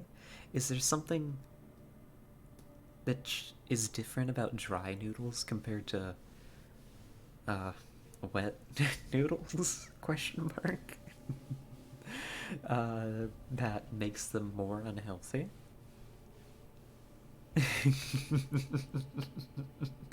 Sorry, I don't know. I mostly cook them. It's crunchy. Oh, I see. It's more about the spices in them? Oh. Huh. I didn't touch the spices, just the noodles. Oh. So just went after them. I mean, that's fair. Scarlet has a boy wife. Guys, she wouldn't know. Yeah, I wouldn't know anything about wet noodles. Or, I mean, dry noodles. Thank you, Kamikaze Bot. Very cool. Pleased that you did that. If we're dealing with machines, being stealthed is not going to do anything. So I never eat ramen with the soup. I do like my ramen with the soup. What can I say? She eats fancy Indonesian food. I do. You know? I do. And it's good. Actually, you know what I did today? I made it myself. I mean, it was like the most basic of basic dishes that Kit makes. But this morning, he wasn't up, and I was like, I'm gonna fry some rice. And I fried up the rice. I did it by myself. Nobody helped me. I threw a couple eggs in it. Uh, Kit had prepared some, I think they were pork chops too, and had them like marinating in the fridge. So I fried up one of those, and I threw the spices in, and I had fried rice. It was great. You telling me a shrimp fried this rice? A rat fried this rice? Yeah, I mean, proper food is cool and all, but cheap instant ramen is just a whole other thing. It also has meat taste, and from what I know, it's vegan. Huh. Fascinating. Food's cool. I like food. I could go for some soon, maybe.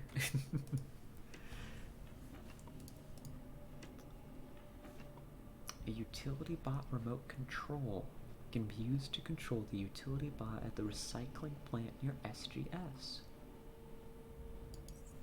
Okay. Utility bot.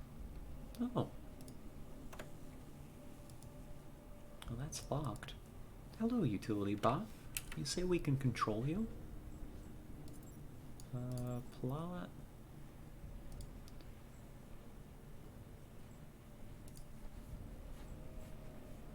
I should bind this to something. I get the feeling that we're about to use this a lot. Oh, that's what I'm having for lunch. Thank you, Scarlett, for the idea. Oh, happy to help. Happy to help. You can put both actions of the control on the hotbar to save the hassle. Yes, I believe we shall. I think what I'm gonna do...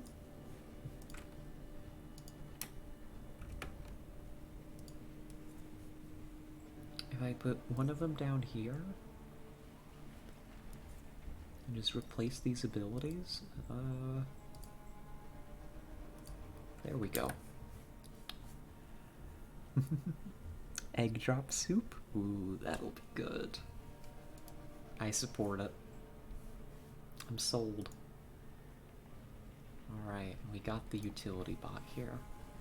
So, I can move you around, huh? And because we're near the surveillance monitor, we can see through it, right? Is that what's happening?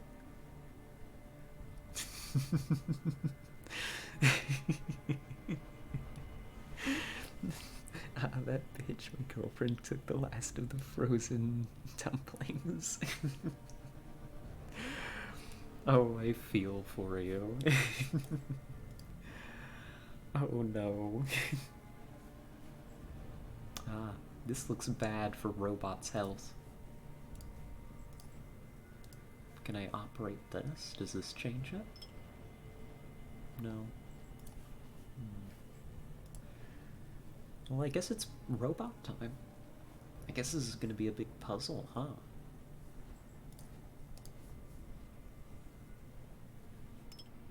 Ooh, okay.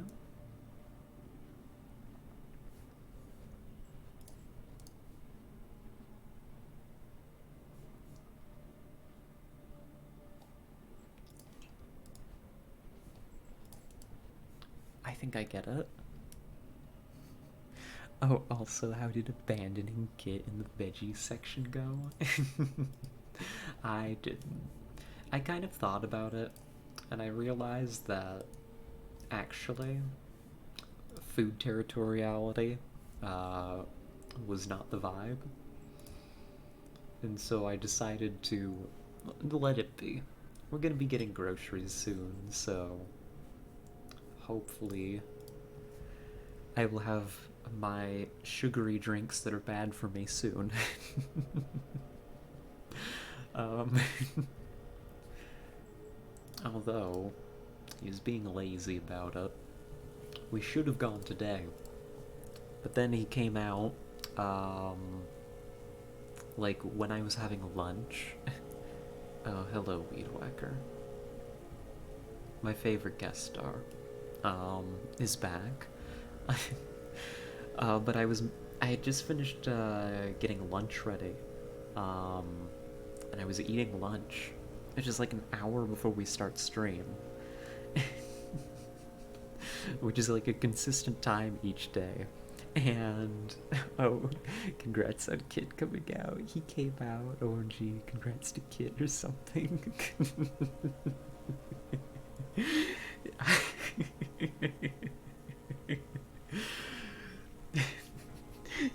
You two think you're funny, huh?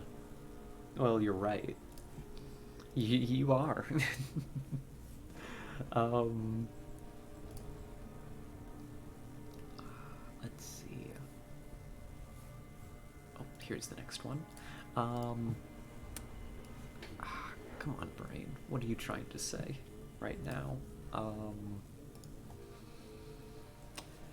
But he like came out of his room, not the closet, his room, and was like really tired and clearly out of it, and was like, "Oh, we should go get groceries soon," and like didn't offer time to go or anything.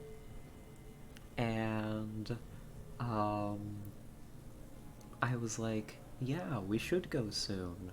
What time? What time can you know, go, right?" And he was like, later today." I was like, come on. I didn't say that to him, but I was like, come on.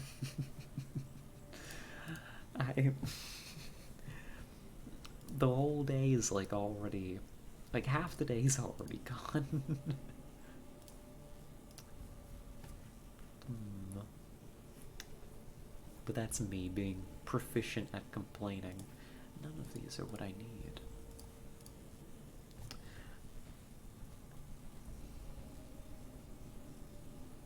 Because it's like, I've got this as a scheduled commitment that I like to do. Right? And I know that he was not going to be ready by our start time and could go to the grocery in that time. So, I guess tomorrow. I guess tomorrow I'll have to make him get up and go. The whole day is already gone? Oh, geez, Scarlet, you're turning into a morning person. Oh no! What have you all done to me? Making me get up in the morning? Ridiculous. There's a joke I could make there. I'm not going to.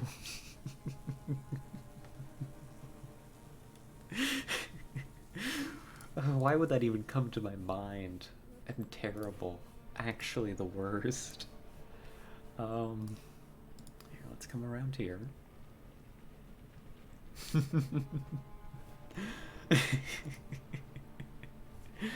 Who are we mourning? I don't think we're mourning. Well, we may be mourning my old sleep schedule where I did not see the sun very often. I'm sorry, ma'am, the case is terminal. You'll be sitting on your balcony sipping on coffee enjoying the sunrise in 6 weeks. Oh no.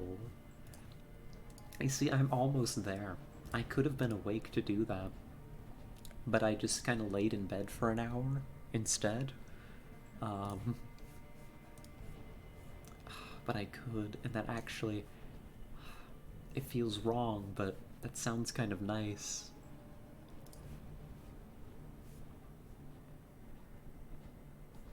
It feels kind of nice. No, she'll be drinking tea in the kitchen and watching CRT TV at 6 a.m. I could put on my little morning show. I don't know what it's gonna be. I don't have a morning show. I haven't had mornings for a very long time. You'll have to get your affairs in order. Yes, I gotta write the will. Well, looks like we've made it. I'll have to write the will, get it all sorted out. Ah! No! Utility bot! Rest in peace, utility bot. A hero. I don't know what they even show on TV at 6 a.m. Probably nobody knows anymore. Yeah, like, I don't watch cable. I don't have cable, I don't think. I just have to find like a show on, I don't know, one of the streaming platforms to watch. Or maybe I could watch, speaking of, like, rather than streaming platforms, you know, like Netflix and all that, what if I found like a morning streamer to watch? You know who I used to watch before I stopped being awake in the mornings was Dex Bonus. Maybe I could watch her streams again. That could be fun. That could be a vibe. I don't know. The world is my oyster. I could do whatever I want. You know, from the hours of whenever I get up to the hours of when I have to do things. What if you pirated stuff? I'd make Kit pirate stuff for me. He knows about all of that. Optoelectric nuclear battery blueprint. That's what we're here for. That's a job done. Kit knows all about that. I'm too scared to even try.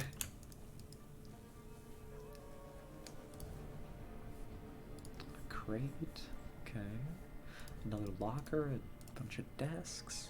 We can look around here just a little bit. Not that I'm expecting to find too much that's interesting or useful. Yeah. We all know Scarlet is a coward. This is true.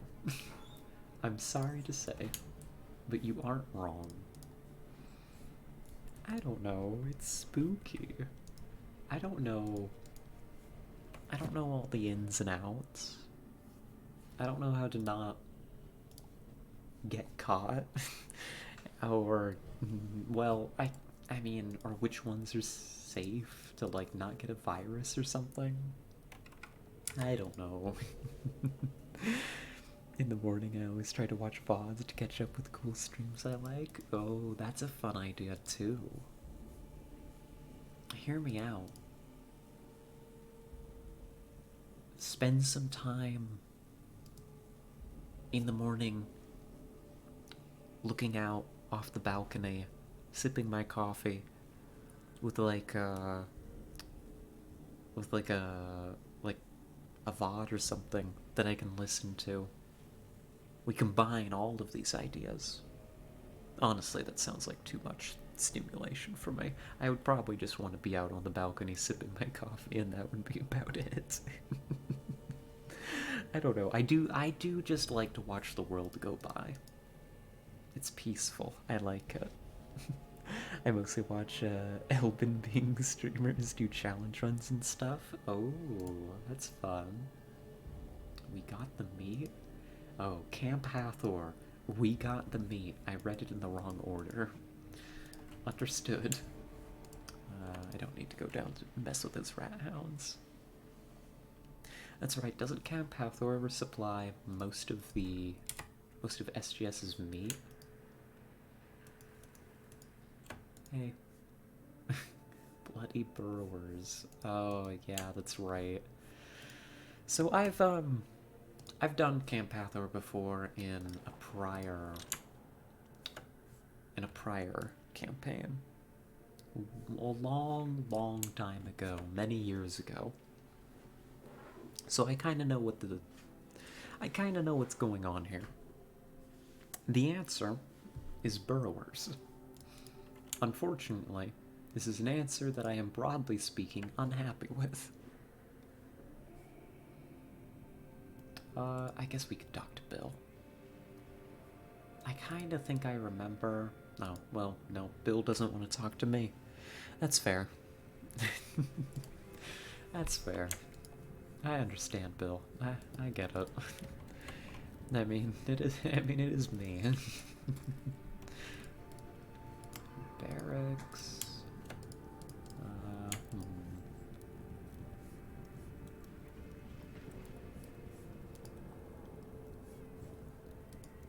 Oh, the Freds. Fred, and Freddy. Good for them. Lovely. Captain Coltrane, Michael, Celine, Jebediah. We got a whole crew out here. Nobody to talk to about the situation. That's okay. Ah, but an old train schedule. That's a point of experience for us. I believe, if memory serves, the boss is in here, right? It's somebody? Talk to Edgar, thank you. Oh, well, there's Edgar. We only let people into our gang named Fred. We're the Freds. Yeah, that seems like what they've got going up there. We'll go talk to them later. They look like merchants. I have a vague memory that there's some kind of bit there. I don't remember what it is. The man sitting behind his desk nods at your approach. It seems that you interrupted him while he was cleaning his pistol, so he assembles it with a few swift motions and puts it in his desk before focusing on you. He stands up and crosses his arms, making himself appear bigger. Although even without the pose, his wide shoulders alone already convey an identical message. A glance later, he speaks to you. Greetings, traveler. Edgar Garnham's the name. I'm the leader of Camp Hathor. We're in a bit of an emergency, so state your business quickly. Big Brett from SGS told me to come here and see what's happening with you guys. He said they've lost contact with Camp Hathor after the earthquake. Good old Brett. This earthquake caused nothing more than a bit of a panic and a problem or two, one of which is with our communication equipment. We'll get that fixed in no time. Now, we've got a bug-related emergency, which we ain't gonna be so easy to handle. Bug-related emergency? Gulp? I ain't sure if you've noticed a pile of dead bugs at the north gate, but we've had those things coming out from the mine and converging on our camp. It started right after the earthquake, so I presume some wall there must have collapsed and made an opening for them to come through.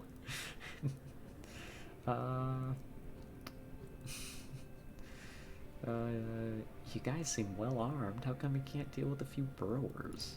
A few? When those things emerged from the first time, there were so many of them we had trouble even counting them all. All we could do was stand by in the gate and gun them bugs down as they approached. Later we sent some men to scout out the mine, but none returned. I reckon the bugs still greatly outnumber us. For the time being, I'm not risking any more men. We'll defend, and later, when their numbers diminish, we'll see what we can do. Yeah. I don't know why the gulp bit became a common feature here on this stream. I can't break out of it though. It's like I see the opportunity and there's a part of my brain that says yes, it's time. Do it. And I can't resist. I can't resist the call. Gosh, when did that start? That must have been during XCOM, right? Because we've been doing that bit for a long time now. It must have been during XCOM at some point. That feels like the kind of thing I would do. Yeah. Yeah, good. I mean, at least I remember that much. I don't quite remember the situation, but I imagine it would have involved a lot of aliens. Oh, plans for lunch. Now it's oyster sauce eggs. Oh, that sounds good. Oh, now you're making me hungry. Oyster sauce eggs.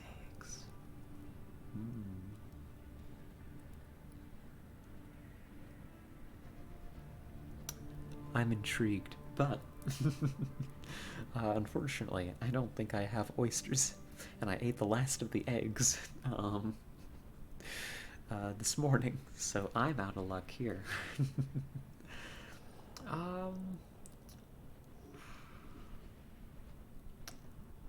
I'll help out, Edgar.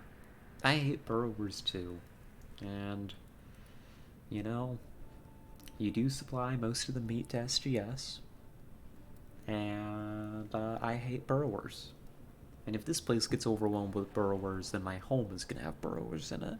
And let me tell you, if I wake up to a burrower in my room,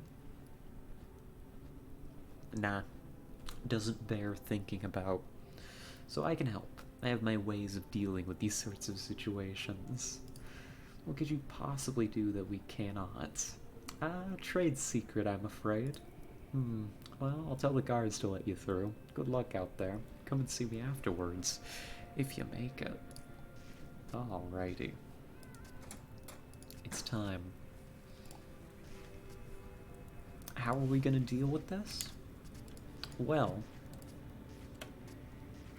we're gonna apply all of our skills, all of our abilities, as a stealth archer build to contend with the situation. What is this?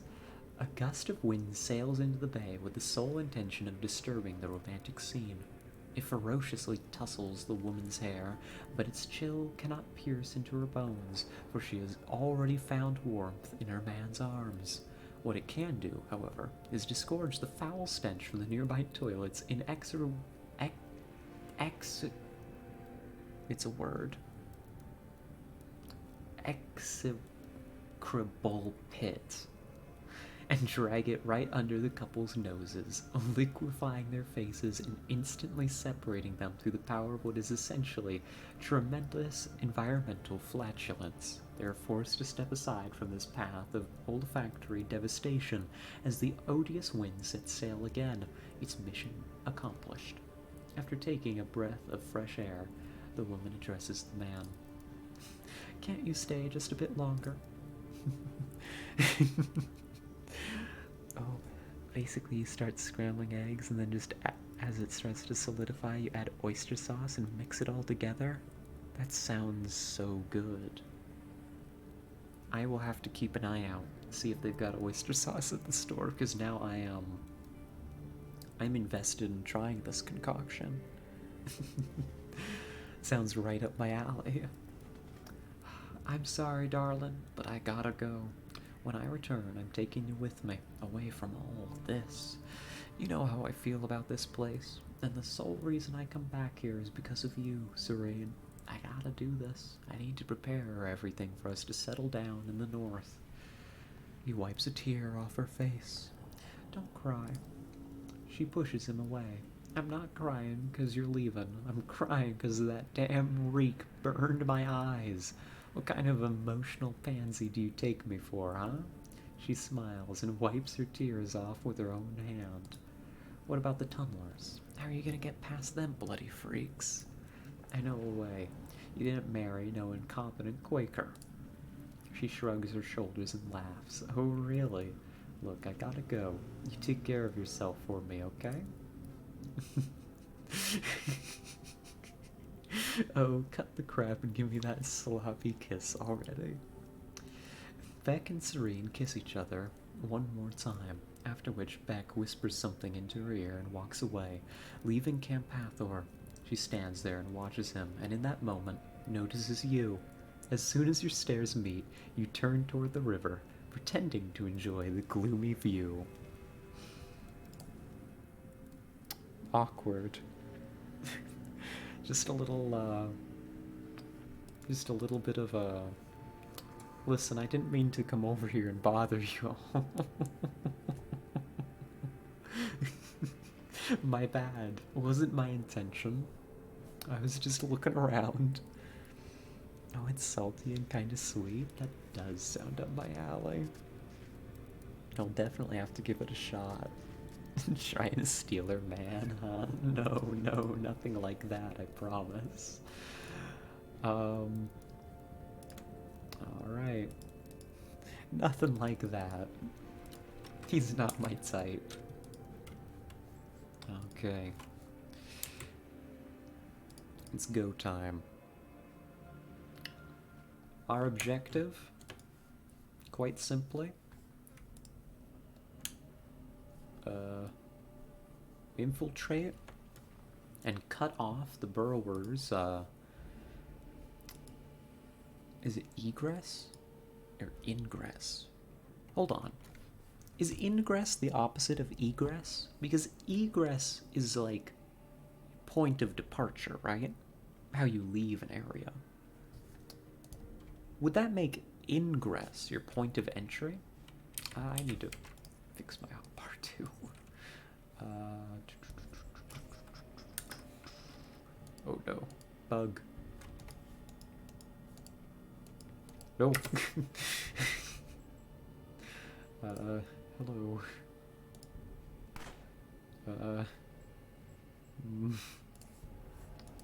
Alright, this went poorly.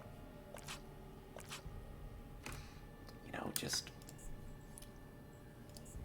go back to here. My stealer man when you could steal her. Oh, that is a better idea. There we go, that's the plan. Well, you can do that, yeah. No, no. I respect their relationship.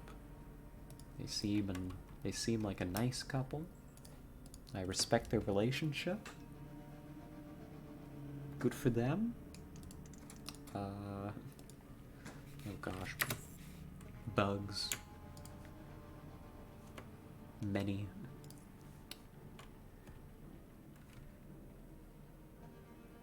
What do I do about them?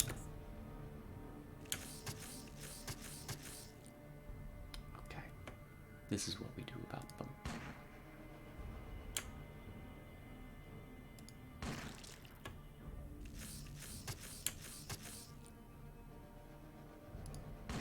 There we are. The spawn aren't too difficult. You can kill the baby burrowers pretty easily. It's the big ones that pose the issue. We'll take this. Honestly, I don't even need this stuff. Protectorate propaganda. Last piece of that we need. That's another point of experience. That's good. Yeah, we don't really need most of this. Fusion cells I will yoink.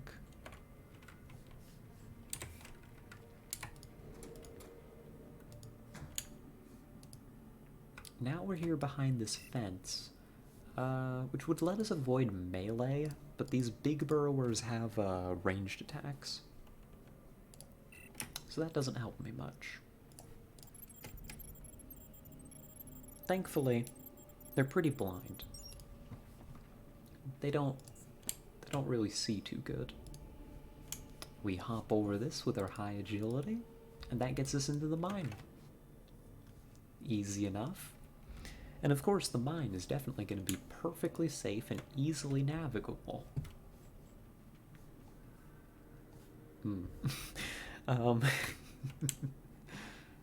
So we need to find, I don't know where it is. Oh no. Quick. Get away from that. It's going to find me if I'm not careful. We need to get away from that burrower. Probably by looping around. We play Ring Around the Rosie. Oh no, here, nope, it's coming back.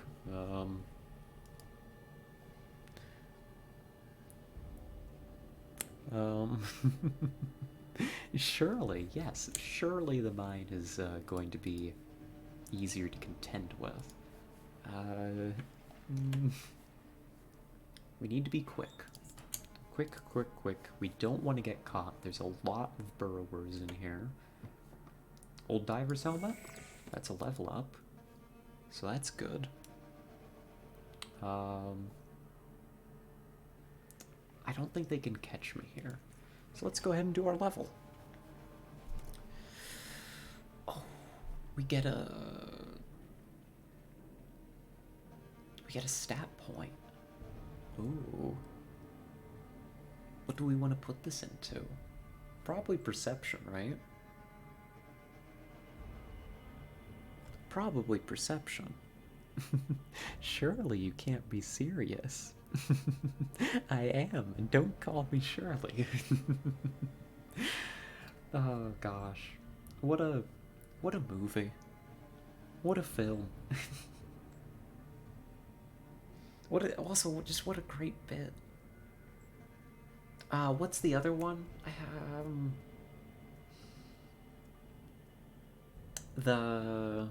I don't even know her bit. What's the name that is used in that originally?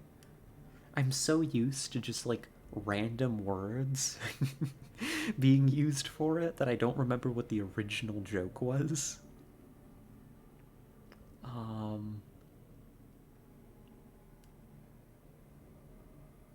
I don't remember. That's gonna eat my brain now for a little bit.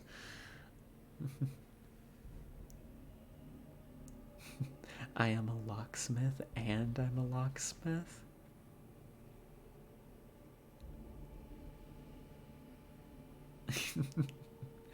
Someone said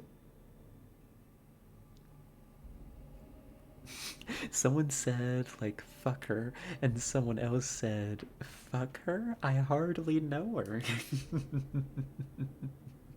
I see. Yep. That tracks. That tracks with what the original joke would have been. You haven't seen that one? Oh, I haven't. The locksmith one? I don't remember that one. I haven't. I don't remember that one.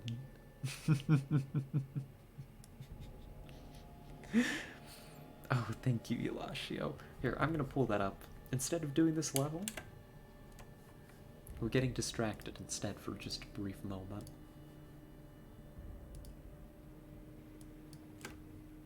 Oh, Police Squad. I haven't actually watched this, personally. But I am aware that it has many funny bits in it.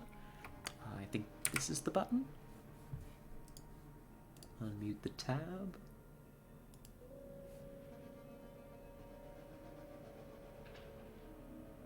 You're right on time, Lamikins.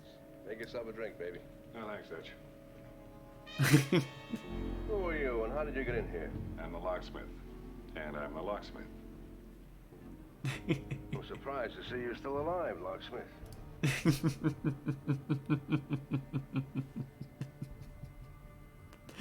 Okay, that's good. That's good. I like that one. Here, we'll go back over. Who are you and how did you get here? Oh, also this? Oh gosh, we're going down the rabbit hole, aren't we? That's alright. Here, pull it up. Meet Grammarly Go. That's why I always mute the tab, because you never know when it's gonna hit you with an advertisement. Disgusting. Terrible. Horrid. Mortifying. No, not a good ad. Bad ad. We didn't want an ad. Just chatting stream? It will become that rapidly. Oh gosh, I accidentally scrolled. Off the rail stream? Increasingly. Raymond, this dog has no license and is clearly in violation of the leash law. Call the pound. I already did, sir. The truck is waiting outside. Out of my way! Grab that dog! Excuse me, ma'am! Watch out!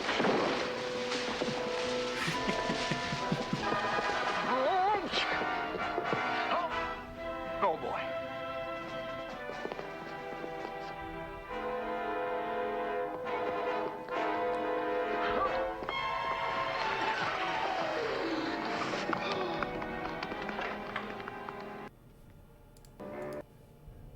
Just my mouth hanging open. Yeah, the punch. I need to watch that punch again. Raymond, this dog has no license and is clearly in violation of the leash law. Call the pound. I already did, sir. The truck is waiting outside. Out of my way!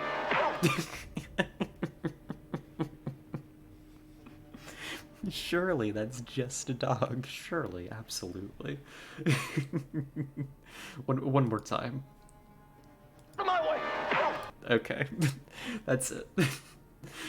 That's all I need to see. Thank you. Oh my goodness. Sorry, I was just so engrossed for that for a minute. I was just like, what? What is this? Oh goodness. Do you know what the Wilhelm scream is? Yes, absolutely. I am quite familiar. A classic, really. It's a great clip. It is. It's so good. Oh gosh. I can feel it. I can feel the just chatting stream slipping into my mind. The distractions, they are mounting. They are growing. So we don't need Yulashu to fetch. No, we don't need Yulashu to fetch the Wilhelm scream. That I may be uncultured. I may not know a lot of things, but I do at least know that much. Oh.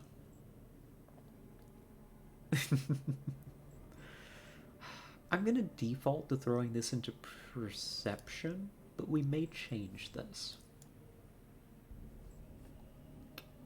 We're gonna put some into gun skill.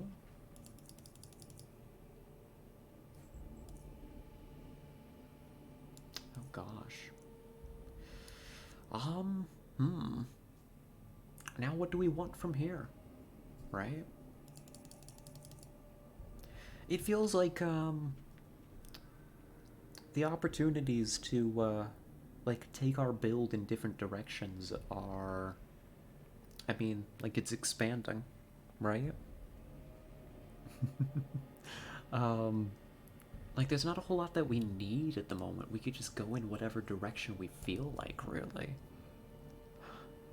Such a good distraction. Who's a good distraction? You are. I am? Yes, you are. I am? I am a good distraction? Oh. No, Eulatio? Now I'm mad. Now I'm reticent and disappointed.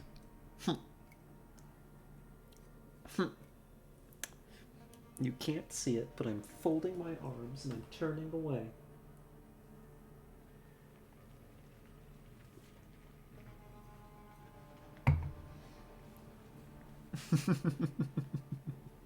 I'm okay. I'll make it. I'll survive. I may not be a good distraction, but, you know, I do my best. Not me being... Not me being way too, desperate for praise and affirmation. Weirdly enough, I can hear you folding your arms. I'm really good, I think, at... How do I put this? Emoting with my voice? Is that the phrase that I should use? Like, putting actions into my tone? I do it with my writing too. It's one of the very few skills that I have. It's something I'm actually quite proud of, actually.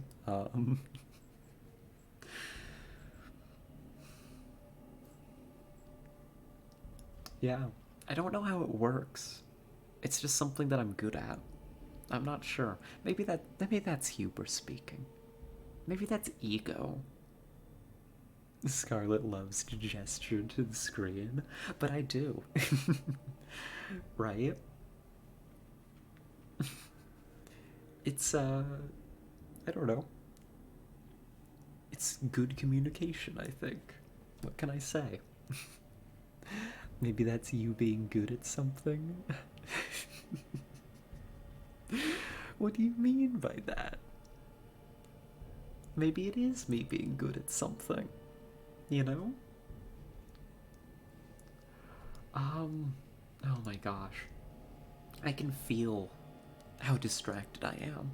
Does that make sense? Like, maybe I've just come to associate these feelings with being distracted, like on stream, but like, you know, I can feel like my face hurting from smiling and like the laughing and blushing and stuff. And I don't know, like the head empty yet full of thoughts. I don't know, it's a very physical sensation. I'm here for it. Maybe it's hubris. Shut up. Oh, okay, I will. Maybe it's not hubris, maybe I actually have some abilities. Maybe I do, ever so slightly. That's what UnderRail does to people. Maybe. Maybe, Buruchian. So, what do I want to throw these skill points into? I feel like my hacking and my lockpicking have fallen behind a bit. I would be happy just maxing out my hacking, so I could be a super hacker. You couldn't see it, but I pushed up my glasses when I said that, just instinctively.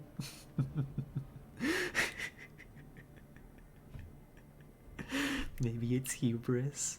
Maybe it's Maybelline. Now that's one I haven't heard in a long time. Yeah, we want to do mercantile. Mercantile is good.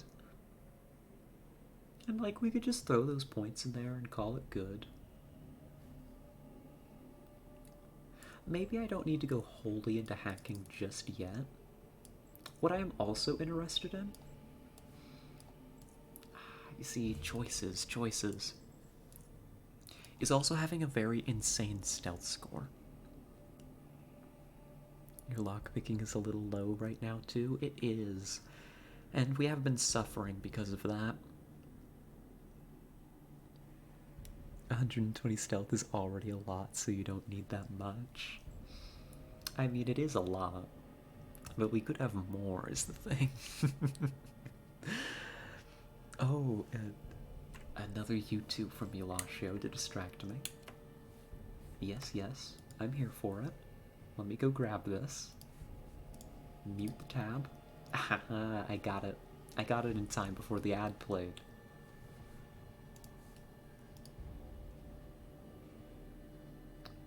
From the files of Police Squad. We're just gonna be watching Police Squad now, actually. Here, actually, I'm gonna watch that, Eulashio, after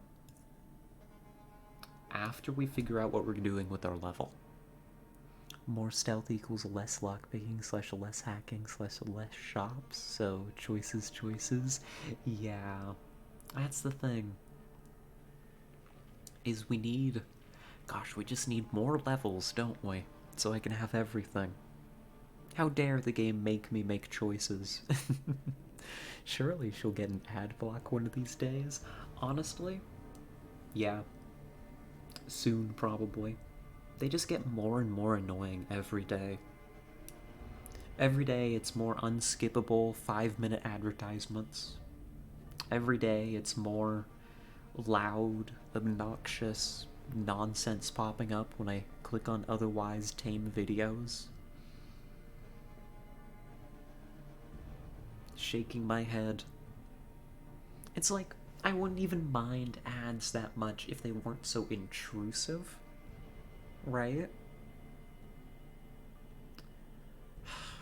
But when I load up a 30-second video and you play, you know, a 1-minute unskippable ad, that's upsetting to me. I take that personally. Yes, SMH my head. Exactly. Oh gosh. What am I gonna take here then?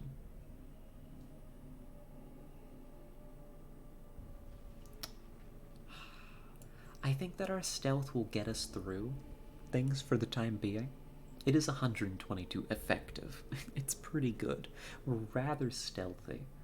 I would be interested in picking up more hacking. Better lockpicking is good. I think I can wait just a little bit on Mercantile. And maybe next level I dump a bunch into Mercantile.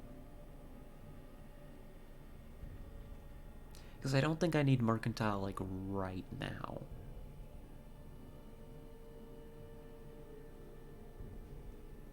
.80 hacking is decent for a long time. Good, good.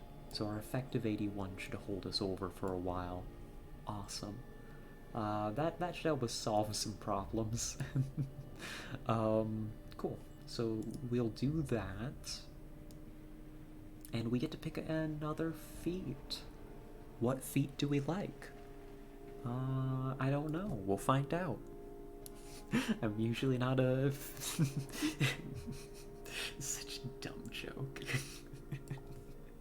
Why am I telling this joke? Scarlett, do you know what a merkin is? A merkin? No. Unless we mean merkin, as in, like, fish people. Like mermaids. In which case, I know what mermaids are. I'm quite aware. Feet. You're actually a provider, not a consumer of that, Scarlet. Oh, I see. Well, you know, eventually. Eventually, maybe, if I'm feeling brave. Gotta dip out for now. I'll be back later, hopefully. Alrighty. You have a lovely, lovely night, Eulashio. Thank you so much for tuning in. It was great talking with you. Okay. Now, Spec Ops isn't it. Sharpshooter is one that we were interested in. Oh, American is a wig for... Oh, for down there. Really? A wig? Huh. I was unaware. Huh. Well. Huh. I'm thinking about that and I'm like,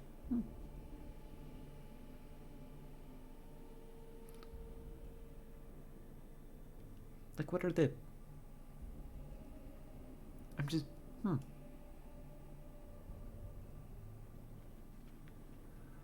I'm just thinking about what the use cases for that would be.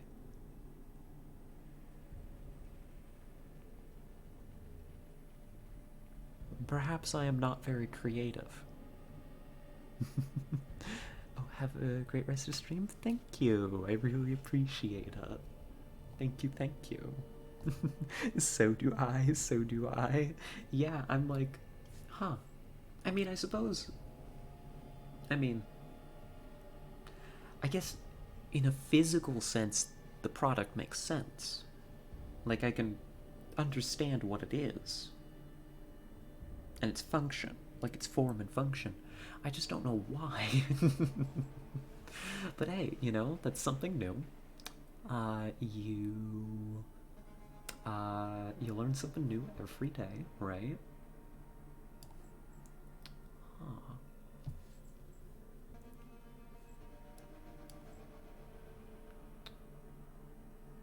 I'm just looking at some of these new Psy feats. I haven't really looked into them. Because, like, Sharpshooter seems good, but... I mean, there's a lot of fun stuff here. Blitz is pretty strong. Evasive maneuvers and Uncanny Dodge are always good. Oh, well, here's Uncanny Dodge. Grants you an ability that, when activated, will cause you to dodge the next two regular or special melee attacks that target you, plus an additional attack for each 30 points in dodge. Oh, my.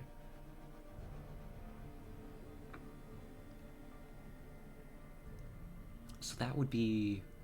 Right now, for us, I think that's, what, 3 melee attacks that we just get to not get hit by? That isn't terrible. Evasive maneuvers is right here. Converts all remaining movement points into thrice the evasion for 2 turns. That's really good, because we have sprint, too. Activate sprint into evasive maneuvers? Ooh. Psychotemporal acceleration is something you will want later when you have those 55 skill spells. Oh, let's see what this is then. Increases the action point modification of all psychotemporal effects by 5 and increases their duration by 1 turn. Oh, I see. Psychotemporal contraction or dilation. Action point modification of all these skills. So we don't need this now. But, yeah, later. Interesting. Okay.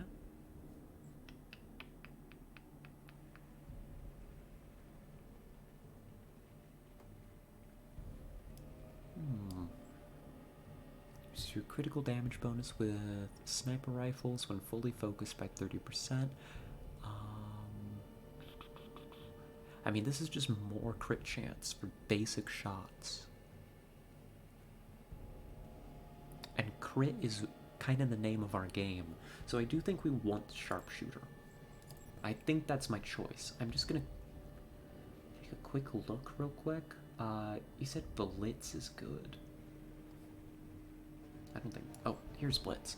Grants you an ability that when invoked will instantly convert all your movement points to action points. Granting you 1 action point for each 3 movement points up to a maximum of 20. Oh.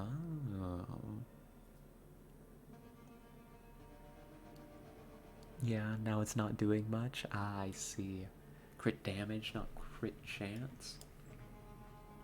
Oh, it's a critical damage bonus. Honestly, that's still good. If anything, that's even better. Because we crit for a lot. And our aim shot is a guaranteed crit. So that's just a bonus 30% damage onto aim shot, if I'm understanding this properly. I think that's what we want. I think that's what we're here for. There was one other thing that I was kind of interested in.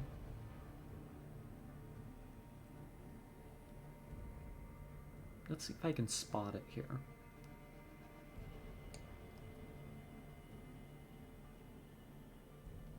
There's so many perks. Strafe. Dex 5, Agility 5. Nah. I know we have a major advocate for Strafe. I don't think it's worth leveling the Dexterity for. Unfortunately. That's alright. That's alright. I think that's going to be the level. We're going to put a point in Perception. We're going to heavily level Hacking. And then bring lockpicking up to speed a little bit better. And we're going to pick up Sharpshooter. You know, moving with snipers is bad anyway, even with Strafe. Yeah, if it doesn't totally get rid of the bonus, or the debuff rather, then I think, you know, we just continue to play around it. So cool, we'll take that. That'll work. Let's go and throw in a save here. We're pretty deep into the mine, and we're looking to go deeper. Now, thankfully, these bugs don't really see too good. So long as I don't linger, I think we can just kind of walk past them. Red Dream Mushroom. Not quite what I'm looking for.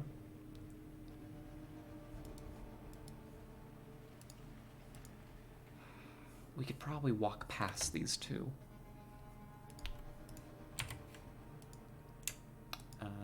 Yeah, like right here.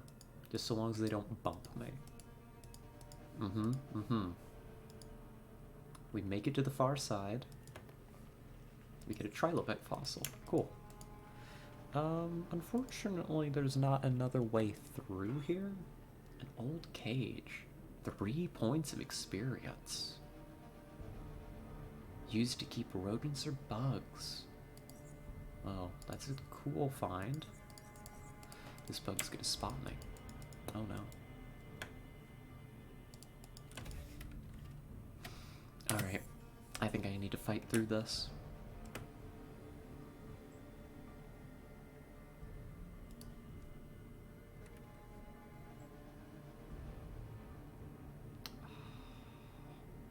Why can I not snipe right now? I have the wrong weapon equipped. Okay. I was like, why can I not shoot the burrower with my sniper? Hello? No, it's fine. There we go. Take that one down right off the bat. Very important to do.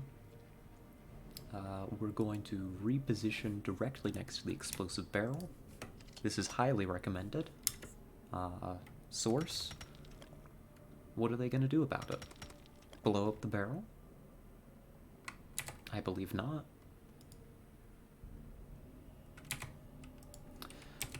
My skills are messed up still. Do this. Shooting spree. I believe that a crit would kill. There you go. Start working through the next one.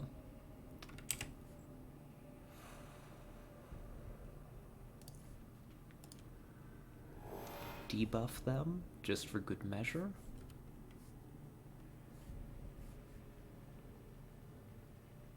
And, I think I'm gonna reposition over to here so I can see the egg. Yeah. I think the debuff did pretty well for me, actually. Reducing its movement and, action points. Because it wasn't even able to get an attack off against me. There we go. Another one down.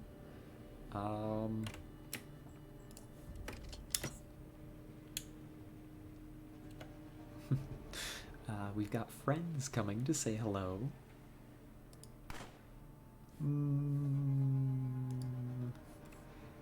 That's fun. Great, amazing. Oh gosh. Tough little things, aren't they? Well, not that tough. Awesome. Room cleared? That feels good. We're strong. Or, well, at the very least, when we handle these situations the way that this build is supposed to, it's not too bad. 3 burrowers down, couple spawn down, room secured. A burrower ocarina. A dart-blowing snout of this burrower has been pierced so many times throughout its life that it can serve as a musical instrument now. Huh. Well, that's 2 XP. 2 XP, and the room is ours. And we have some explosives. We can get through these rocks over here.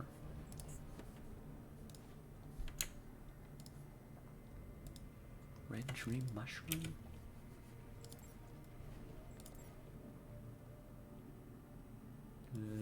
Don't care. Before you explode opening, consider going down where the ladder was. It will be floated with water and become inaccessible. Oh, I see. I remember this, actually. Yeah, isn't the burrower nest below this?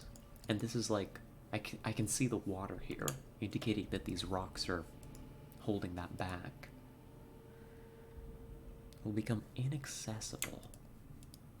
Is there anything... Feel free to spoil for me.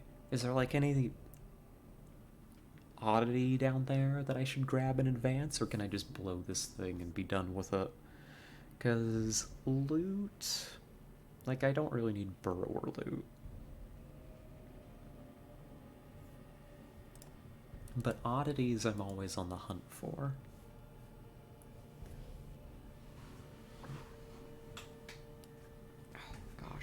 I should stretch, actually.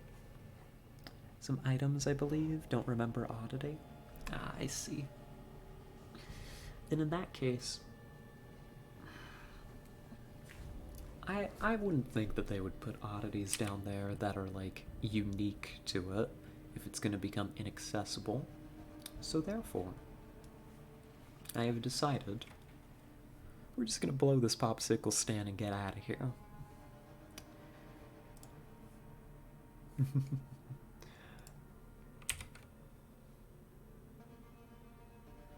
There we go. We won't lose much anyway.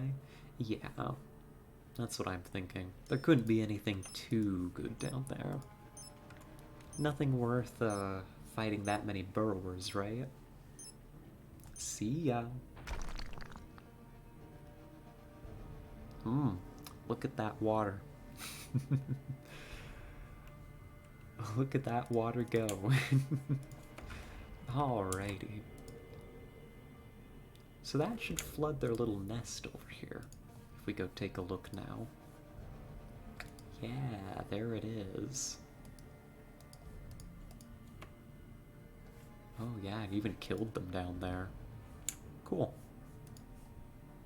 Works for me. Now we just gotta get out of here.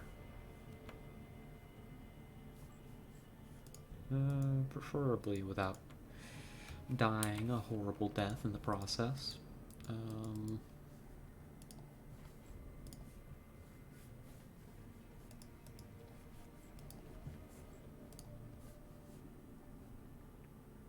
Slip around here and we should be good. Yeah. There we go. Not too terribly difficult, right? We made it. We made it work. We can come on over here. I can't get back over this way, so we're gonna have to go the other way. That's alright. Shadow this burrower for a second. Nothing in here. Slip in here. Okay, this place is a little bit busy. Can we get in this door, please? I don't want to go in that door anymore.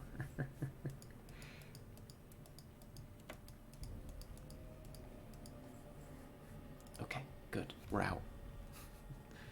We're out. We're good. We're sorted. We're taken care of. Awesome. Well, job done. That wasn't too bad. That wasn't too bad at all. It's almost like we came prepared or something. Hey, Edgar. Burrowers are dealt with. His eyebrows rise. Well done, well done. I underestimated you. I have to be honest. How did you manage to do it? It was easy. I went to the mines, punching burrowers with my bare fists on my way in. Then I saw water leaking through some rocks, punched them into oblivion, and the water started rushing through and washed the vermin away. Then I roared like an angry animal as I watched them flail their inadequate legs trying to save their lives. And now you're safe. No. I blasted some rocks that were completely blocking an underground river. After I took care of it, took care of the burrowers. They won't cause you any more problems. We are all in your debt. Thank you so much. I find it impressive to witness what one woman can do. As a thank you, I can offer you a monetary reward, about 200 coins, and on top of that, since I'm very pleased by your work, one of the following: a crossbow, a sniper rifle, an assault rifle, a shotgun, a knife, a machete, or a spear, all top quality. What would you like? Well, it's gotta be the sniper rifle. Excellent choice, excellent choice. You've earned it. Now that this bug infestation is over, the Rat Hound King is the only thing we have to worry about again. The Rat Hound King? Could that be what I am really here for? A destined showdown with the big rat? One woman can do much better than that, wink wink. That's right, that's right. Goodness, I've got to fix my posture. There we go. Ah, the Rat Hound King. Haven't I mentioned it before? I suppose I was way too focused on the burrower issue. Who is he actually? The self-proclaimed Rat Hound King is a savage man that lives with his filthy rat hounds. He appears to have absolute control over them, as they behave much like a small army. It's almost unreal. I don't know where he resides or how he manages to control these rat hounds, but one thing is certain. He's a very dangerous individual. This town is too small for two rat kings? That's right, that's right. There's only room in this town for one rat queen. Rat kings? Not welcome. If you run into him by any chance, you better run for your life, because he ain't gonna show you mercy, and I think no man or woman can defeat him alone. He's intelligent, and he's as large as a boulder. He's the master of setting deadly traps and covering his tracks so well that, for most of us, he might as well be floating through these caves. And I'm not even going to mention the deadly poisons he uses with his weapons. He's killed many of our own, and I don't think he's bound to stop. Yeah, two rat royalty. There's only room for one big rat that makes all the rules, and it's gonna be me. That's horrible. No wonder you got so many armed guards around here. It is horrible. That savage is like a cancer, taking lives while we watch it without being able to do anything. But we'll get rid of him one day. Mark my words, we will get rid of him. Understood. Something else to do. I will contend with the Rat Hound King for mastery over the UnderRail. I find it ridiculous that any other rat could conspire to declare themselves the big rat when I'm walking around here. And so, we're gonna handle it. Quite simply. So Boyd, in front of you is a lean young man. He removes his respirator for a moment to reveal a cleanly shaved, handsome face. His exposed arms, on the other hand, are almost entirely enveloped by a collage of chaotic tattoos, except for a few spots where hot branding iron was used to file the skin instead. In fact, every single tattoo acts like a brand, representing a different gang. The man is perfectly aware of what your eyes are focused at, but he simply ignores it. Instead, he politely speaks to you. "Hello, Scarlet. I'm Boyd, Edgar's deputy. I gotta thank you for dealing with those burrowers, dominating work for which we owe you big time. Now tell me, what do you need?" I hear the Rat King isn't even a rat? Ridiculous. What have we come to? What have we come to when the Rat King isn't even a rat? Sorry, Boyd. Is this true? Nothing good. He isn't even a rat. Oh my goodness. I can scarcely believe it. But it must be true. If Boyd said it, he's a menace to our community and a hardcore pipe worker. In short, he's a savage. He's got an army of rat hounds attacking us at his command. I've never seen any man being able to do that but him. At least not with more than 1 or 2 tamed rats. No one knows how he does it. What's even worse, we don't even know where the bastard is hiding. Why are we fighting, this king? No, actually, that's an uninteresting question. Naturally, you're fighting, you know, because they are a rat king, right? I mean, that just makes sense. You think about it for approximately 2 seconds. Clearly, if you have rat royalty that has moved in on your territory, I mean, you know, you gotta hold out. You don't know where he's hiding? You need to work on your tracking skills. I'm sad to admit this, but he's that good. And we've had quite some time to find him. It all started a couple of years ago. Camp Hathor had a different leader back then, and he opposed the Rat Hound King's attempts at claiming our lands for himself. I don't know the details as I moved to Camp Hathor just a year ago, but that's what I was told when I got here. Be careful if you run into him. He's an animal who often sets traps for our hunters or outright attacks them. He's smart. I give him that. And he's not someone you can afford to underestimate, unless you want to get zoned out. Huh. Well then. The hunt is on. It would seem to me that they don't have a whole lot of a clue about where this fellow is. I think it's going to be mostly up to me. Hey, Fred. The man before you wears a simple shirt on his body and a simple smile on his face. Nothing strikes you out of the ordinary on him, except perhaps for his bushy arm hair, which looks like it was transplanted from a large rat hound. Hello, traveler, and welcome to Camp Hathor. My name is Fred, and I've got medical supplies for sale. There's something you need? Yeah, pick these up if you want them. That's about it. Ooh. Oh, I'm glad we decided to stop by and talk to this fellow. Entropic Recurrent Psi ability. It's a temporal manipulation ability. This is right up our alley. I don't know what this does, but I'll take one. That's for me. Paid $200 for it, and yeah, cool. Let's figure out what this ability is. We just plug in the ability teaching thing to our brain, not even knowing what it's really gonna do. Tropic Resin. Where is it? I used it, right?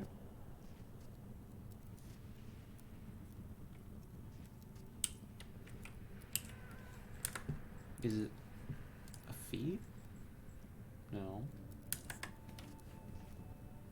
Entropic recurrence. Psi ability gained. Entropic recurrence.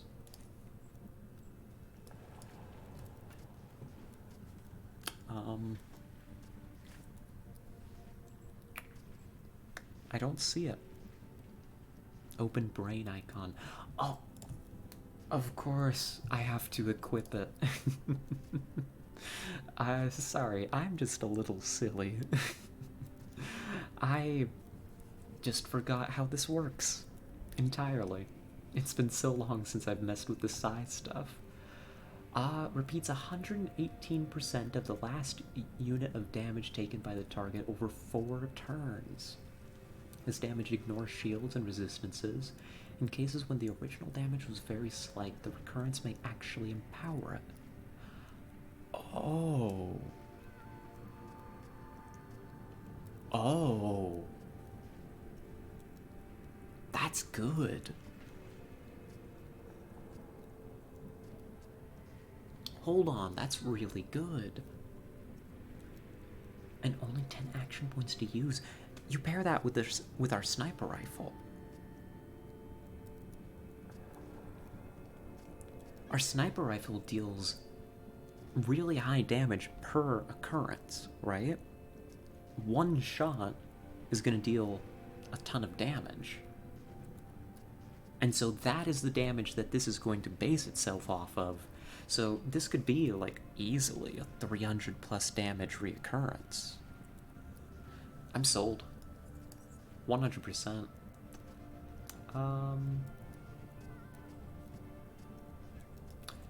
We could also take temporal distortion, just because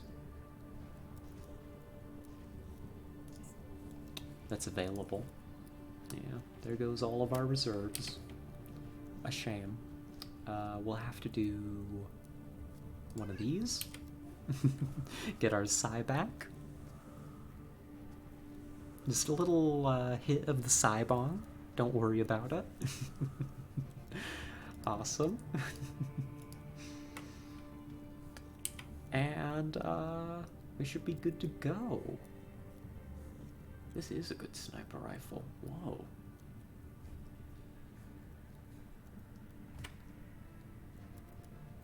Good for close quarters combat. Because it's the commando variant.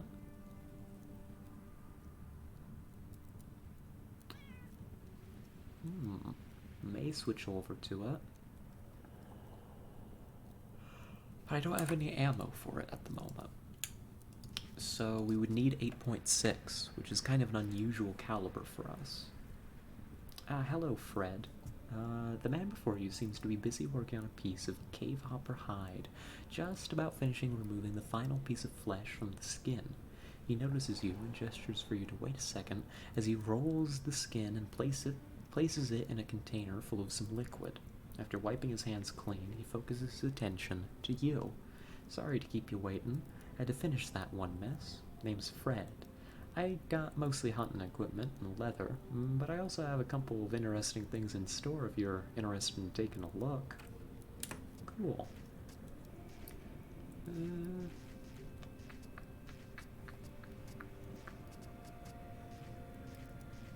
This is a decent pickup.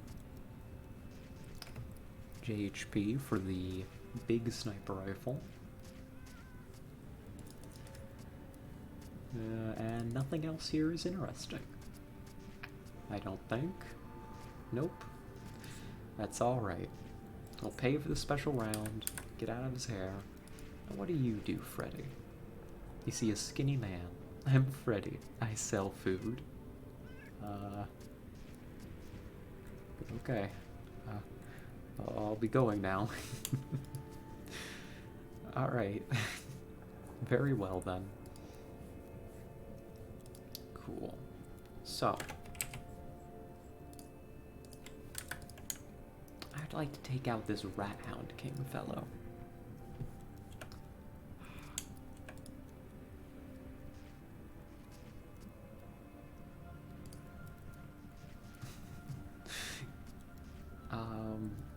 Can you tell me something interesting about the Rat Hound King? I ask. He says, maybe. Yeah? Or maybe not. Nope. Okay, thank you, Freddy. What about you, Fred? Well, I ain't got a clue how much you know so far, but in short, he's this Boulder. This savage man that's got this, packs of rat hounds fighting for him, you dig? The trouble with him started long ago. 4, maybe even 5 years ago, and we still ain't rid of him. Guy ain't a pushover, so if you ever run into him, either move those legs of yours as fast as you can or be ready to be slaughtered. I ain't, making this up. He is that dangerous. Being a Quaker in that situation is better than being dead. Even some of our best couldn't bring his head, so just take care. Well, okay. Alright. Sure, so it goes. Sure nobody wants to pay me to deal with them? Because otherwise I'll just go do it for free.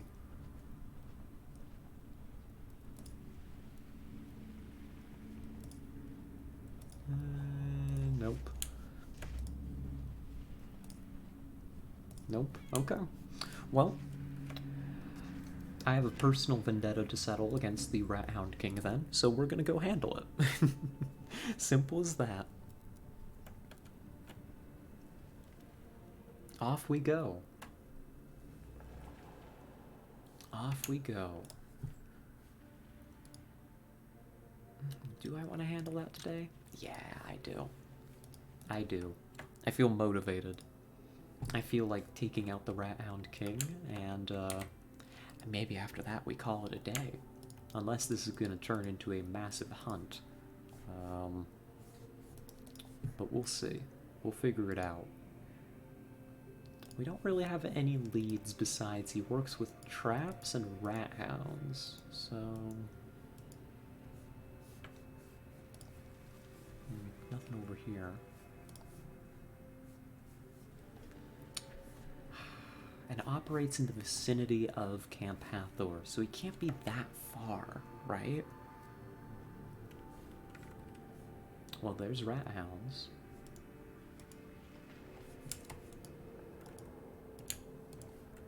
We just look around, and when we find rat hounds and more traps, I think that would be our spot.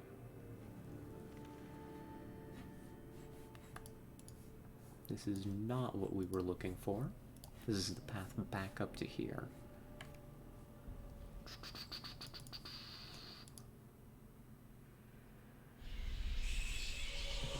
I was gonna say this texture looked like a bridge, and also looks like we've got some traps here. Multiples, which I do say is exactly what we're looking for. If this is a field of traps with nearby rat hounds, that tells me that we're on the right track. Let's see. Yeah, and they get more and more dangerous as we go along. Tells me we're going the right way. These rat hound alphas, can we sneak around them, or I can probably just take them out easy enough, honestly. Ooh.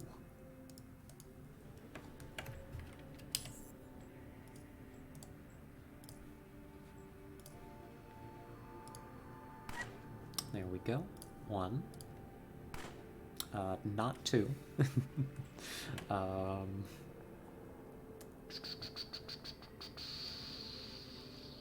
Reduce the cooldowns. And get ready to take out as many rats as you can.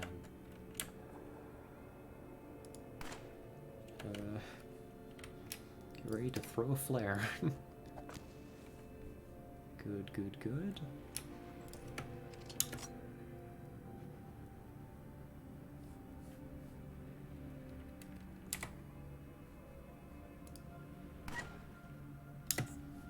And we just hold our ground. I don't expect this to be too terribly difficult.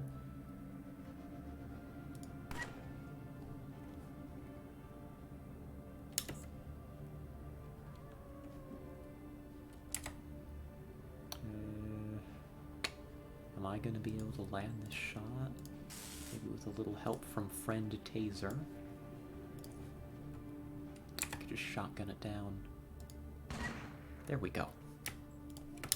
And that should clear our way to the Rat Hound King.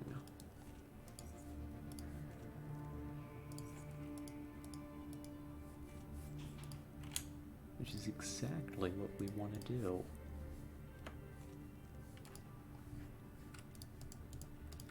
More of them. I think I'm just gonna kind of clear the path through here. Well, yeah. It's gonna make it easier for us to take a look around.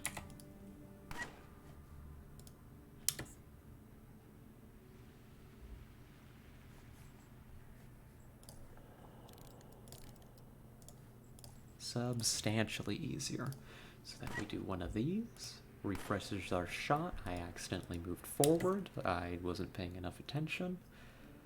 That's okay. There's just many, many rats. But that's fine. We've got plenty of...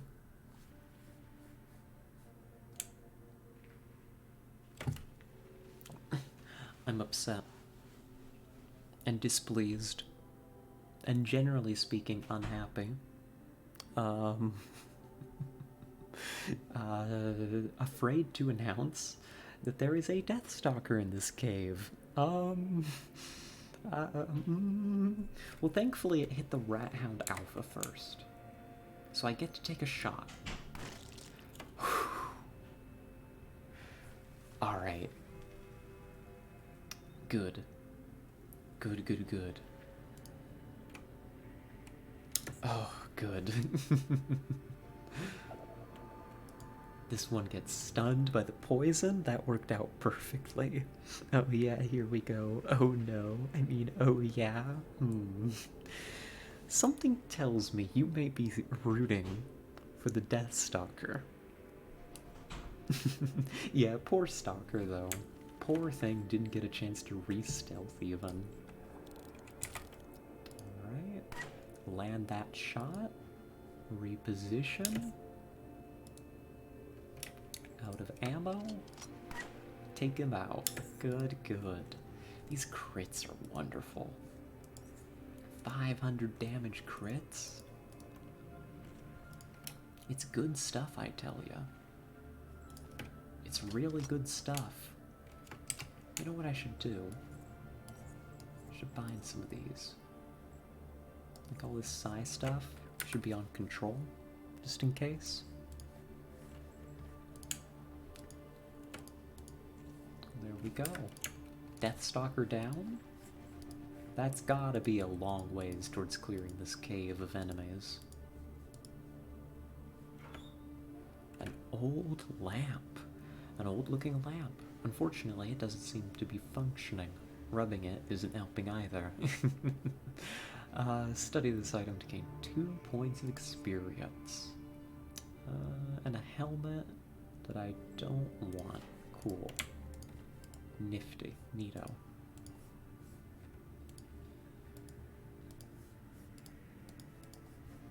Cool. We got a path down there, which seems helpful.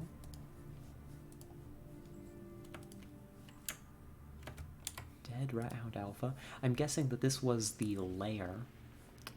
Oh no, it has a bolt in it. Never mind. I was gonna say, I was gonna guess that that was the lair of that stalker, and maybe it came out after our little sniping session, because this sniper rifle is pretty loud. Ooh. That's pretty water. I like that. Well, let's keep working at this. Rubble. An obsidian shard. Shard of volcanic glass. That's 1 more experience. Good stuff. And hopefully we're on the right track. It feels like we are. It's very dark here. I'm switching over to the night vision.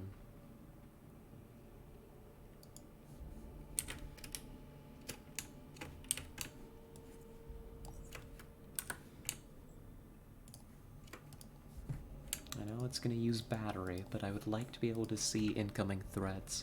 If there was a Death Stalker earlier, I have every reason to believe there could be more of its kind. I would prefer not to get jumped in the dark by it.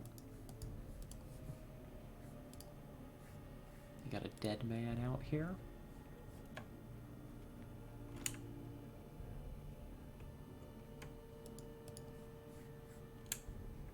Okay, with a flare. Ah, field of traps. I see. Cool. Well, thankfully, we've got like a bajillion perception. So we're pretty well suited to get through this. Oh my gosh, look at them all. I mean, it's all very green, but... oh my goodness.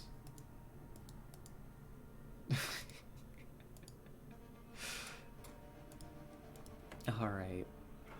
I think we made it. You can kill the night vision. Don't need the warehouse inventory list. Already have all those. Cool. And we get to this heavily defended, I guess, storeroom? Stairs? Not sure. Not sure what this place is just yet. I want to throw my...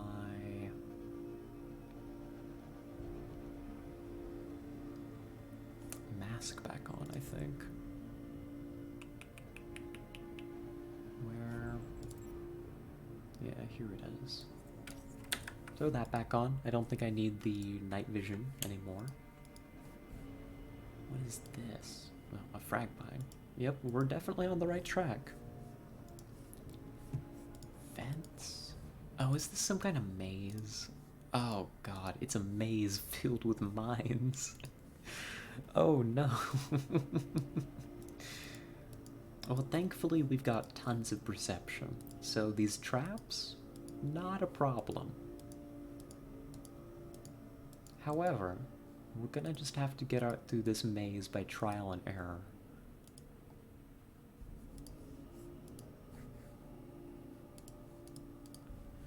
That's about the only way we're gonna handle this.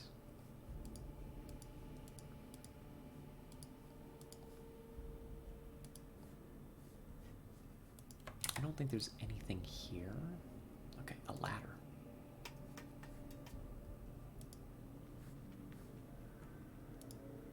There could be something up here. I wouldn't put it past them. Nope. Nope. Empty cavity. Dead end. Oh, a little octopus. Hello, little octopus. I love those emotes, Coffee, where they just combine into one larger mega emote. I think they're cute. I don't know. I don't know why. They're just kind of fun and silly. I appreciate them. Oh, goodness. So many winding passages. Just keeping an eye out. Part of the reason I'm staying stealth is just so my character slows down and has time to look for the traps, rather than running into them. See, there's traps in here, and that kind of indicates this might be the right way. Then again, maybe... oh, no, this feels right. This feels right.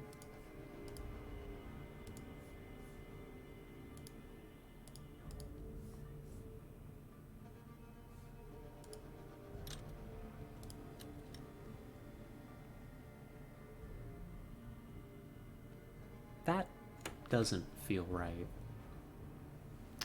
That feels wrong. I hear the rat hounds. No, this feels wrong, whatever this is. I don't know, maybe it's just that incident yesterday with the cannibal serial killer guy. Um, but, I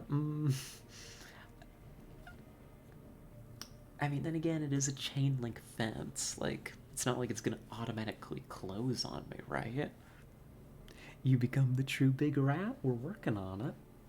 We're doing our best. I think we're in the guy's lair right now. The king rat. Or the rat king, rather. This room is sus. It's got 2 dead people in it. It's surrounded by destructible rocks.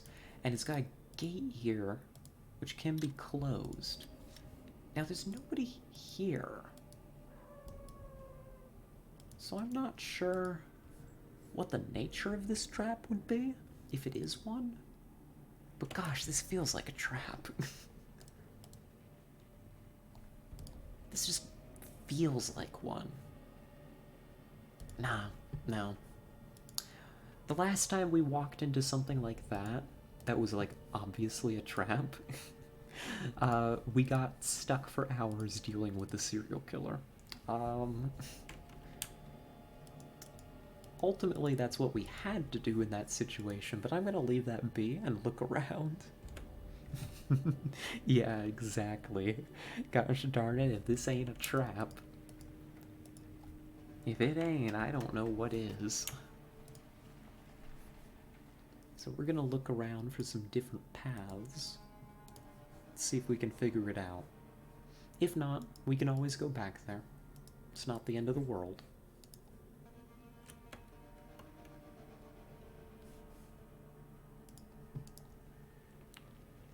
But if it is a trap, then it may well be the end of the world, so you know, you gotta be careful.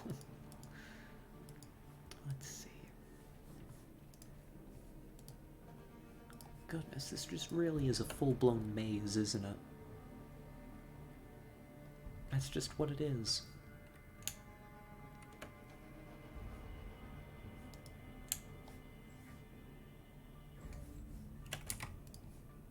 Let's unstealth now that we've found a bunch of the paths here. Oh no. Consumables. You need antidote. Oh gosh. Never mind. Not going fast anymore. Going fast? Forbidden. Not happening. Oh goodness. I don't know why, but I just remembered this. Oh, let me bring that up.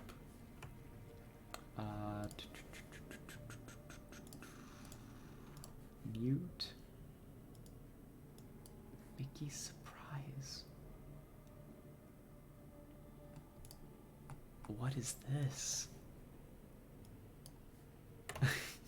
I'm scared. What is this? This looks... Let's see. Let's find out. Together. We will find out what this is.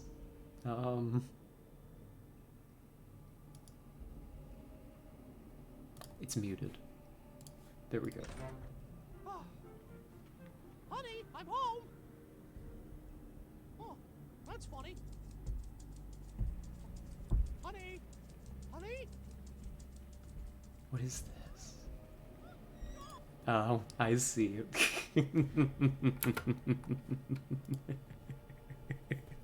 Thanks, Coffee. Thanks.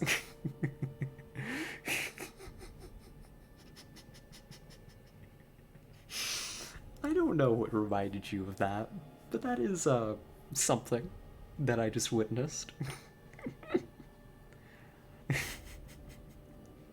You know, just seeing the animation style of that should have clued me in that I was about to witness something a bit messed up.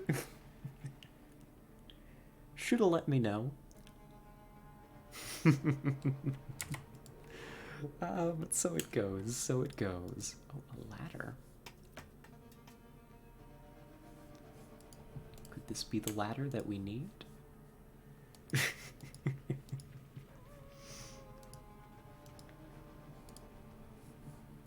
No, it is not. This is another dead end. Lovely. Sorry, I didn't watch the whole thing. I hope you can understand why. Well, the joke of the video is, so it says here you're divorcing your wife Minnie because she's extremely silly. No, I said she's fucking goofy. Okay, that's a good bit. That is a good bit.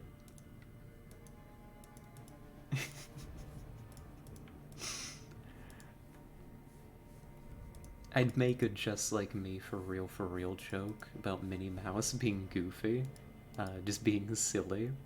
But I feel given the context of what we've just seen, this would be sending the wrong message.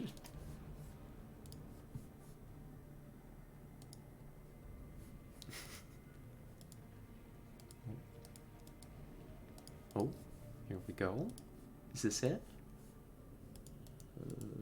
So far not.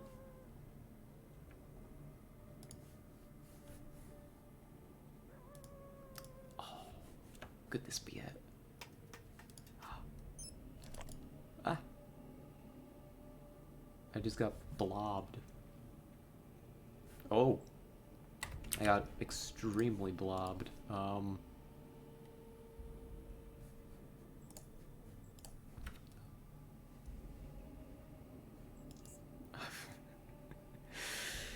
Oh, gosh. Oh, God, no. Did I not quick save?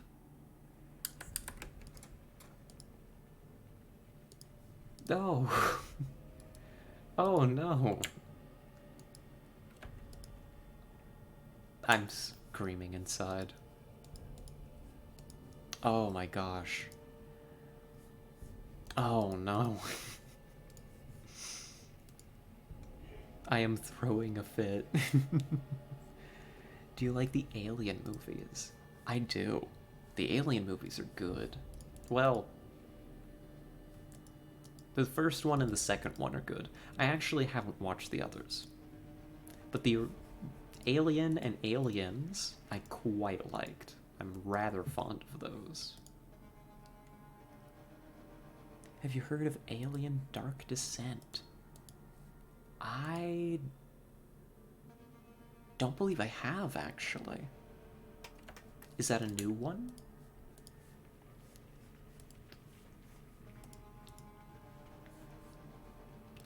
Let's see.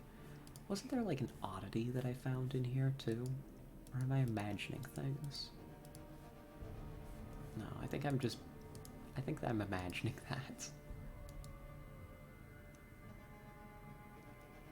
Oh, it's XCOM mixed with Alien. Oh. Oh, it's this room. Okay. We're leaving that room be. XCOM mixed with Alien. That sounds really cool.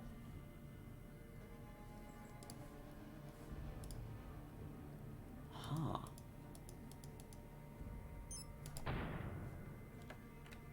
This place is a death trap. I think that's the point, but it's still upsetting to experience. Let's grab a bandage. Patch ourselves up. Alien Dark Descent. I'll have to look into that. I'm always in the market for more XCOM likes. Alright, this isn't the path that we need. But it's fine. We're narrowing it down. We found it too. We did. We had it. We had the path that we needed, I'm sure. And I just walked into an acid blob trap and died a horrible death. A horrible and preventable death, too. I just clicked the wrong button on the... I right-clicked instead of left-clicking on the health hypo. So it didn't fire. A shame. But so it goes. So it goes.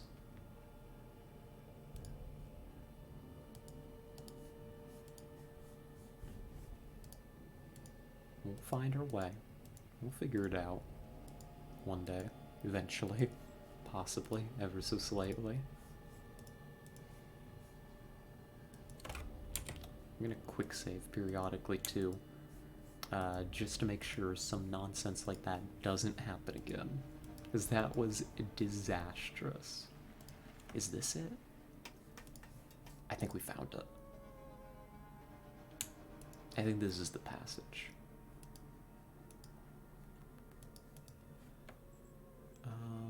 Also, I'm gonna make sure it wasn't a... Yeah, okay. I don't think we found another oddity in these tunnels specifically. So I think we're good to just proceed. Here's the trailer for it. Ooh. Here, I'll pull that up. We sidestep this thing. There we go. Awesome. Wait, did I go back down? Why and how? Where am I?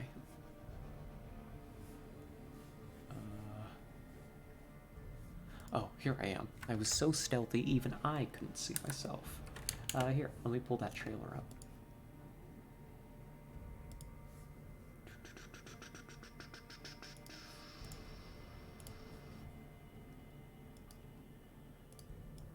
Let's see. I'm not gonna get in trouble for playing this, am I? Nah. It's a trailer.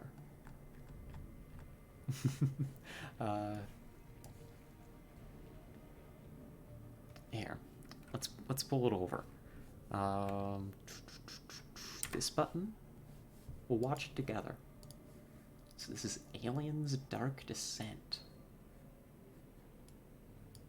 It's a little loud. Keep it quiet. We don't know what is happening on the surface of this planet.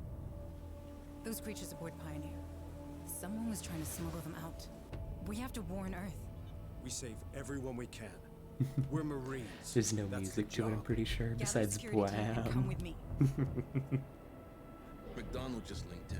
Told us you'd be stirring up trouble again.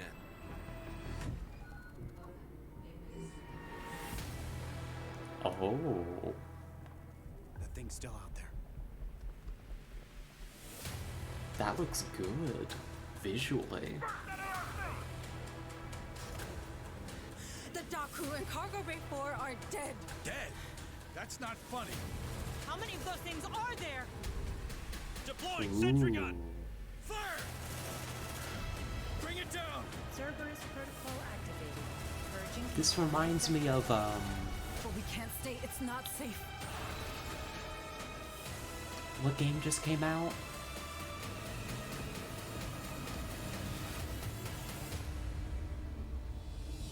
That's nifty. Okay. I'm intrigued. Heavily. Sold, even. Probably not sold. We should be critical. But that's cool. That reminds me of, just the little snippets of Phantom Brigade, a little bit. Of course, that's not a gameplay trailer, really. I'd need to watch more. But it kind of looks like it controls in a kind of similar way. That's nifty. Thank you for bringing that to my attention. Thank you, thank you. That's... I don't know, I'm a sucker for Alien, honestly. I am. I'll admit it. And I'm a sucker for XCOM, like, style tactics games. Oh, I think we've made it. Yeah. So I will definitely be waiting eagerly for that to come out. See what the reviews say. If it's good, maybe we'll even play it on this channel. Oh yeah, that sounds like a fun plan. I like that. Also, what the hell? This Rat Hound King fellow gets to have, like, a lead up to his palace? I don't even have a palace. Ridiculous. Clearly, I've been slacking. I don't have a cool palace like this. Now, I don't think he's totally out of our league, right? And as terms of big rats go, I mean, he doesn't have, like, you know, what are they called? Pallbearers? like here outside the doors and stuff. You know, I don't see any banners or sigils. It's just burning barrels. But you know, I mean, I'll admit, I like the vibe. I like the vibe. I enjoy it. It is very Rat King. Hello, Weed Whacker. Thanks. Thanks, Weed Whacker. Appreciate it. It is 7:20 p.m. Why are they using a Weed Whacker outside my window again? It's been hours. Oh, you just found a gameplay trailer? Ooh, cool. I'll have to watch that later then. But for now, let's take a quick peek. The Rat Hound King. An ancient rat hound. Oh. Understood. Now, I want to just do our thing and snipe this guy. Send it to our Discord. Awesome. Awesome, awesome, awesome. Thank you so much, Coffee. I appreciate it. I want to take a big ol' sniper shot this guy, but we can talk to him apparently. So before I do that, even though it is a bit of a quick saving thing, let's go say hello. Let's meet the opposition before we time travel back and we shoot him in the head with a 12.7mm round. You find yourself face to face with a towering, muscular man. In fact, describing him simply as muscular is a great understatement, because this man has the physique of someone chiseled out of a giant block of granite. One of the two rat hounds by his side, the gray-furred Goliath. One of the two rat hounds by his sides, the gray-furred Goliath, which stares at you with its hollow eyes, might as well have come from the same block, judging by its powerful, bone-chilling appearance. There's another rat hound present beside the two guard hounds, yet its purpose is a different one. Its glossy hide is proudly being worn by this king of the rat hounds, a title which he uses to introduce himself once he addresses you with his cavernous voice. Who dares disturb the rat hound king? Tell me your name, or I'll have my rat hounds tear you apart. Speak. I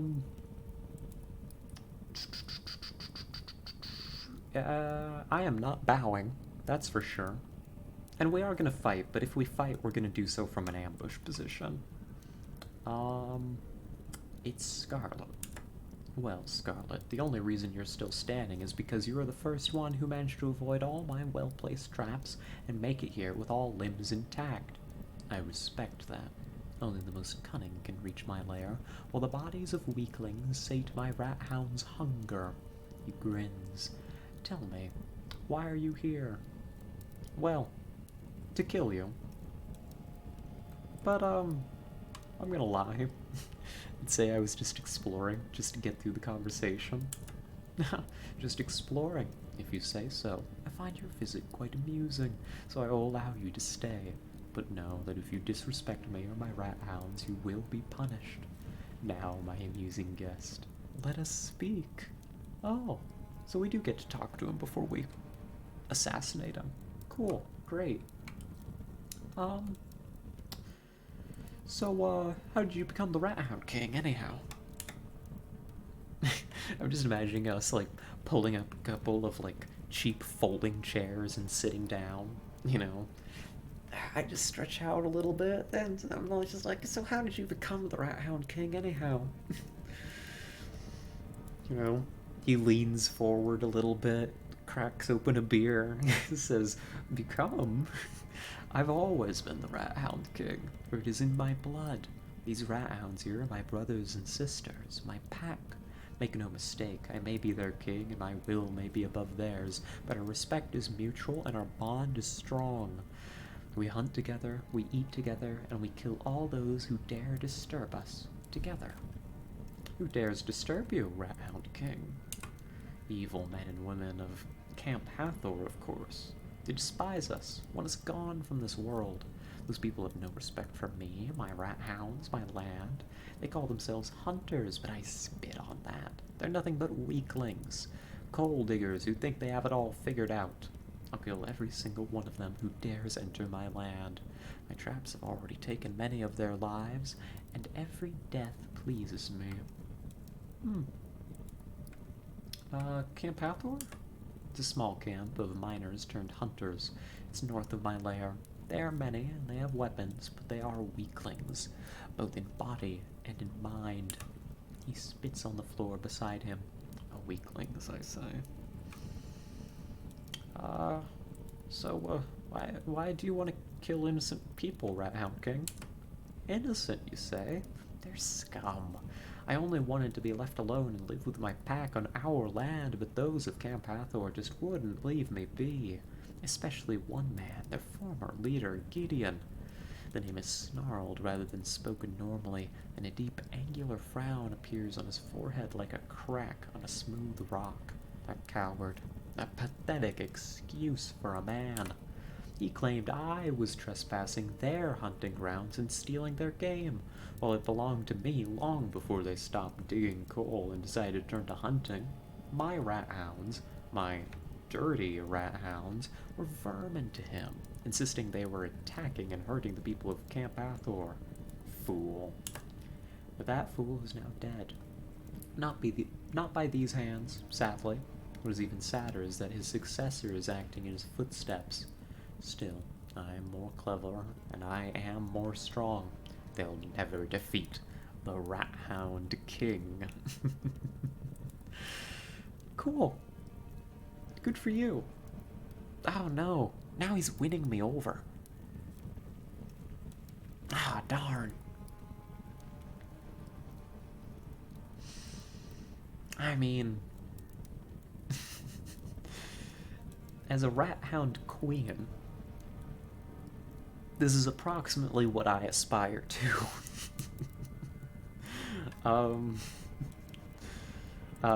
So, anyhow, what's with all the traps around the lair? The traps are there to prevent intruders from getting into my lair. Many wander into these caves, but not many are cunning enough to survive. I have also built a labyrinth below to make things even more difficult. So far, no one has been able to avoid the traps and navigate the labyrinth. No one but you. Any more boring questions? Hey, Rat Hound King, you looking for a Rat Hound Queen? Well, unfortunately for him, he's not my type, but I will ask after whether there's a queen or not. No, there is not. That no woman I have ever met is worthy of being my queen. He makes a short pause, but quickly proceeds. Well, except for one. There's a young woman in Camp Hathor called Serene. She's the only one worthy of mention in that wretched place. She is stronger than most men, cunning, ferocious, beautiful. Great. Cool, buddy. Yeah, bummer. Okay. So he's got weird ideas about women. I think we could have seen this one coming. Well, for that, we will contend with you in just a moment. I close the door. I make some footstep sounds very loudly to indicate that I've left. Good conversation, dude. But you're weird about women. So, goodbye. Oh.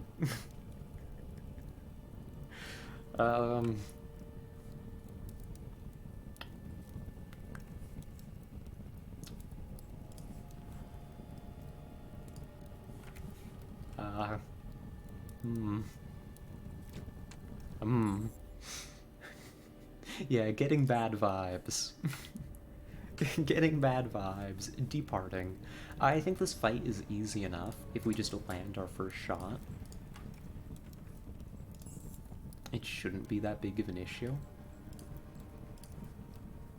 You just need to hit this. There you go. You see, he may be the Rat Hound King.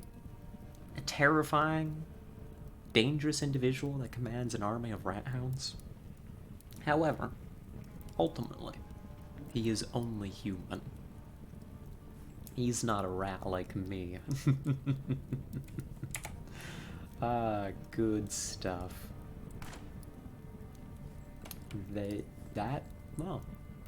Well, that ancient rat hound did just eat a 300 damage crit.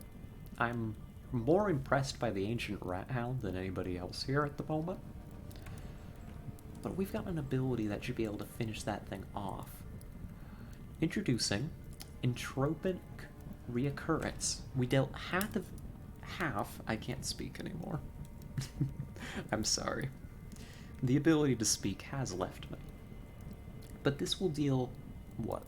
118% of the last unit of damage taken by the target over 4 turns. Which means it'll deal just a little over double damage. We've dealt, it looks like, a little over half its health. So in 4 turns or so, that rat hound is dead. Period. If I'm understanding this ability correctly, which means that I don't actually have to worry about that rat hound anymore. I'm gonna spend the rest of the turn kind of running away too, maybe? Maybe a flashbang. Slow them down, so I don't have to deal with as much nonsense. And we back way up. Yeah, see, it's taken a lot of damage from that reoccurrence right there. Good, that's exactly what we want. We're gonna get into position for an ambush on the enemy.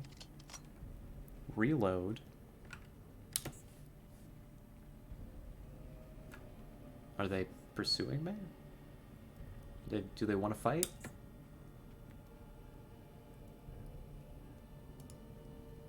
Oh, yeah, nope, there they are. Understood.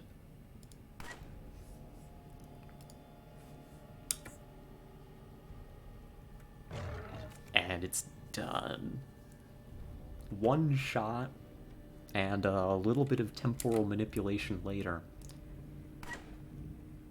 And that's an ancient rat hound dead.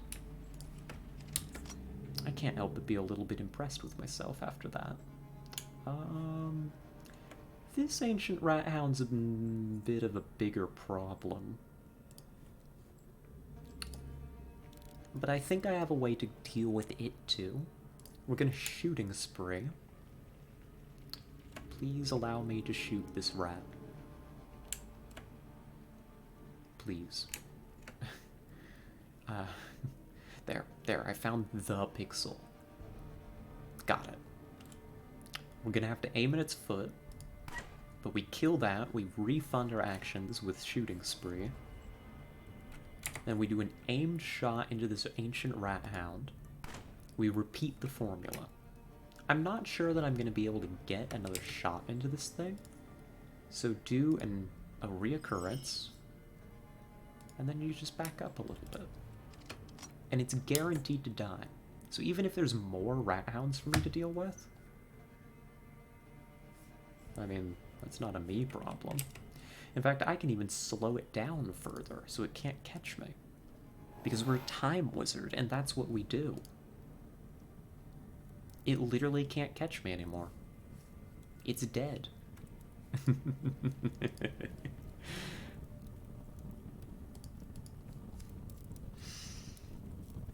It'll crawl towards us, unable to reach us, and then die. Like so. Beautiful. Oh, just beautiful. That was a good fight. I enjoyed that. That feels like the first fight where all of our build really just worked together. We used almost every ability we have besides this distortion one to take on a vastly superior enemy and win. Oh, that feels good. That's satisfying. All without taking a single point of damage. Alright, an ancient rat hound tooth looks very menacing, especially when attached to a living ancient rat hound. Well, it's no longer living at the very least. And there is some very high quality ancient rat hound leather. Now, I think I'm gonna take this. I know I hoarded a lot of low quality leather before, but this actually seems worth keeping. This is a lower quality, but we'll take it. And here's the other ancient rat hound tooth that we need. So that's 6 experience already from winning that fight. I bet there's more inside.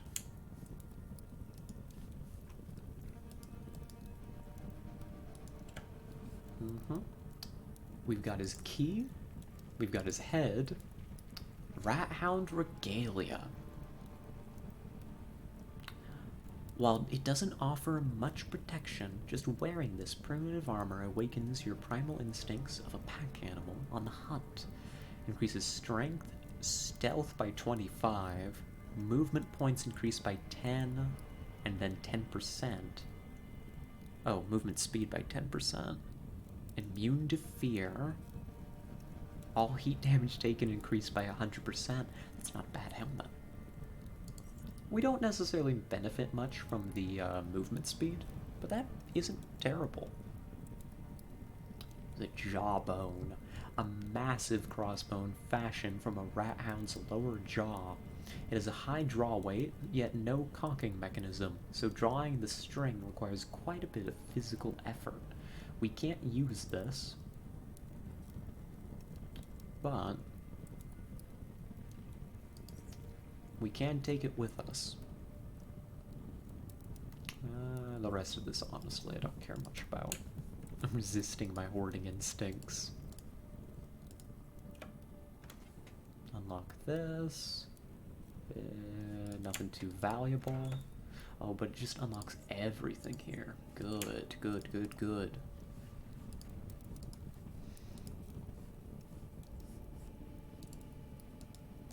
You got a little feeding area for the rat hounds. Well. Oh, he even had a little throne here. This thing. Vaguely in a throne shape. Love that. Mine now. Well, I would say that this place is under new management. Not that I'll probably ever come back here, but it can be a vacation home. Real estate, right? And now, we are the biggest rat. Oh no, I've got to go through the maze again. It's okay. It's fine. The maze, we've already scouted basically our path back, so it shouldn't be that difficult. I say we go back, we turn in this guy's head, and I think we call it a day after that. I think that'll make a good day of UnderRail. A very long day, but that's okay. That's alright. As it turns out, being well rested helps with the whole being able to stay awake thing.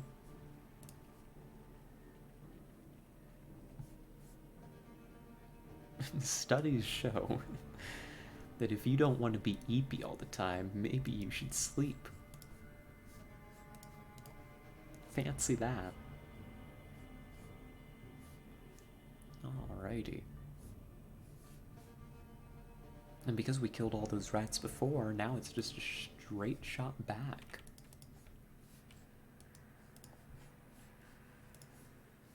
I want to put on this guy's hat.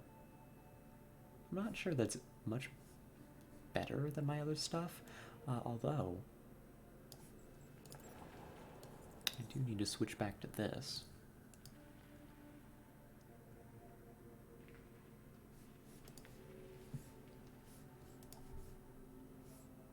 Head back up here.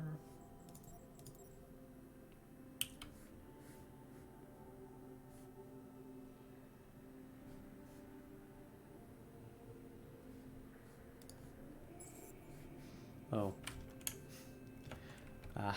I forgot about these rats, actually. Oof. Okay. We'll handle it. We've brought all of the rats. Oh no. Okay. They're just little rats, though. They're not quite as dangerous.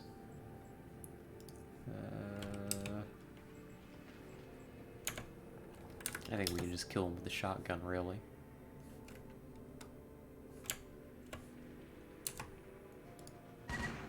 There we are. Let's keep this thing loaded. There's one. Do we have a better shot with this? We do now. Good, good. Get us a clear line of sight to the next rat. There's a big one. Take that out first.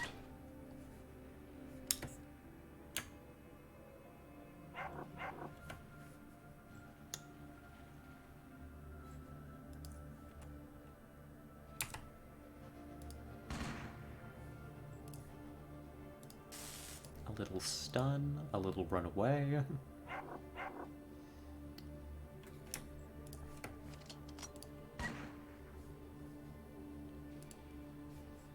Not too terribly difficult.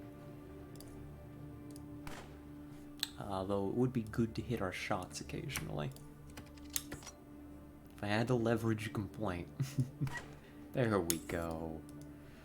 I don't think there's going to be anything good on the bodies, but, you know, we should check. You never know. Nah, nothing. Cool. Cool. I think we have to go this way then.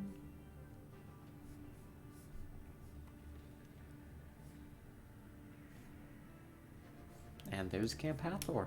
Good stuff. Make sure the guns are loaded before I forget. There we go. Oh.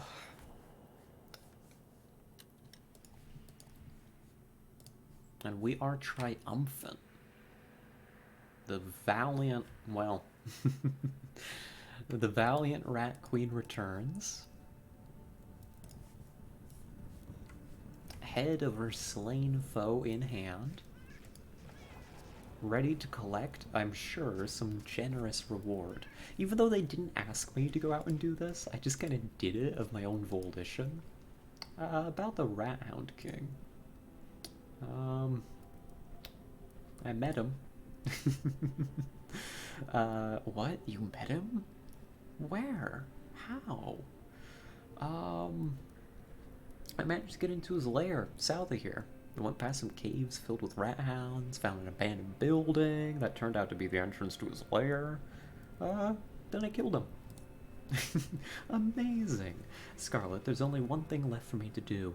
You did so much for us, helped us get rid of the bugs and the Rat Hound King as well, therefore making our lives much easier. First, take this. He hands us 300 bucks. This is not your only reward, of course. You're one of us now. Come see me when you have time, and I'll teach you a few things that a hunter like you might find useful. Not many get the opportunity. Alright. Cool.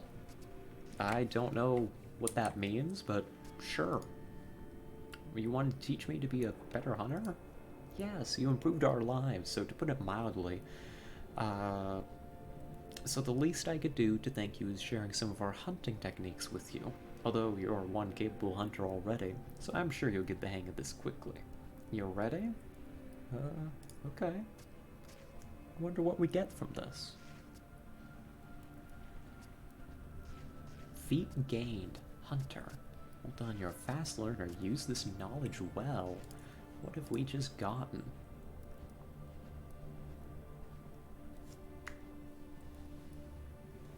It's useless. Thanks.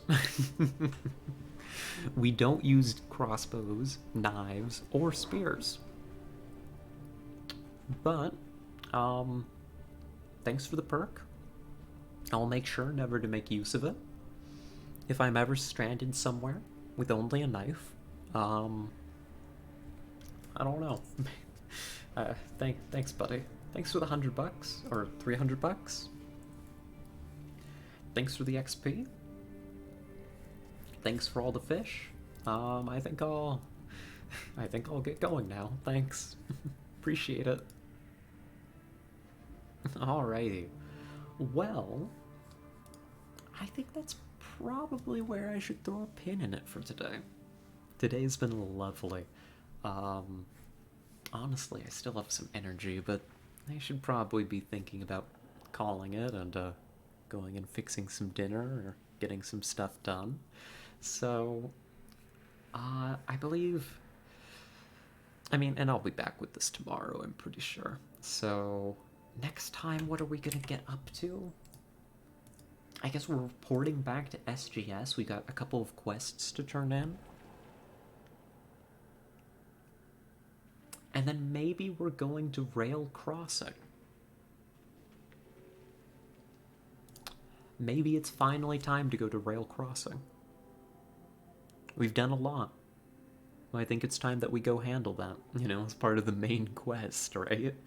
So, let's go ahead. I'm going to take us on over to our ending soon screen.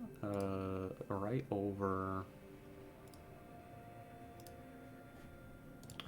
here. There we go. Found it. It wasn't hiding. It was in the same place it always is, but it took me a moment anyways. So, a big thank you to everybody that tuned in today. It was absolutely delightful. I had a great time. A big thank you to all of our chatters today. A blast talking to each and every one of you. And a big thank you to the VOD watchers too. Who are, I'm sure, having a great time. I mean, I hope so. I mean, if you made it this far, I mean, I would definitely hope so. So, if not, what are you doing? This is like 5 hours for you. I mean, calm down. Oh yes, see ya, Boo-Boo-Chian. See ya, everybody. I will be back tomorrow, with more UnderRail. We'll be, I think, going to Rail Crossing. It should be a grand old time. Everybody loves Rail Crossing. Maybe, possibly. We'll find out. And yeah. Have a good night. Stay safe. Make good decisions. Or bad ones. Again, I mean, just whatever you feel like, really. And I'll catch y'all later. Bye-bye.